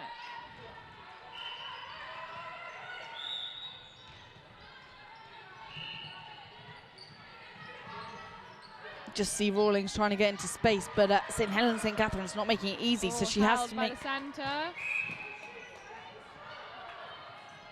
Unlucky there by the goal shooter. Let's see whether they can take it to goal. you think it's harder or easier to be shooting down the spectator side? I think it's easier, but I think it's hard both ends, to be fair.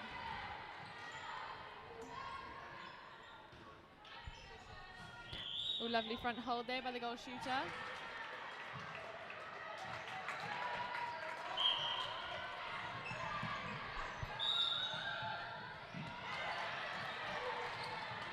Line wasting no time at all as she passes the ball up the centre court, but unfortunately it's off the sideline for them, so North London Collegiate pick up the possession. Nice drive from Rawlings, and Gal again back up the court, but she's working quickly to find herself back in the circle. Oh, lovely defensive pressure there by the wing defence, and follows it up. Strong pass to Buff. Oh, lovely transition down court. Let's see if they can take it to goal. Some nice long passes there.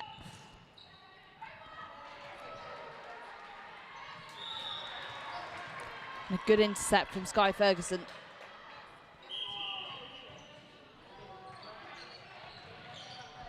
.45 seconds left. Let's see whether they can get another couple of goals on the board.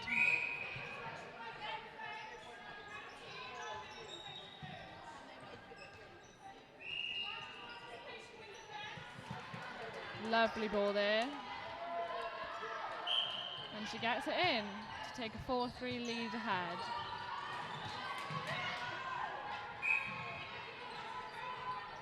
Oh, really quick work there by Lesage de Fonte. Very nippy play here. Let's see whether they can get it to goal before the quarter ends. Oh, lovely ball by the goal attack. Oh, lovely rebound. Oh. And that's the klaxon for the first half. North London Collegiate sitting on 4 and St Helens St Katharine's on 3. An incredibly close game. Let's see whether the goal shooter can get the penalty shot in, and she does. Takes up to Well, that was 5-3. absolutely rapid first half, but we're ready for some more netball action. Second half coming your way after this 1-minute break.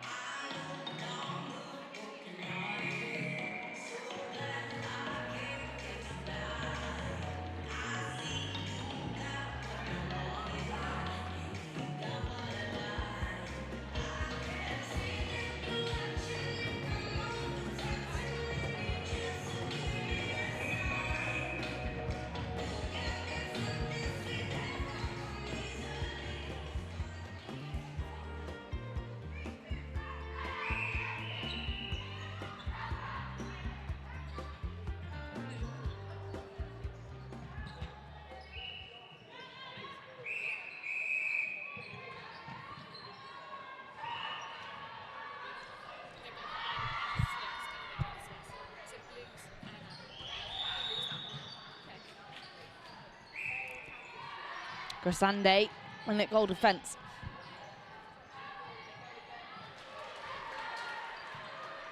Nice work there and good decisions as St Helens St Katharine's put the pressure on for North London Collegiate, but they keep their composure.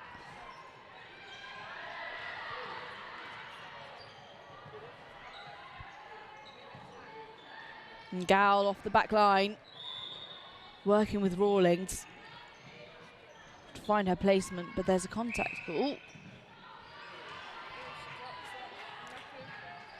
Just off the hands of Lesage de Fontaine. And Buff takes the sideline.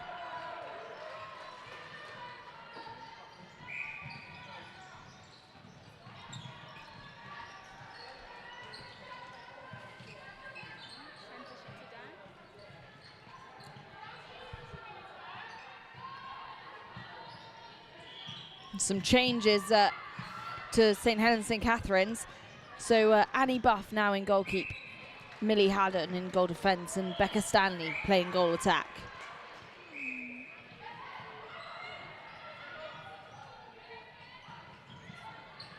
Oh, great tip by the centre.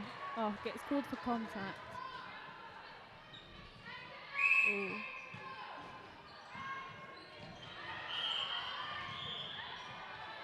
Oh, good work from the goal defence. Yes, the goal defence.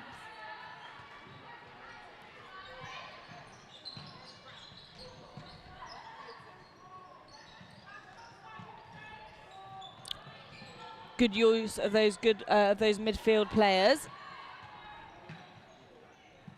And Smith slots it in. Rawlings, and a nice drive from the back. Oh, goal shooter wants by it. Alice Wakefield. Great ball.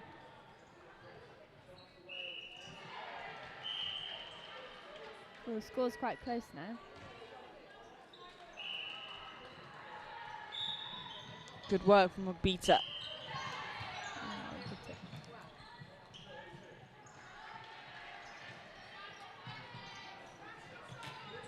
What lovely great interception. interception.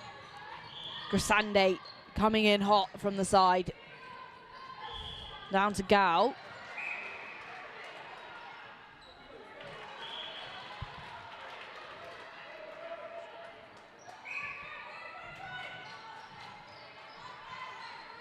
Slotted through beautifully again.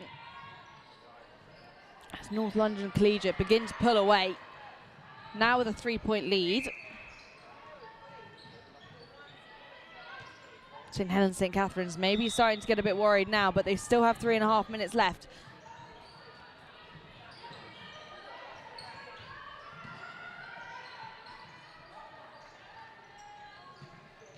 Nice low pass into Lesage de Fontaine.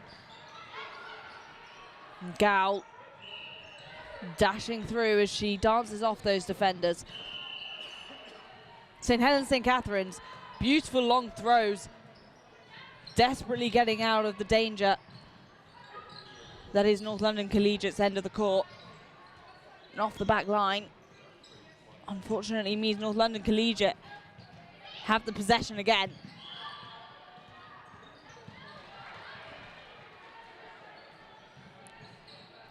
Good work from Grasande as she spots that her wing defence is right behind her. Izzy Richardson.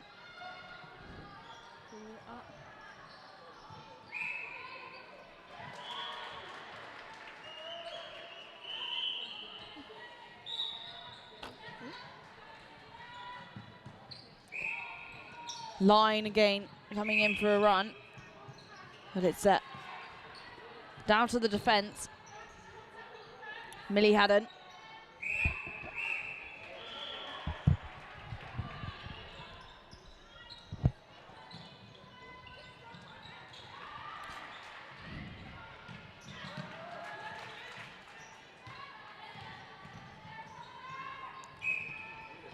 Still with a 3-point lead, North London Collegiate.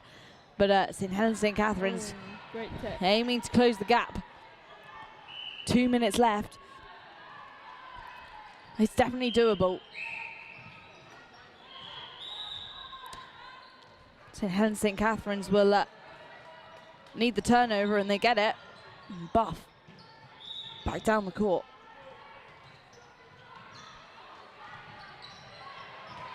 Oh, great interception by the goal shooter there. Oh.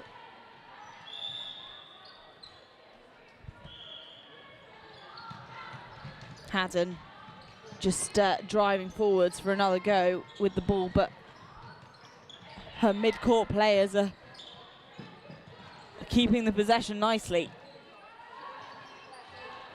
Quick work there at the top of the circle to get it into Smith, whose goal is met by a round of applause.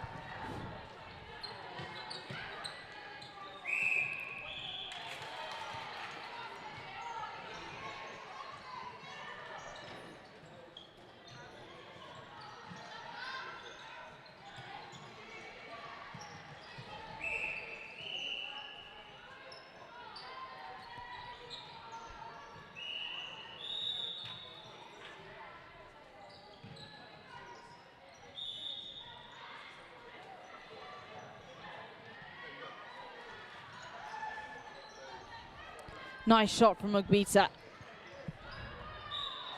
Still 3 points in it though. 15 seconds left to go. will North London Collegiate make a final shot?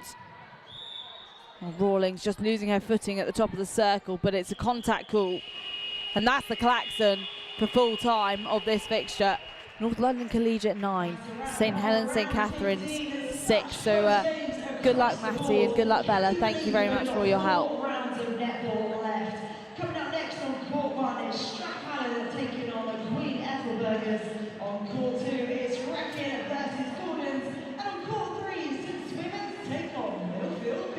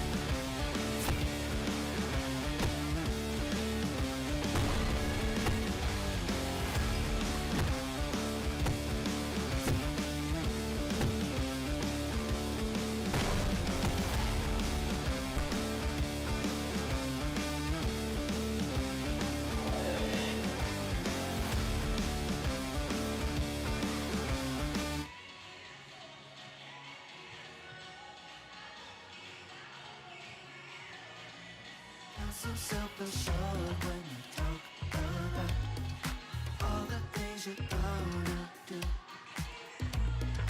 You gon' let the world make your dreams come true. What I say, I hold you tight. But you think you know it all.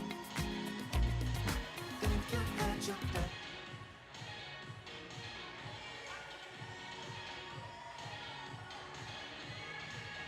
Over 60% of women and girls have avoided playing sports because of period and bladder leaks. That's why the ISL, powered by Huddle, is teaming up with Nixie-Body to give leak fears a hard pass. Our leak-free, VPL-free underwear are made for active wear and active women, defending against leaks so you can attack your game and shoot your shot on and off the court. Leak-free, VPL-free, worry-free. Nixie-Body underwear, proud partner of the ISL, powered by Huddle.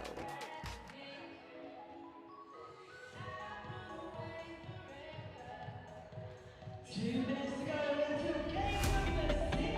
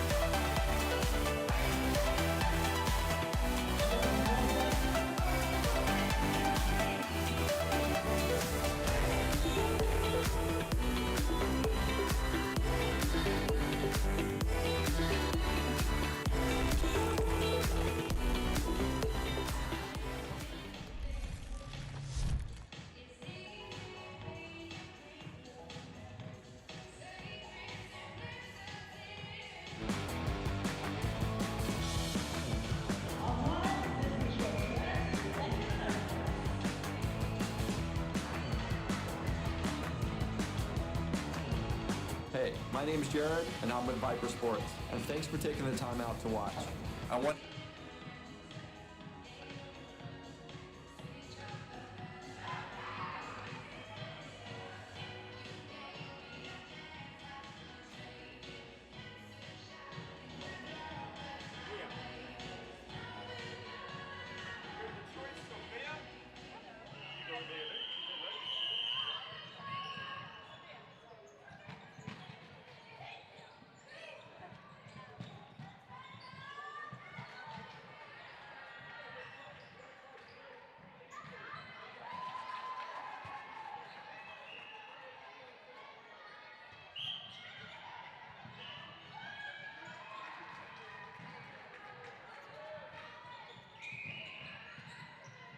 So back on court 3, and it's Millfield B versus St Swithuns, and I'm joined by Sophia, who's a Millfield player. How's your day been so far, Sophia? It's been great so far, thanks for asking.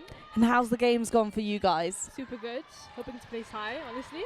And so lucky as well that you have two teams here today, because I guess it means there's more of you, more morale. Yes, 100%, and obviously had a lot of fun playing, but also watching. It's been great. So the game's now well underway, and we're nearing the end of the day, and a long day for you all. Yes, definitely. I'm sure the bodies are starting to get quite tired, and every game still counts though, as the teams battle it out. Both teams looking to get as many points as possible, I'm sure. And the top 2 teams of this Academy League will go through to the final leg on the 21st of January. Fortunate there for Millfield, just losing their footing.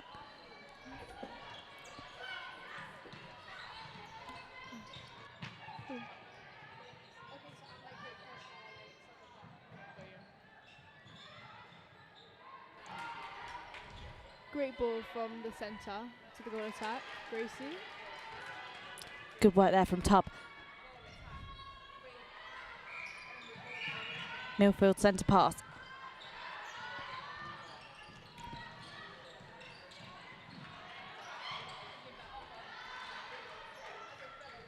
St Swithuns defending the space nicely though, and definitely keeping the pressure on here in the circle. Yep. But a great shot from the girl shooter, Olivia.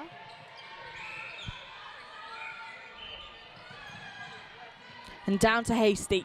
Yep, good depth on second phase and sixth pass. Hasty into Beardmore Gray. Oh, she'll look to get it into Beardmore Gray, who finds the space and beautifully placed underneath the net.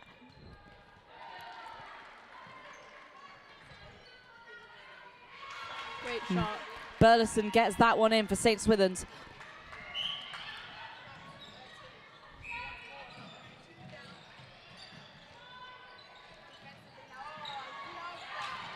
Nice work at the top of the circle there from Millfield. Finish with a good shot.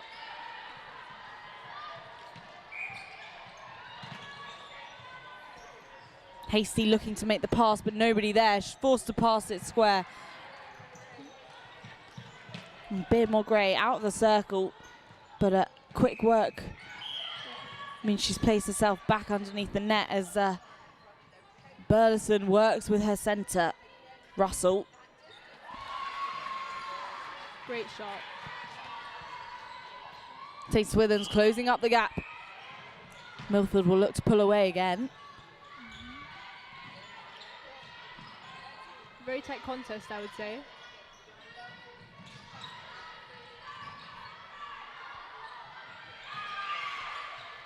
Into Grant. Oh, what a shot. Grant's had a really good day here today. Some very reliable shooting. Yep, under great pressure, but very good patience from all of them.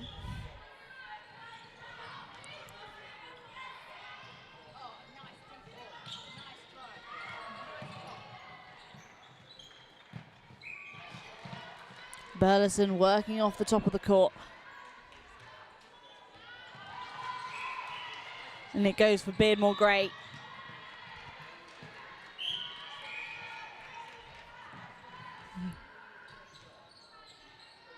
Looks like a bit of confusion on the court. I think an umpire call. Bit further back. A nice low pass there. Really nice work from Tubb. Yep, great take. But it's the work of St Swithuns keeper, Esme Pemberton, who pushes that down the court.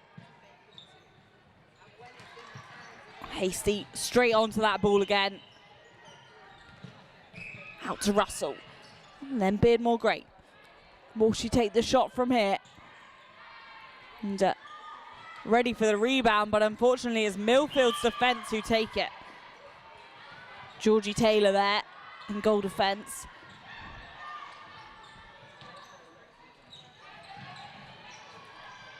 She's finding herself useful up this end of the court too.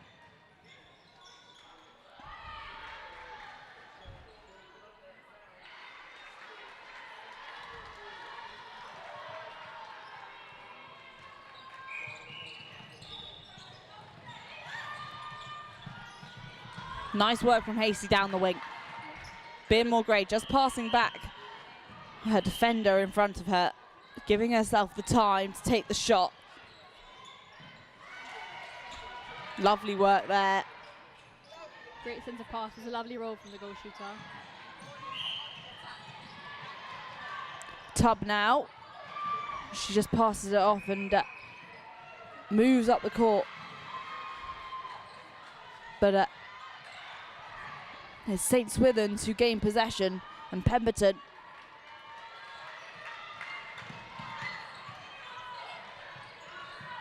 Hasty now to Russell. Oh, intercepted. Amazing take from the goalkeeper.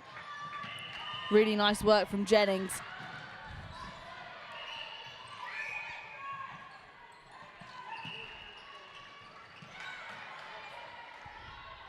And that goal was definitely a credit to Tubb, who passed it off and made her way straight underneath the net.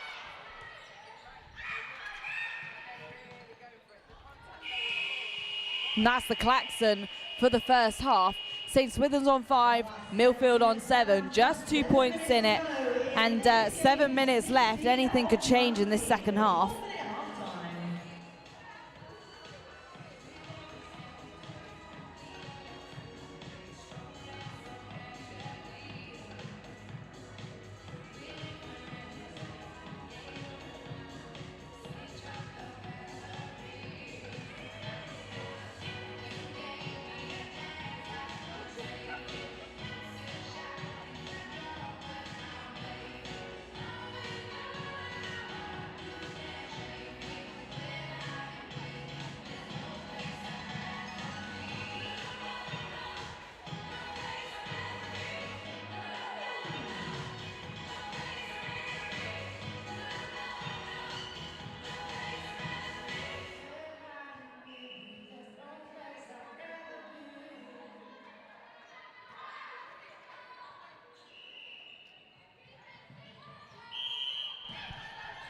Millfield centre pass. Nice drive down the outside. Tubb offloading it. Back into the centre. Grant underneath the net. Beautifully in. Some changes to St Swithuns' team sheet. Sees wing attack Hallie Hepburn. Centre is now Izzy Hasty, and goalkeeper Georgie LeQuinze. Hepburn making that drive. What a great kick from Millfield's goal defence. Both hands on it.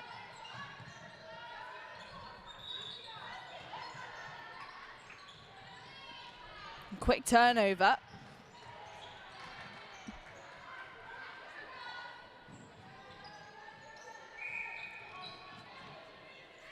Hasty off the top. Contact call though. And contact again. Passing it into the space, and oh, good work there. Brilliant shot. Great pressure, but kept calm. Yeah, just off balance, but still managed to get the shot in for Burleson.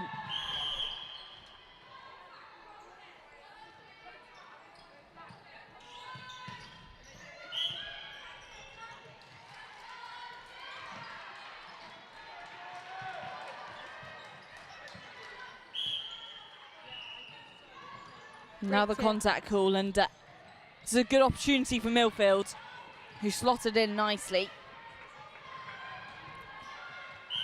It's important they keep composure now. 5 minutes left. Unlucky to have that ball gone out, but great tip from the goalkeeper. Hepburn passing it off down the court. But a contact call means that she finds herself back at the side of the circle.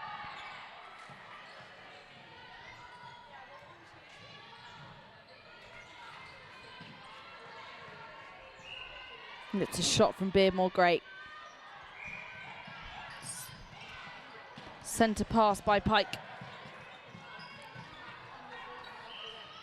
Tubb attempting to keep her space, but St. Swithun's definitely giving them a run for their money with their defence.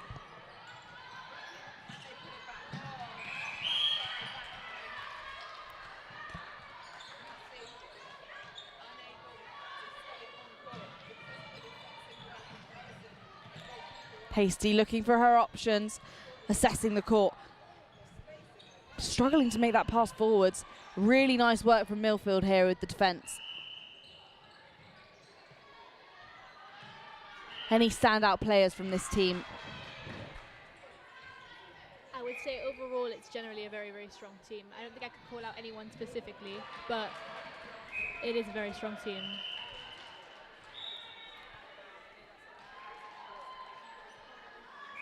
Oh, nice on the rebound there.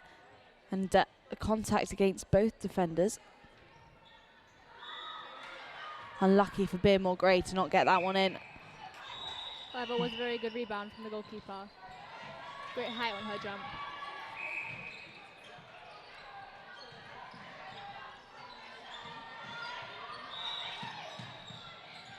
And good width down the court.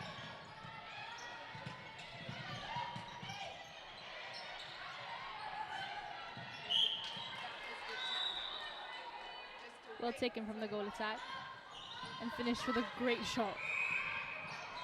Good work from Tubb.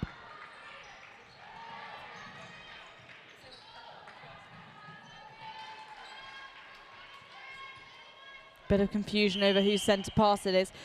Just 3 minutes left now. Hasty.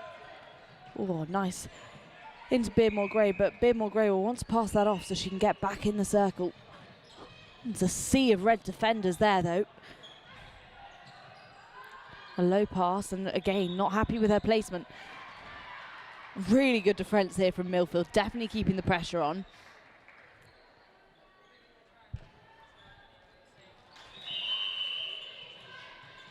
Definitely been a very close contested match between these two teams.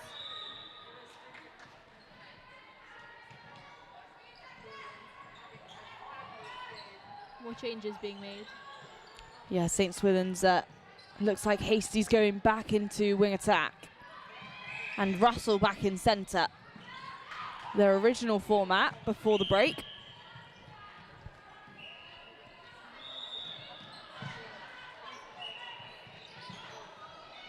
Great take from the goal defence.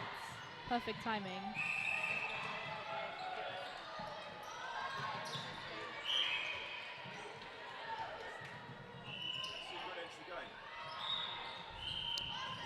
Lots of effort being put in here by Russell, giving her, giving Pike a run for her money as she dashes around the court. Hasty straight in the circle. Nice pressure there from Amber Jennings and Georgie Taylor.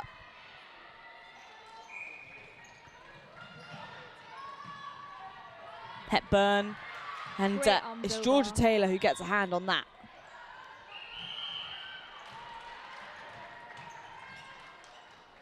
Hepburn with a second attempt, so close. This is the point they need to take them even with just a minute left. The Millfield centre pass coming up. Who's going to make these 3 points into 5, or will it stay at 3 for both teams? Points are so crucial, especially this late in the day, and you can see the spectators filling up on the sidelines. Well held from the goal attack, showing her strength there. And a great shot. Easily through there for Tubb. Russell now, out to the wing. Through to Hasty. Great pop from the goal attack. Beautifully slotted through, taking the scores even again. This is such a close game. And Millfield know it as they try to make the last one, but that is the klaxon and an even score. Thank you so much for Sophia. Just 3 rounds of netball left to go. Coming up next on court 1 in the Super League, it's Solihull taking on Hurstpierpoint. On court 2 in the Super League, it's Millfield versus Haileybury. And on court 3 for the Academy League, Ethelburga taking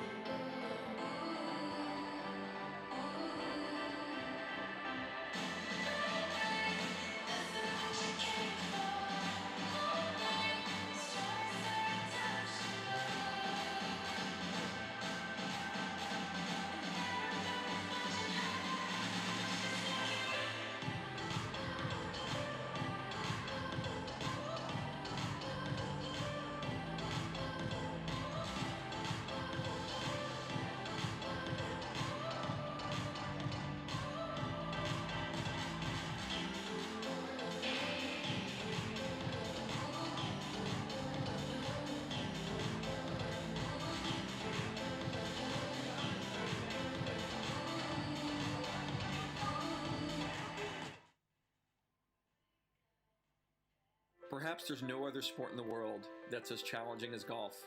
It can also be a 5-hour opportunity to choke. The difference between a good player and a great player is consistency and mentality. The absolute last thing any golfer needs to be thinking about is their feet slipping inside their shoes at a critical moment. Golf technology has made great strides through the years in regards to clubs, balls, and some gear, but not socks. That's until now. Viper 5 Performance Grip Socks help keep your feet locked inside your shoes so you stabilize more, which can increase your overall power transfer. By avoiding any negative foot shifting in your shoes, your swing mechanics can be biomechanically better. See, at Viper 5, we believe in marginal gains. And if we can help your game by the smallest of increments, it can be the difference between winning and losing. So why is it that sport socks actually prevent us from our maximum output? It's actually pretty simple. Typical socks slip, creating negative propulsion first before positive movement. Every time you go back, before you propel forward, you're losing speed and momentum. Imagine this over and over again as you're playing. Your acceleration will be better if your push-off and power transfer is stronger. Our Viper 5 proprietary grip technology improves stability in your shoe so you don't slip and your acceleration and power transfer are enhanced. We could spend all day talking about it, or we can just show you.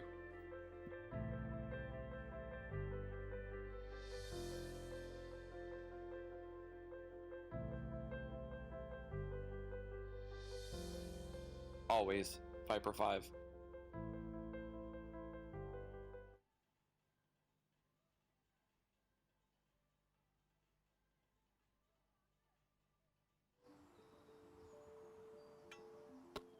We started for love, a spark, a laugh, a moment on the court.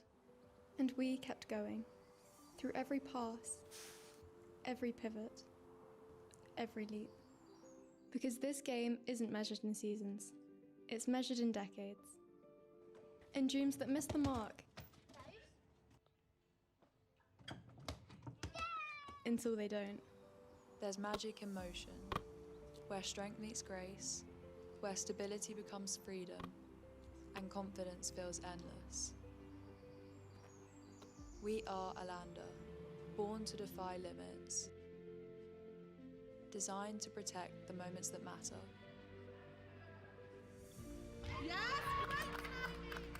A promise of stability, an invitation to play endlessly. So pause if you need to, then rise again, stronger, unstoppable, but never stop. Play boldly, play freely, play for a lifetime.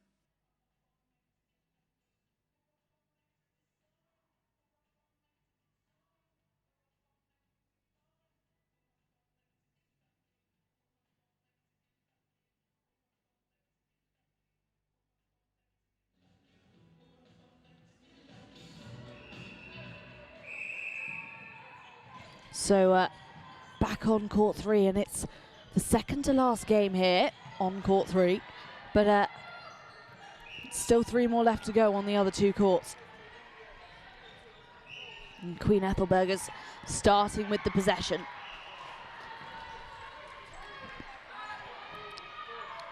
Two very strong teams, and Sakray's in centre for Brighton.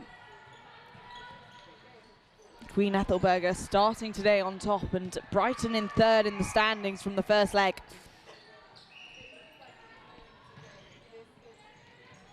And the girls playing a tactical game. Slow but textbook. And Farmer Beasley making that first point on the board. Apologies, second point on the board of this fixture.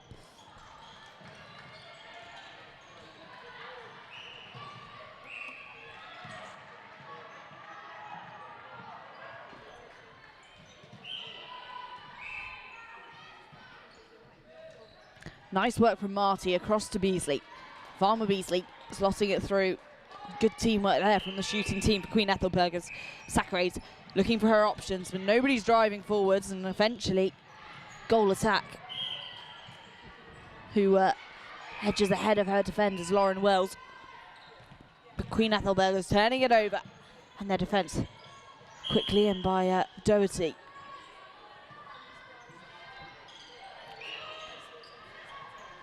An offload to Doherty, and Doherty just driving around that mid-court.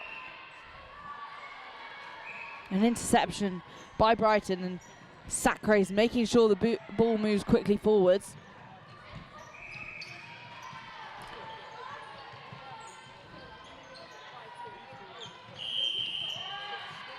And Queen Ethelburga keeping the defence hot and forcing that turnover. Oba. Down to Barnwell. But it's intercepted. And it's back down the court for Brighton College, and Sacre's drives forwards, but it's off to the side, and Amber Watson who takes possession. A nice drive from Amber Miller.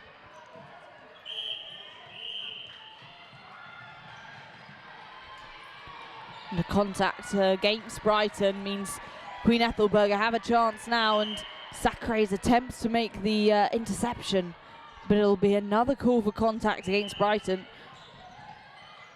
And Doherty, what a strong pass to go straight into Farmer Beasley. Just flying over that goal third in one swift pass.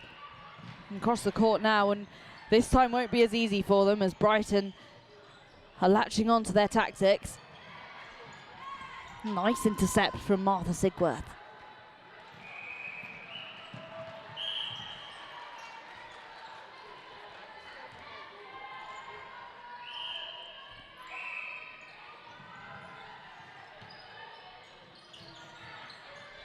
Oba looking for options. Sigworth to Doherty. Doherty looking for help. Beautiful drive onto the ball by wing attack and straight into Farmer Beasley. And what a shot. Sacre's waiting for that drive. Ball called forwards though.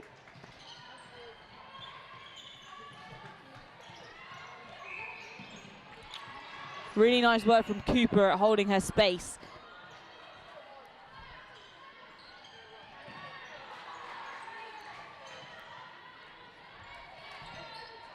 Doherty passing back to her wing defence. The ball called forwards though in favour of Queen Ethelburga at the top of the circle. Marty now looking for options, working it round, and it's slipped into the hands of Brighton.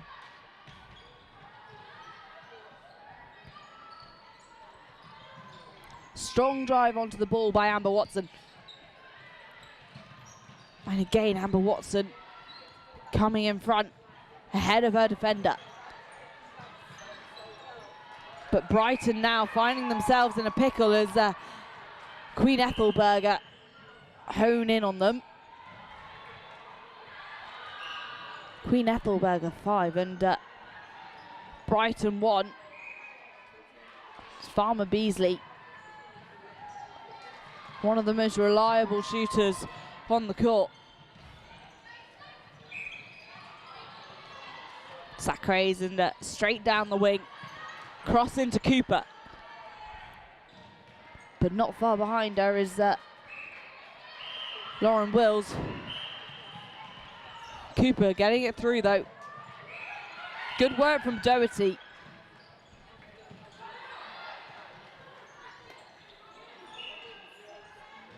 Straight into Beasley. Doherty and Beasley.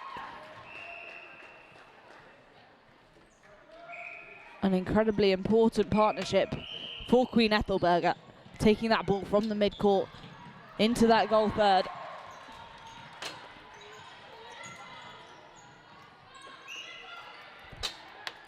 And it's a sideline for Brighton College, and Sacre's into Cooper. Oh, what a shot there for Cooper, and a very brave one, but it's paid off. Back down to centre for Doherty. Good work at the drive there from Queen Ethelburga's wing attack, just edging forwards, but she's not needed. And into Farmer Beasley again. After Marty passed it off to her. But it's turned over into the hands of Sacrays.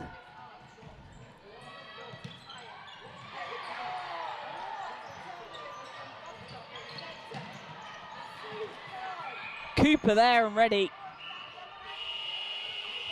That is the klaxon for the first half. Queen Ethelburga on 7, Brighton College on 3, but the score definitely doesn't reflect the talent because both teams are fighting hard.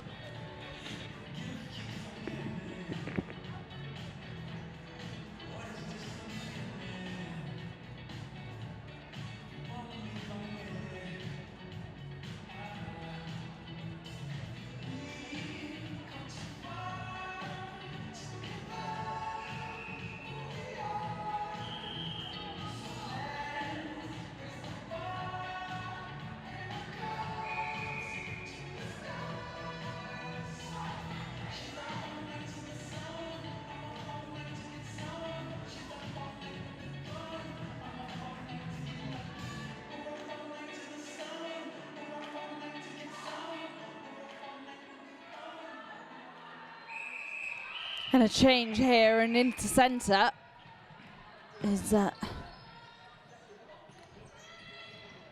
Amber Miller. Wing attack, Raffi White. Goal attack, Alice Cluners. Goalkeeper, Nellie Tuppen. And goal defence, Evie Sacrays. Doherty looking to make the pass quickly, moving that ball over the heads of all those defenders. Not wasting time with those short passes. Good drive up from the back by Sacrays.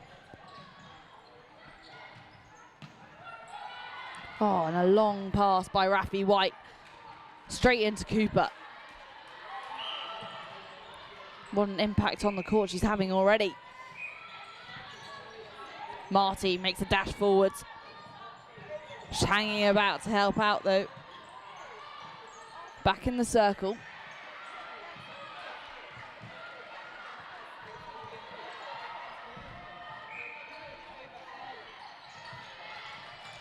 Good on the rebound there for Nellie Tuppen.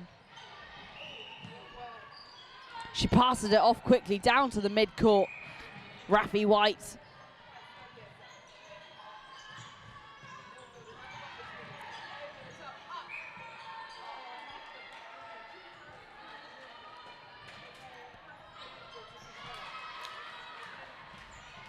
And it's through for Brighton, closing the gap. Queen Ethelburga now with just a 2-point lead. Raffi looking for her options and attempts to offload it to Sacrays, but Marty gets in the way. Marty, though, called for the contact, so this gives Brighton a chance to reset. Up and over and into Nellie Tuppen. Nellie Tuppen to Ober, to Doherty. Back to Tuppen.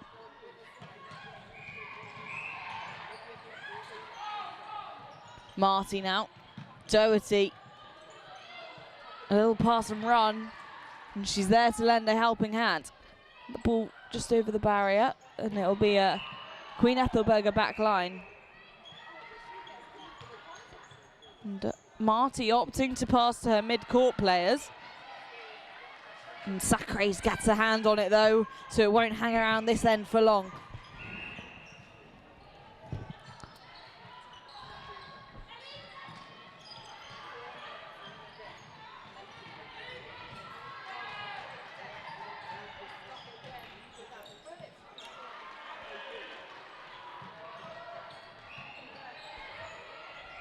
Doherty.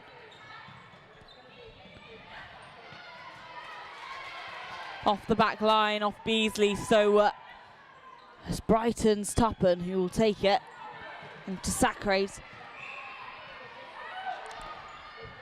A nice run there by Watson. Into wing defence. Sigsworth. And a bounce back to Ober. Doherty playing a very tactical game. Off the sideline though for Queen Ethelburga. Barnwell passes it off to Doherty so she can get herself into some space. But it's Rafi White who picks up that loose ball.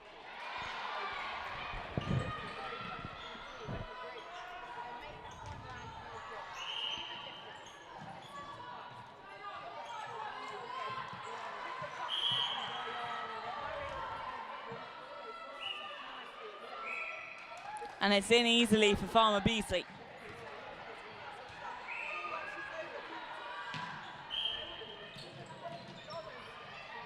Opting for the backwards pass. Looking down the court, but Brighton's defence getting in the way. No match for Beasley though, as Doherty makes one of those beautiful long passes. Amber Miller to Rafi White. To Alice Clunes. Into Cooper. And Clunes underneath the net. Ready for that rebound. Not needed for Cooper though.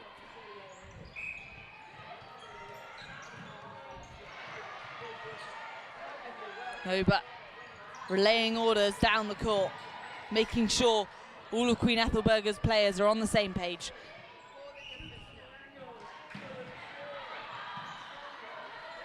And it's a sideline for Barnwell.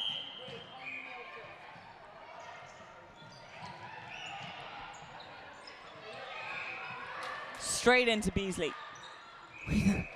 Doherty very pleased with herself as she gives her team a clap.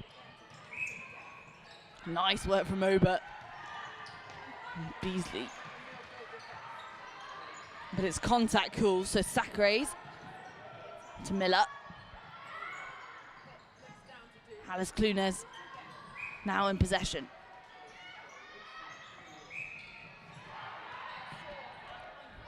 Good pressure there from Akpan, but the contact call's made.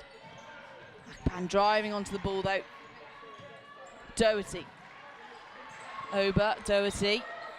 Straight down into Beasley, but intercepted. And it's Nelly Tuppen. Good work from Sacrays.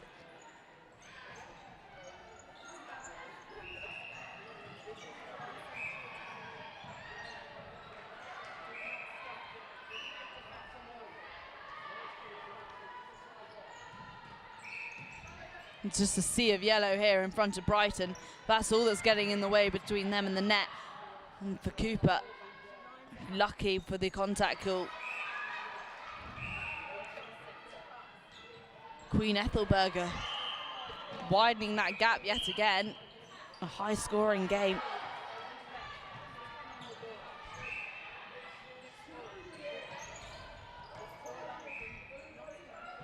Miller tries to offload to Cooper. It goes off the back line and luckily off a Queen Ethelburga player, and that's the klaxon for full time.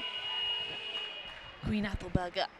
Well, we've got just 2 rounds. Finish on 11 and Brighton College finish on 9. Next, round 18 at 3:40 on court 1 is Strathallan up against Helen and Katherine. On court 2 is Brecon versus Berkhamsted.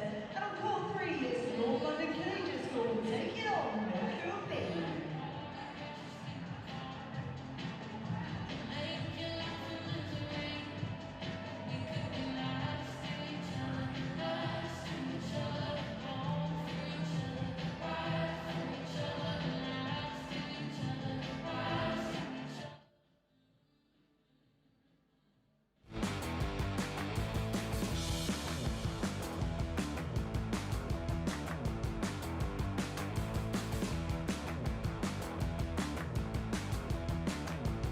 Hey, my name is Jared, and I'm with Viper Sports, and thanks for taking the time out to watch. I want to introduce you to our new Viper Sports Adventure line with 37.5 active particles. When infused into the sock's fabric, the 37.5 active particles help to create a microclimate within your shoe by capturing and releasing moisture vapor. This unique feature helps to regulate temperature and humidity, ensuring that your feet stay cool, dry, and comfortable during any climate you're performing in. 37.5 technology also helps maintain odor control by actively removing odor-causing molecules, keeping your feet fresh and eliminating any unpleasant smell. Here's our friends over at 37.5 to tell you more about this ingenious technology. To show 37.5 in action, we have two identical chambers, each being filled with water vapor to create humidity. The humidity sensors within the chambers are displaying the level of real-time humidity in either side. We then open the bottom to expose one chamber to 37.5 active particles and the other to an equal volume of empty space. Watch the humidity level on the side exposed to 37.5 technology drop, while the other side remains at a higher humidity. Even after the humidity is no longer visible, it's still present and measurable. The side with 37.5 is attracting the moisture vapor, dynamically controlling the humidity level. This shows how 37.5 technology uses active particles to attract and remove moisture vapor, reducing uncomfortable humidity within your microclimate. Humidity is an amplifier. When it's present, temperature feels different, cold feels colder, and hot feels hotter. Take weather. 90 degrees in Florida can feel very uncomfortable, and 90 degrees in Arizona can feel great. The only difference is the amount of humidity. 37.5 technology. Dynamic thermoregulation, 24 hours a day.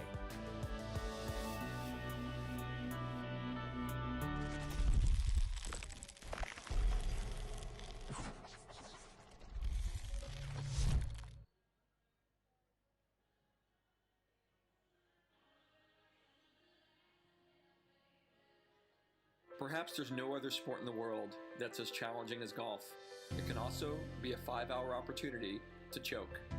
The difference between a good player and a great player is consistency and mentality. The absolute last thing any golfer needs to be thinking about is their feet slipping inside their shoes at a critical moment. Golf technology has made great strides through the years in regards to clubs, balls, and some gear, but not socks. That's until now. Viper 5 Performance Grip Socks help keep your feet locked inside your shoes so you stabilize more, which can increase your overall power transfer. By avoiding any negative foot shifting in your shoes, your swing mechanics can be biomechanically better. See, at Viper 5, we believe in marginal gains. And if we can help your game by the smallest of increments, it can be the difference between winning and losing. So why is it that sport socks actually prevent us from our maximum output? It's actually pretty simple. Typical socks slip, creating negative propulsion first before positive movement. Every time you go back, before you propel forward, you're losing speed and momentum. Imagine this over and over again as you're playing. Your acceleration will be better if your push-off and power transfer is stronger. Our Viper 5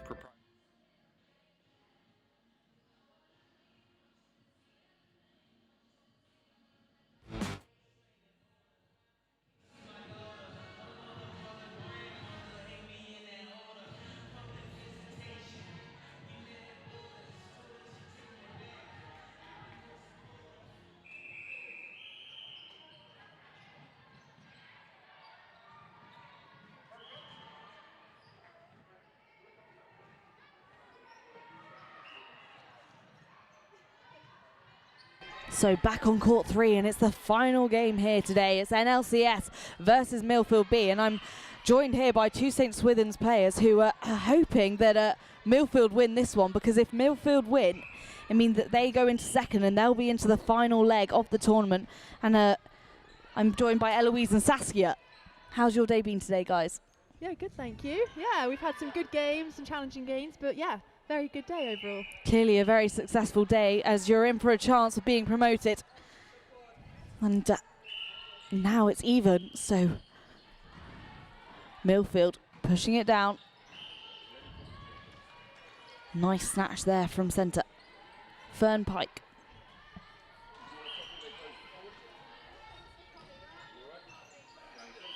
Tubb placing herself nicely under the net. Shot, nice. Good shot there for Milfield.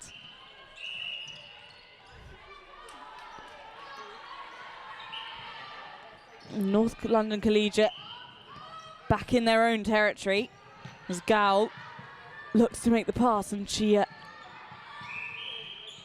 makes a dash for it. The Nice save. assist. Oh, unlucky. Quick thinking there by Ogbita. Let's go, Millfield.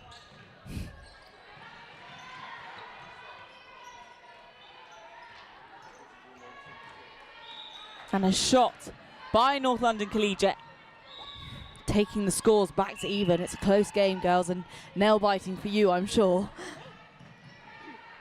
You've done your hard work today, so all you can do is watch.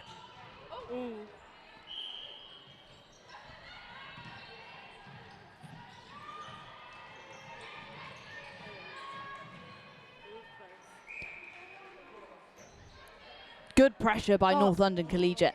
Oh, good rebound. A shot. Nice shot there by Grant and Tubb. Credit has to be given, though, to Jessica Rufus, just keeping the pressure on in the circle for Millfield. Quick work here back now by North London Collegiate. Millfield doing very well to stop the ball going into the tall shooter. Yeah, good pressure. Oh, nice up. Oh, unlucky. Nice attempt there by Jennings. Very unlucky. Scores even yet again as the teams Oh, bat Millfield. back and forth. Oh, what a take. Great ball. Oh. Oh, nice. Kasande just getting a hand on it and knocking it out off the sideline.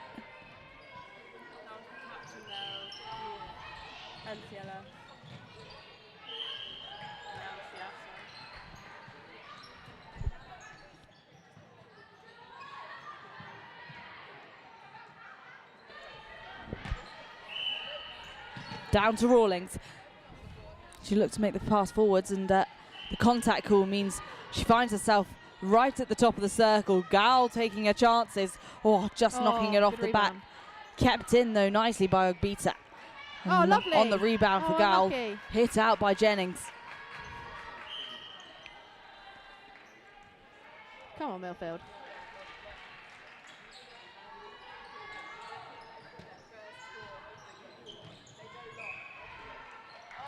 An incredibly important game for good you two shot. up here, but also for North London Collegiate, who want to keep their position on the standings. Rawlings offloading and making a dash forwards again, but they choose to pass to Grasande. Contact call, though, against Millfield, and an opportunity for North London Collegiate to reset.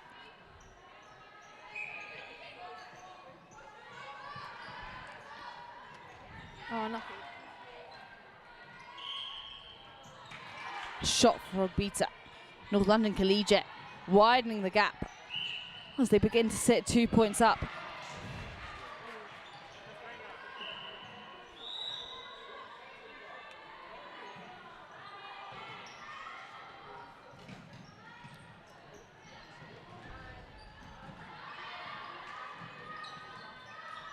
To the top of the circle and into Tubb.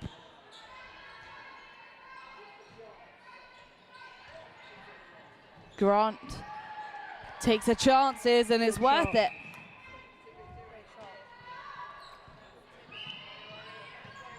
The gap begins to close, now 1 point in it. Rawlings looks for the low lovely. pass, Yes. goes for over Oh, the unlucky. head. Batted back by Millfield.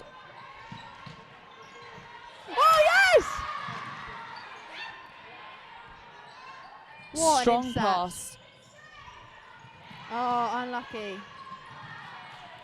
Ogbita with no defenders. She's bound to get that one in. Right, come on, Millfield.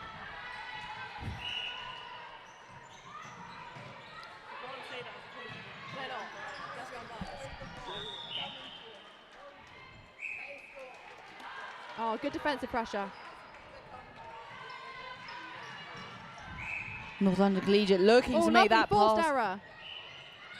down the Oh, court. good pressure. Yeah, really strong defensive work from the attacking side up here for Milfield. And Tubb managing to find herself beautifully under the net. Again, just edging closer to North London Collegiate's score of 6. Oh, lovely intercept. 5 seconds left in this first half. And that's it. North London Collegiate just 1 point up. 7 minutes left to go. Could all change. Second half coming right up.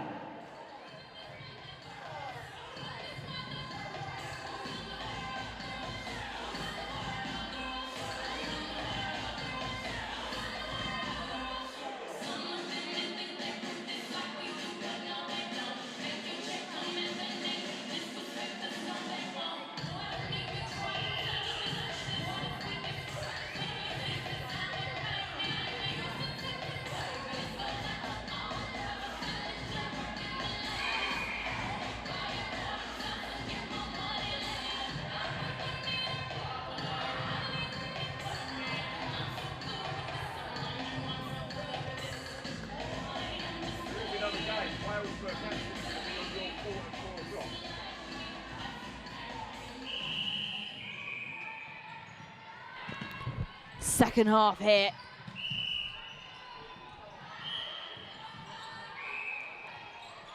Cresande called up for contact. This is Milfield's chance. Grant underneath the net. Shots early on in the second half, taking the scores even. Tense hit. It's all hanging in the balance for St. Swithuns as they watch on. Oh, lovely pressure. Oh, well done, Milfield.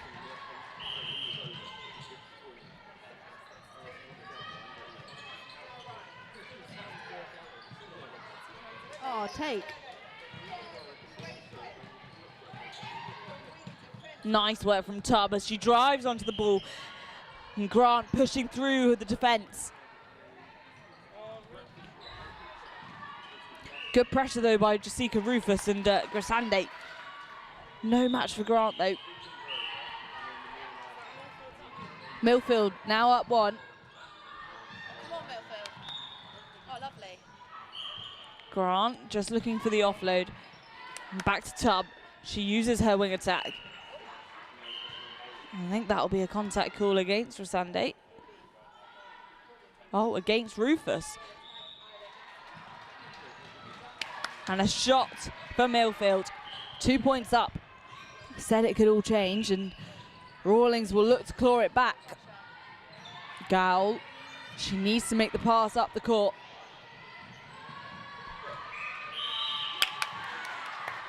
Very good defensive pressure from Milfield there.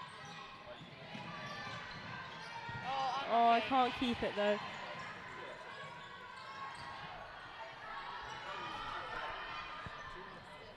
Gowell forced to push the pass backwards.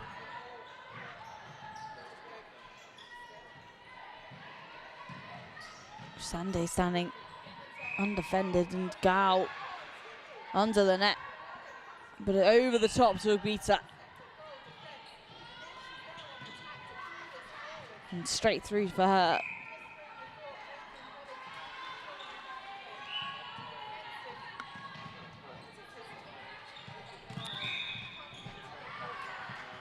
Grant straight away with the ball in her hand. Through for her.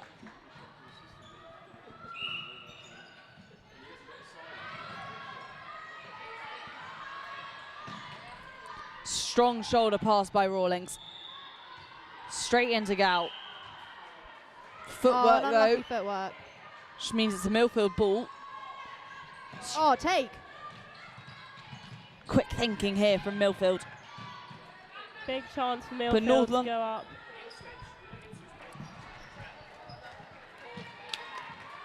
Great take. Oh, lovely goal. A shot again for Milfield. Widening the gap as they sit on 10.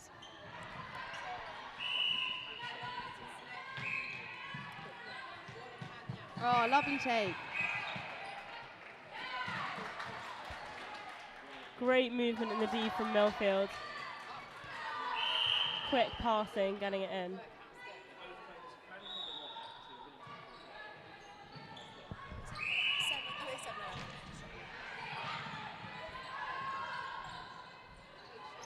Wan now on the court.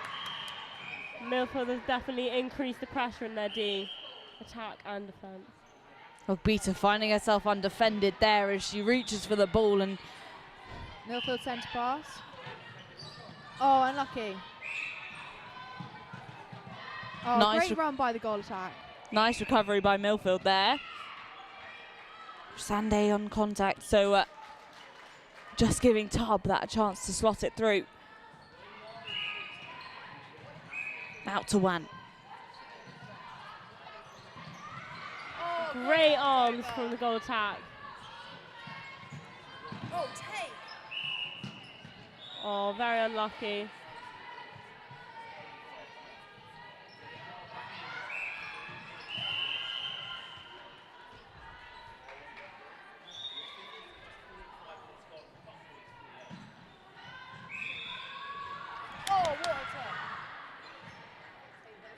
Very good effort from the Milfield goalkeeper against very tall opposition. It's a nail-biting game as scores remain close. Still 2 minutes left to go. Great centre pass. Must feel like time's ticking quite slowly for you guys. Yeah, very slowly. Gonna hurry up. Oh, they're playing possession. Very smart. Lovely. Oh, unlucky. Now Milfield just needs a turnover.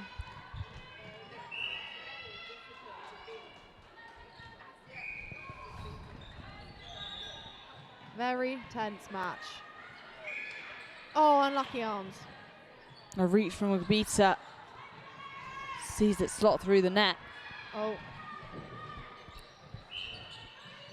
2 points in 2 minutes is all it takes for North London Collegiate to find themselves sitting even. Oh, lovely tip.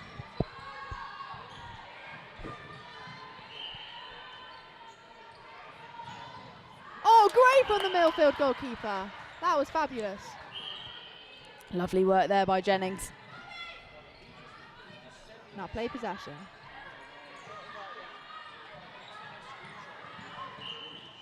Nice Don't drive force from it. Millfield.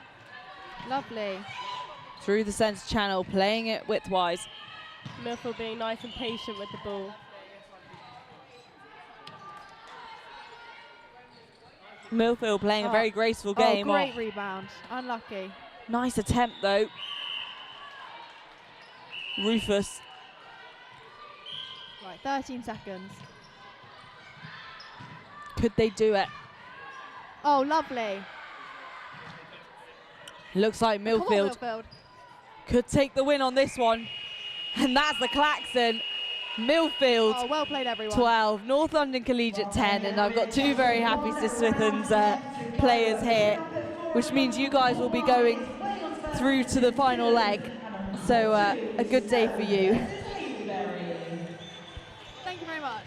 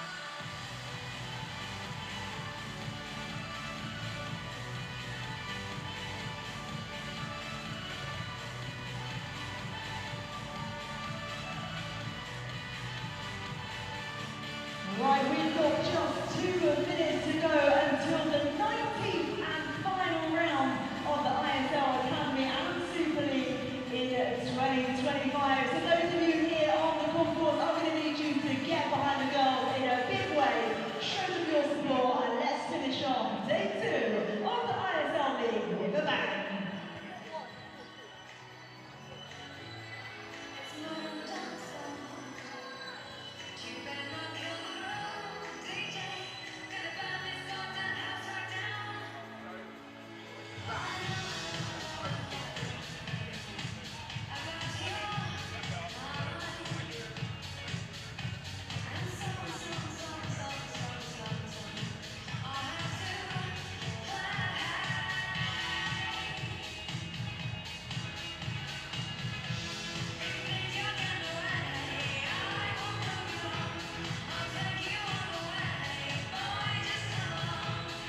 Just 1 minute to go, folks. 60 seconds until the final set starts.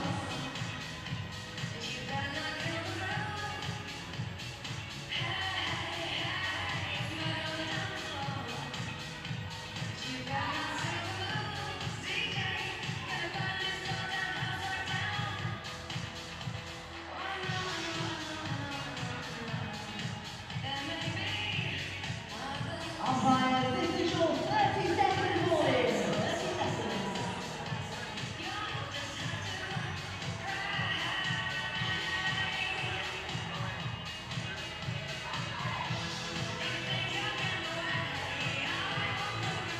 Here we go then. Final game to day 2 of the ISL Academy and Super League. Here we go in 3, 2, 1. And so it is, the final game here on court 3.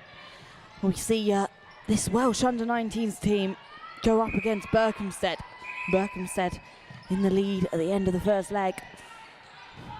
But every point counts, so this game is just as important as any.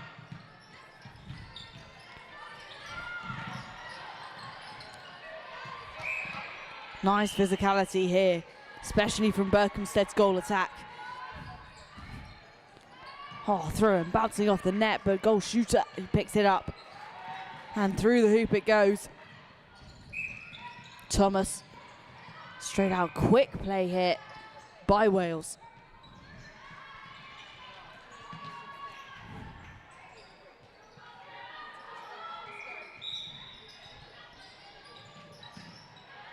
Berkhamsted centre pass. Looking for somebody to drive forwards. Some more movement needed, and that central channel overcrowded as the ball goes off the sideline. Nice pickup.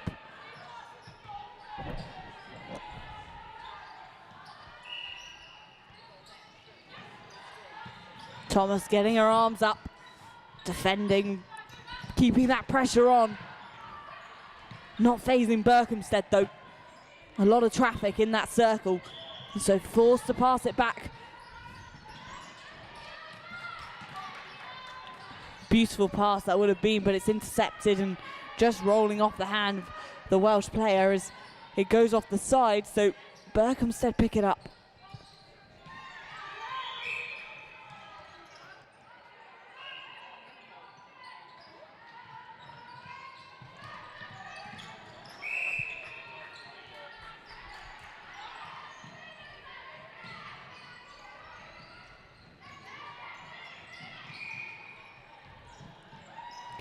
Nice drive by Wales, under the net.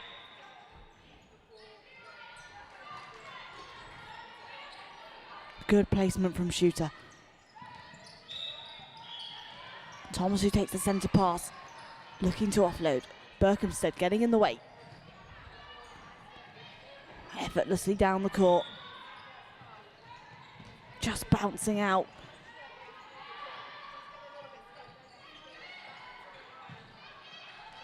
Through it goes.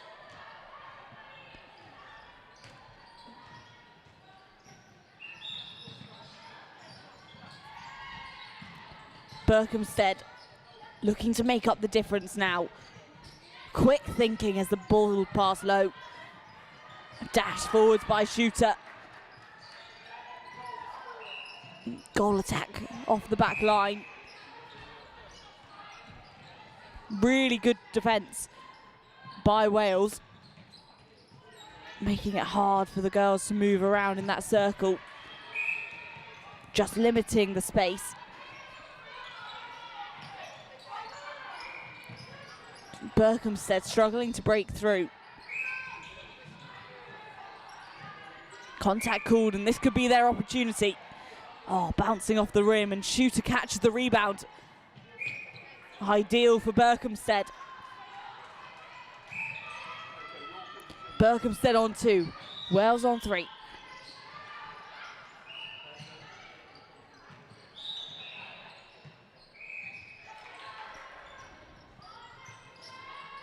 Nice long passes by Berkhamsted, looking for another one. But Wales have caught on. A penalty awarded as well, which means it goes into the hands of the Welsh players.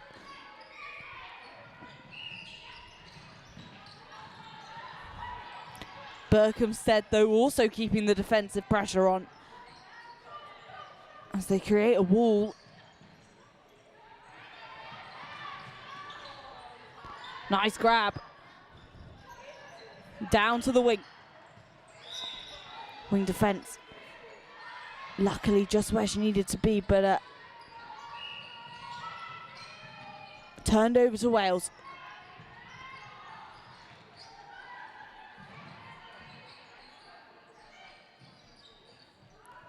Good on the rebound.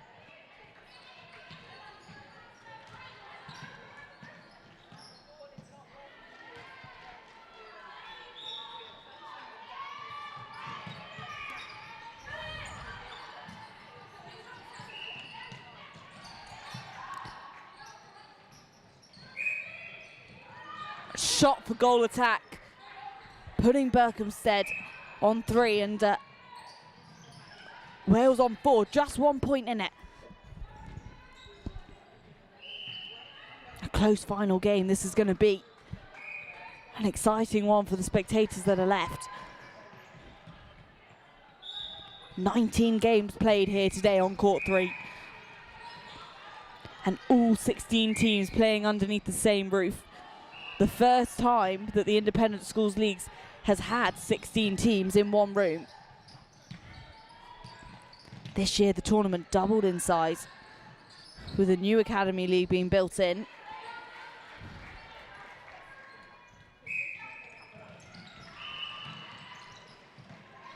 Wales working quickly.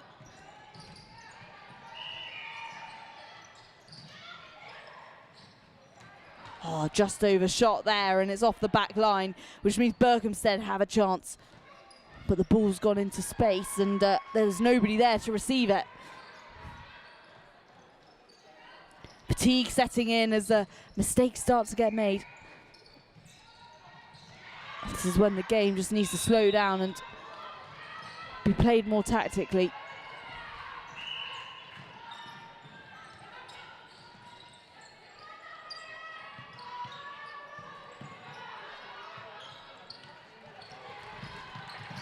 Nice interception by goal defence.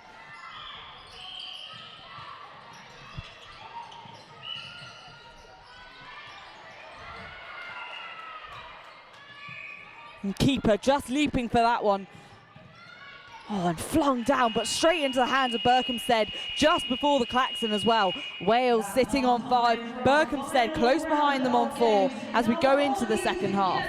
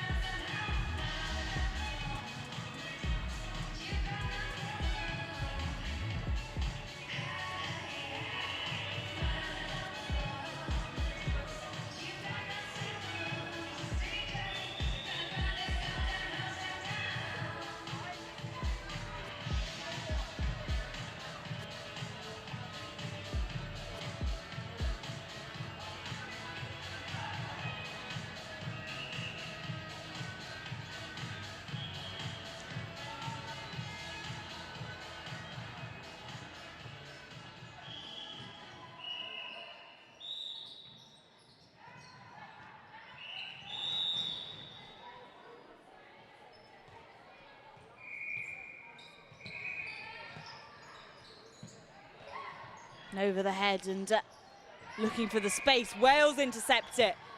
Back down the court as they turn it over. Forced to pass it transversely though. Berkhamsted keeping it in their goal third. Oh, and a risky shot, but Sienna Lewis pulling through.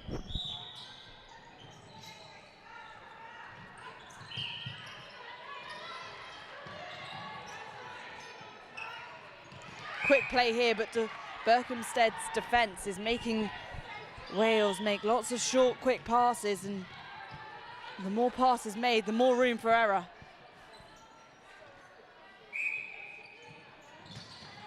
And a shot for Bella.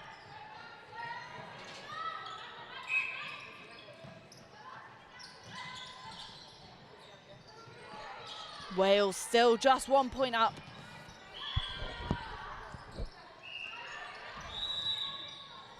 No pass could be made. Every single player defended by the Welsh team in black.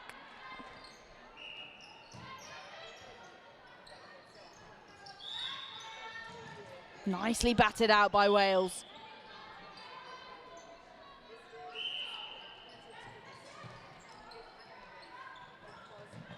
A reminder, the top four teams, from the Super League will go through into the final leg on January the 1st. And the bottom two will also go through, but at the risk that they could be relegated next year back down into the Academy League.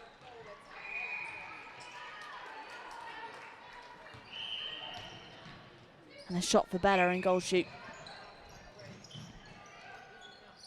Lovely drive from centre, finding the space, straight to the top of the circle. Lewis pushing it out, just bouncing off the rim and picked up by Wales.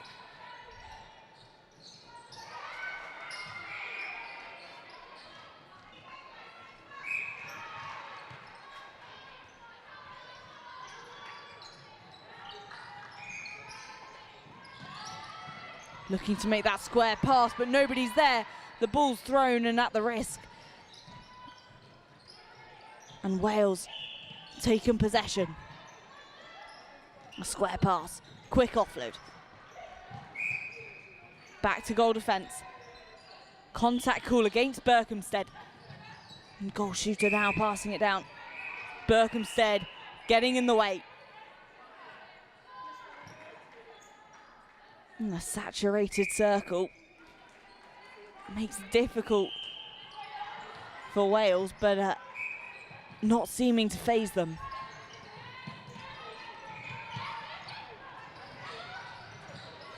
Wing attack, straight under the net for goal attack. Berkhamsted whipping it away.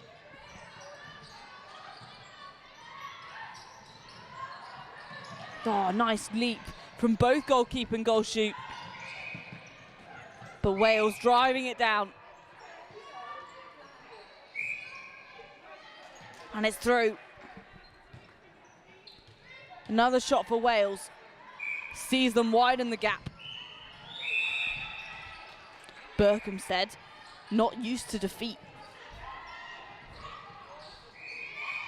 They won't let it go that easily though, with 3 minutes still left. Final game here today, and the teams will be getting tired, but there's no room for error. Every point counts.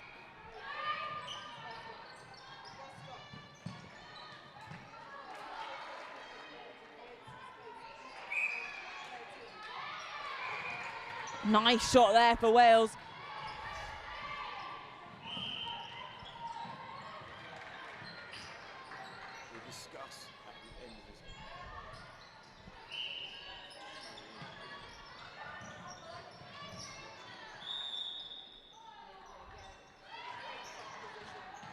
Lewis out to her centre, using those mid-court players effectively under the net, and it's goal attack who gets it in for Berkhamsted.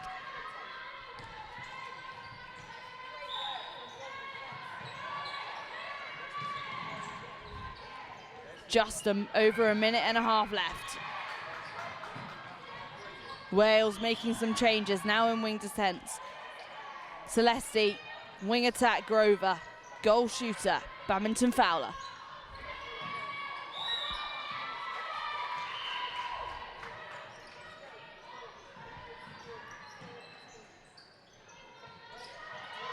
Berkhamsted looking to inject it in the circle. Centre just getting in the way. And a shot there for goal shoot for Berkhamsted. With just 2 points in it. A minute left to go. Berkhamsted looking to make the difference here. They could do it. They need to get it in now though. This one and one more could see them go into the lead and take the win here. An epic comeback. Wales not going to let it go that easily though. It's anyone's game. 30 seconds left. Which way is it going to go?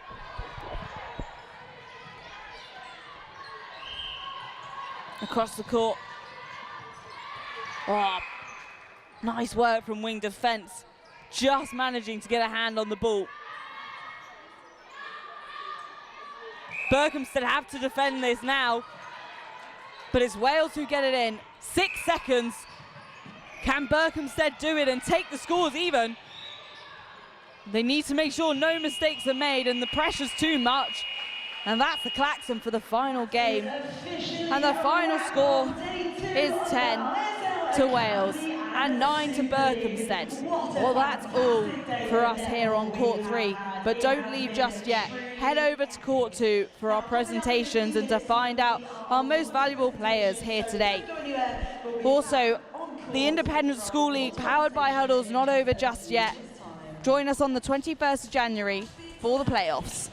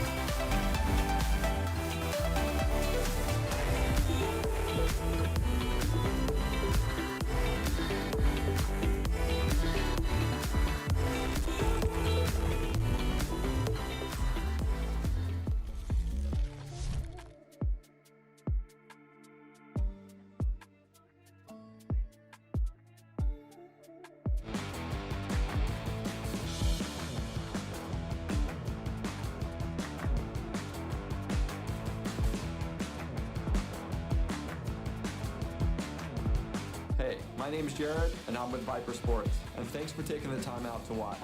I want to introduce you to our new Viper Sports Adventure line with 37.5 active particles. When infused into the sock's fabric, the 37.5 active particles help to create a microclimate within your shoe by capturing and releasing moisture vapor. This unique feature helps to regulate temperature and humidity, ensuring that your feet stay cool, dry, and comfortable during any climate you're performing in. 37.5 technology also helps maintain odor control by actively removing odor-causing molecules, keeping your feet fresh and eliminating any unpleasant smell. Here's our friends over at 37.5 to tell you more about this ingenious technology. To show 37.5 in action, we have two identical chambers, each being filled with water vapor to create humidity. The humidity sensors within the chambers are displaying the level of real-time humidity in either side. We then open the bottom to expose one chamber to 37.5 active particles and the other to an equal volume of empty space.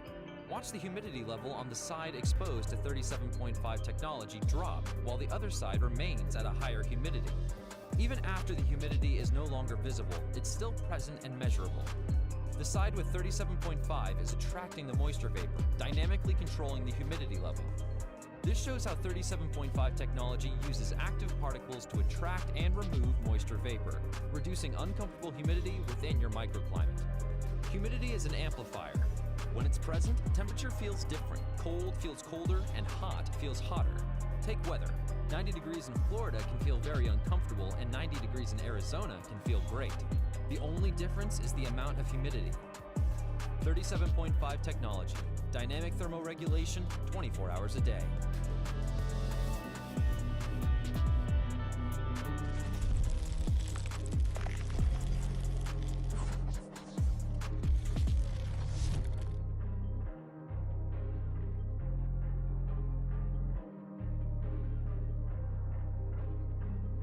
Perhaps there's no other sport in the world that's as challenging as golf. It can also be a 5-hour opportunity to choke. The difference between a good player and a great player is consistency and mentality. The absolute last thing any golfer needs to be thinking about is their feet slipping inside their shoes at a critical moment. Golf technology has made great strides through the years in regards to clubs, balls, and some gear, but not socks. That's until now. Viper 5 Performance Grip Socks help keep your feet locked inside your shoes so you stabilize more, which can increase your overall power transfer. By avoiding any negative foot shifting in your shoes, your swing mechanics can be biomechanically better. See, at Viper 5, we believe in marginal gains. And if we can help your game by the smallest of increments, it can be the difference between winning and losing. So why is it that sport socks actually prevent us from our maximum output? It's actually pretty simple. Typical socks slip, creating negative propulsion first before positive movement. Every time you go back, before you propel forward, you're losing speed and momentum. Imagine this over and over again as you're playing. Your acceleration will be better if your push-off and power transfer is stronger. Our Viper 5 proprietary grip technology improves stability in your shoe so you don't slip and your acceleration and power transfer are enhanced. We could spend all day talking about it, or we can just show you.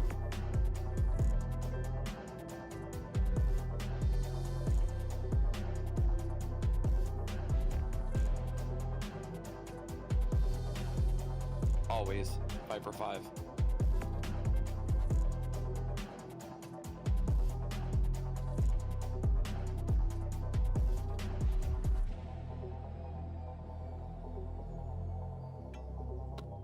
We started for love, a spark, a laugh, a moment on the court.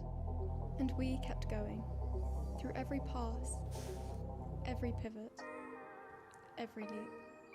Because this game isn't measured in seasons, it's measured in decades. In dreams that miss the mark,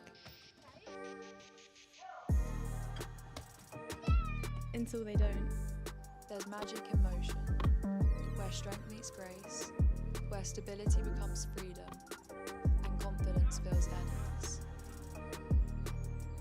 We are Alanda, born to defy limits, designed to protect the moments that matter.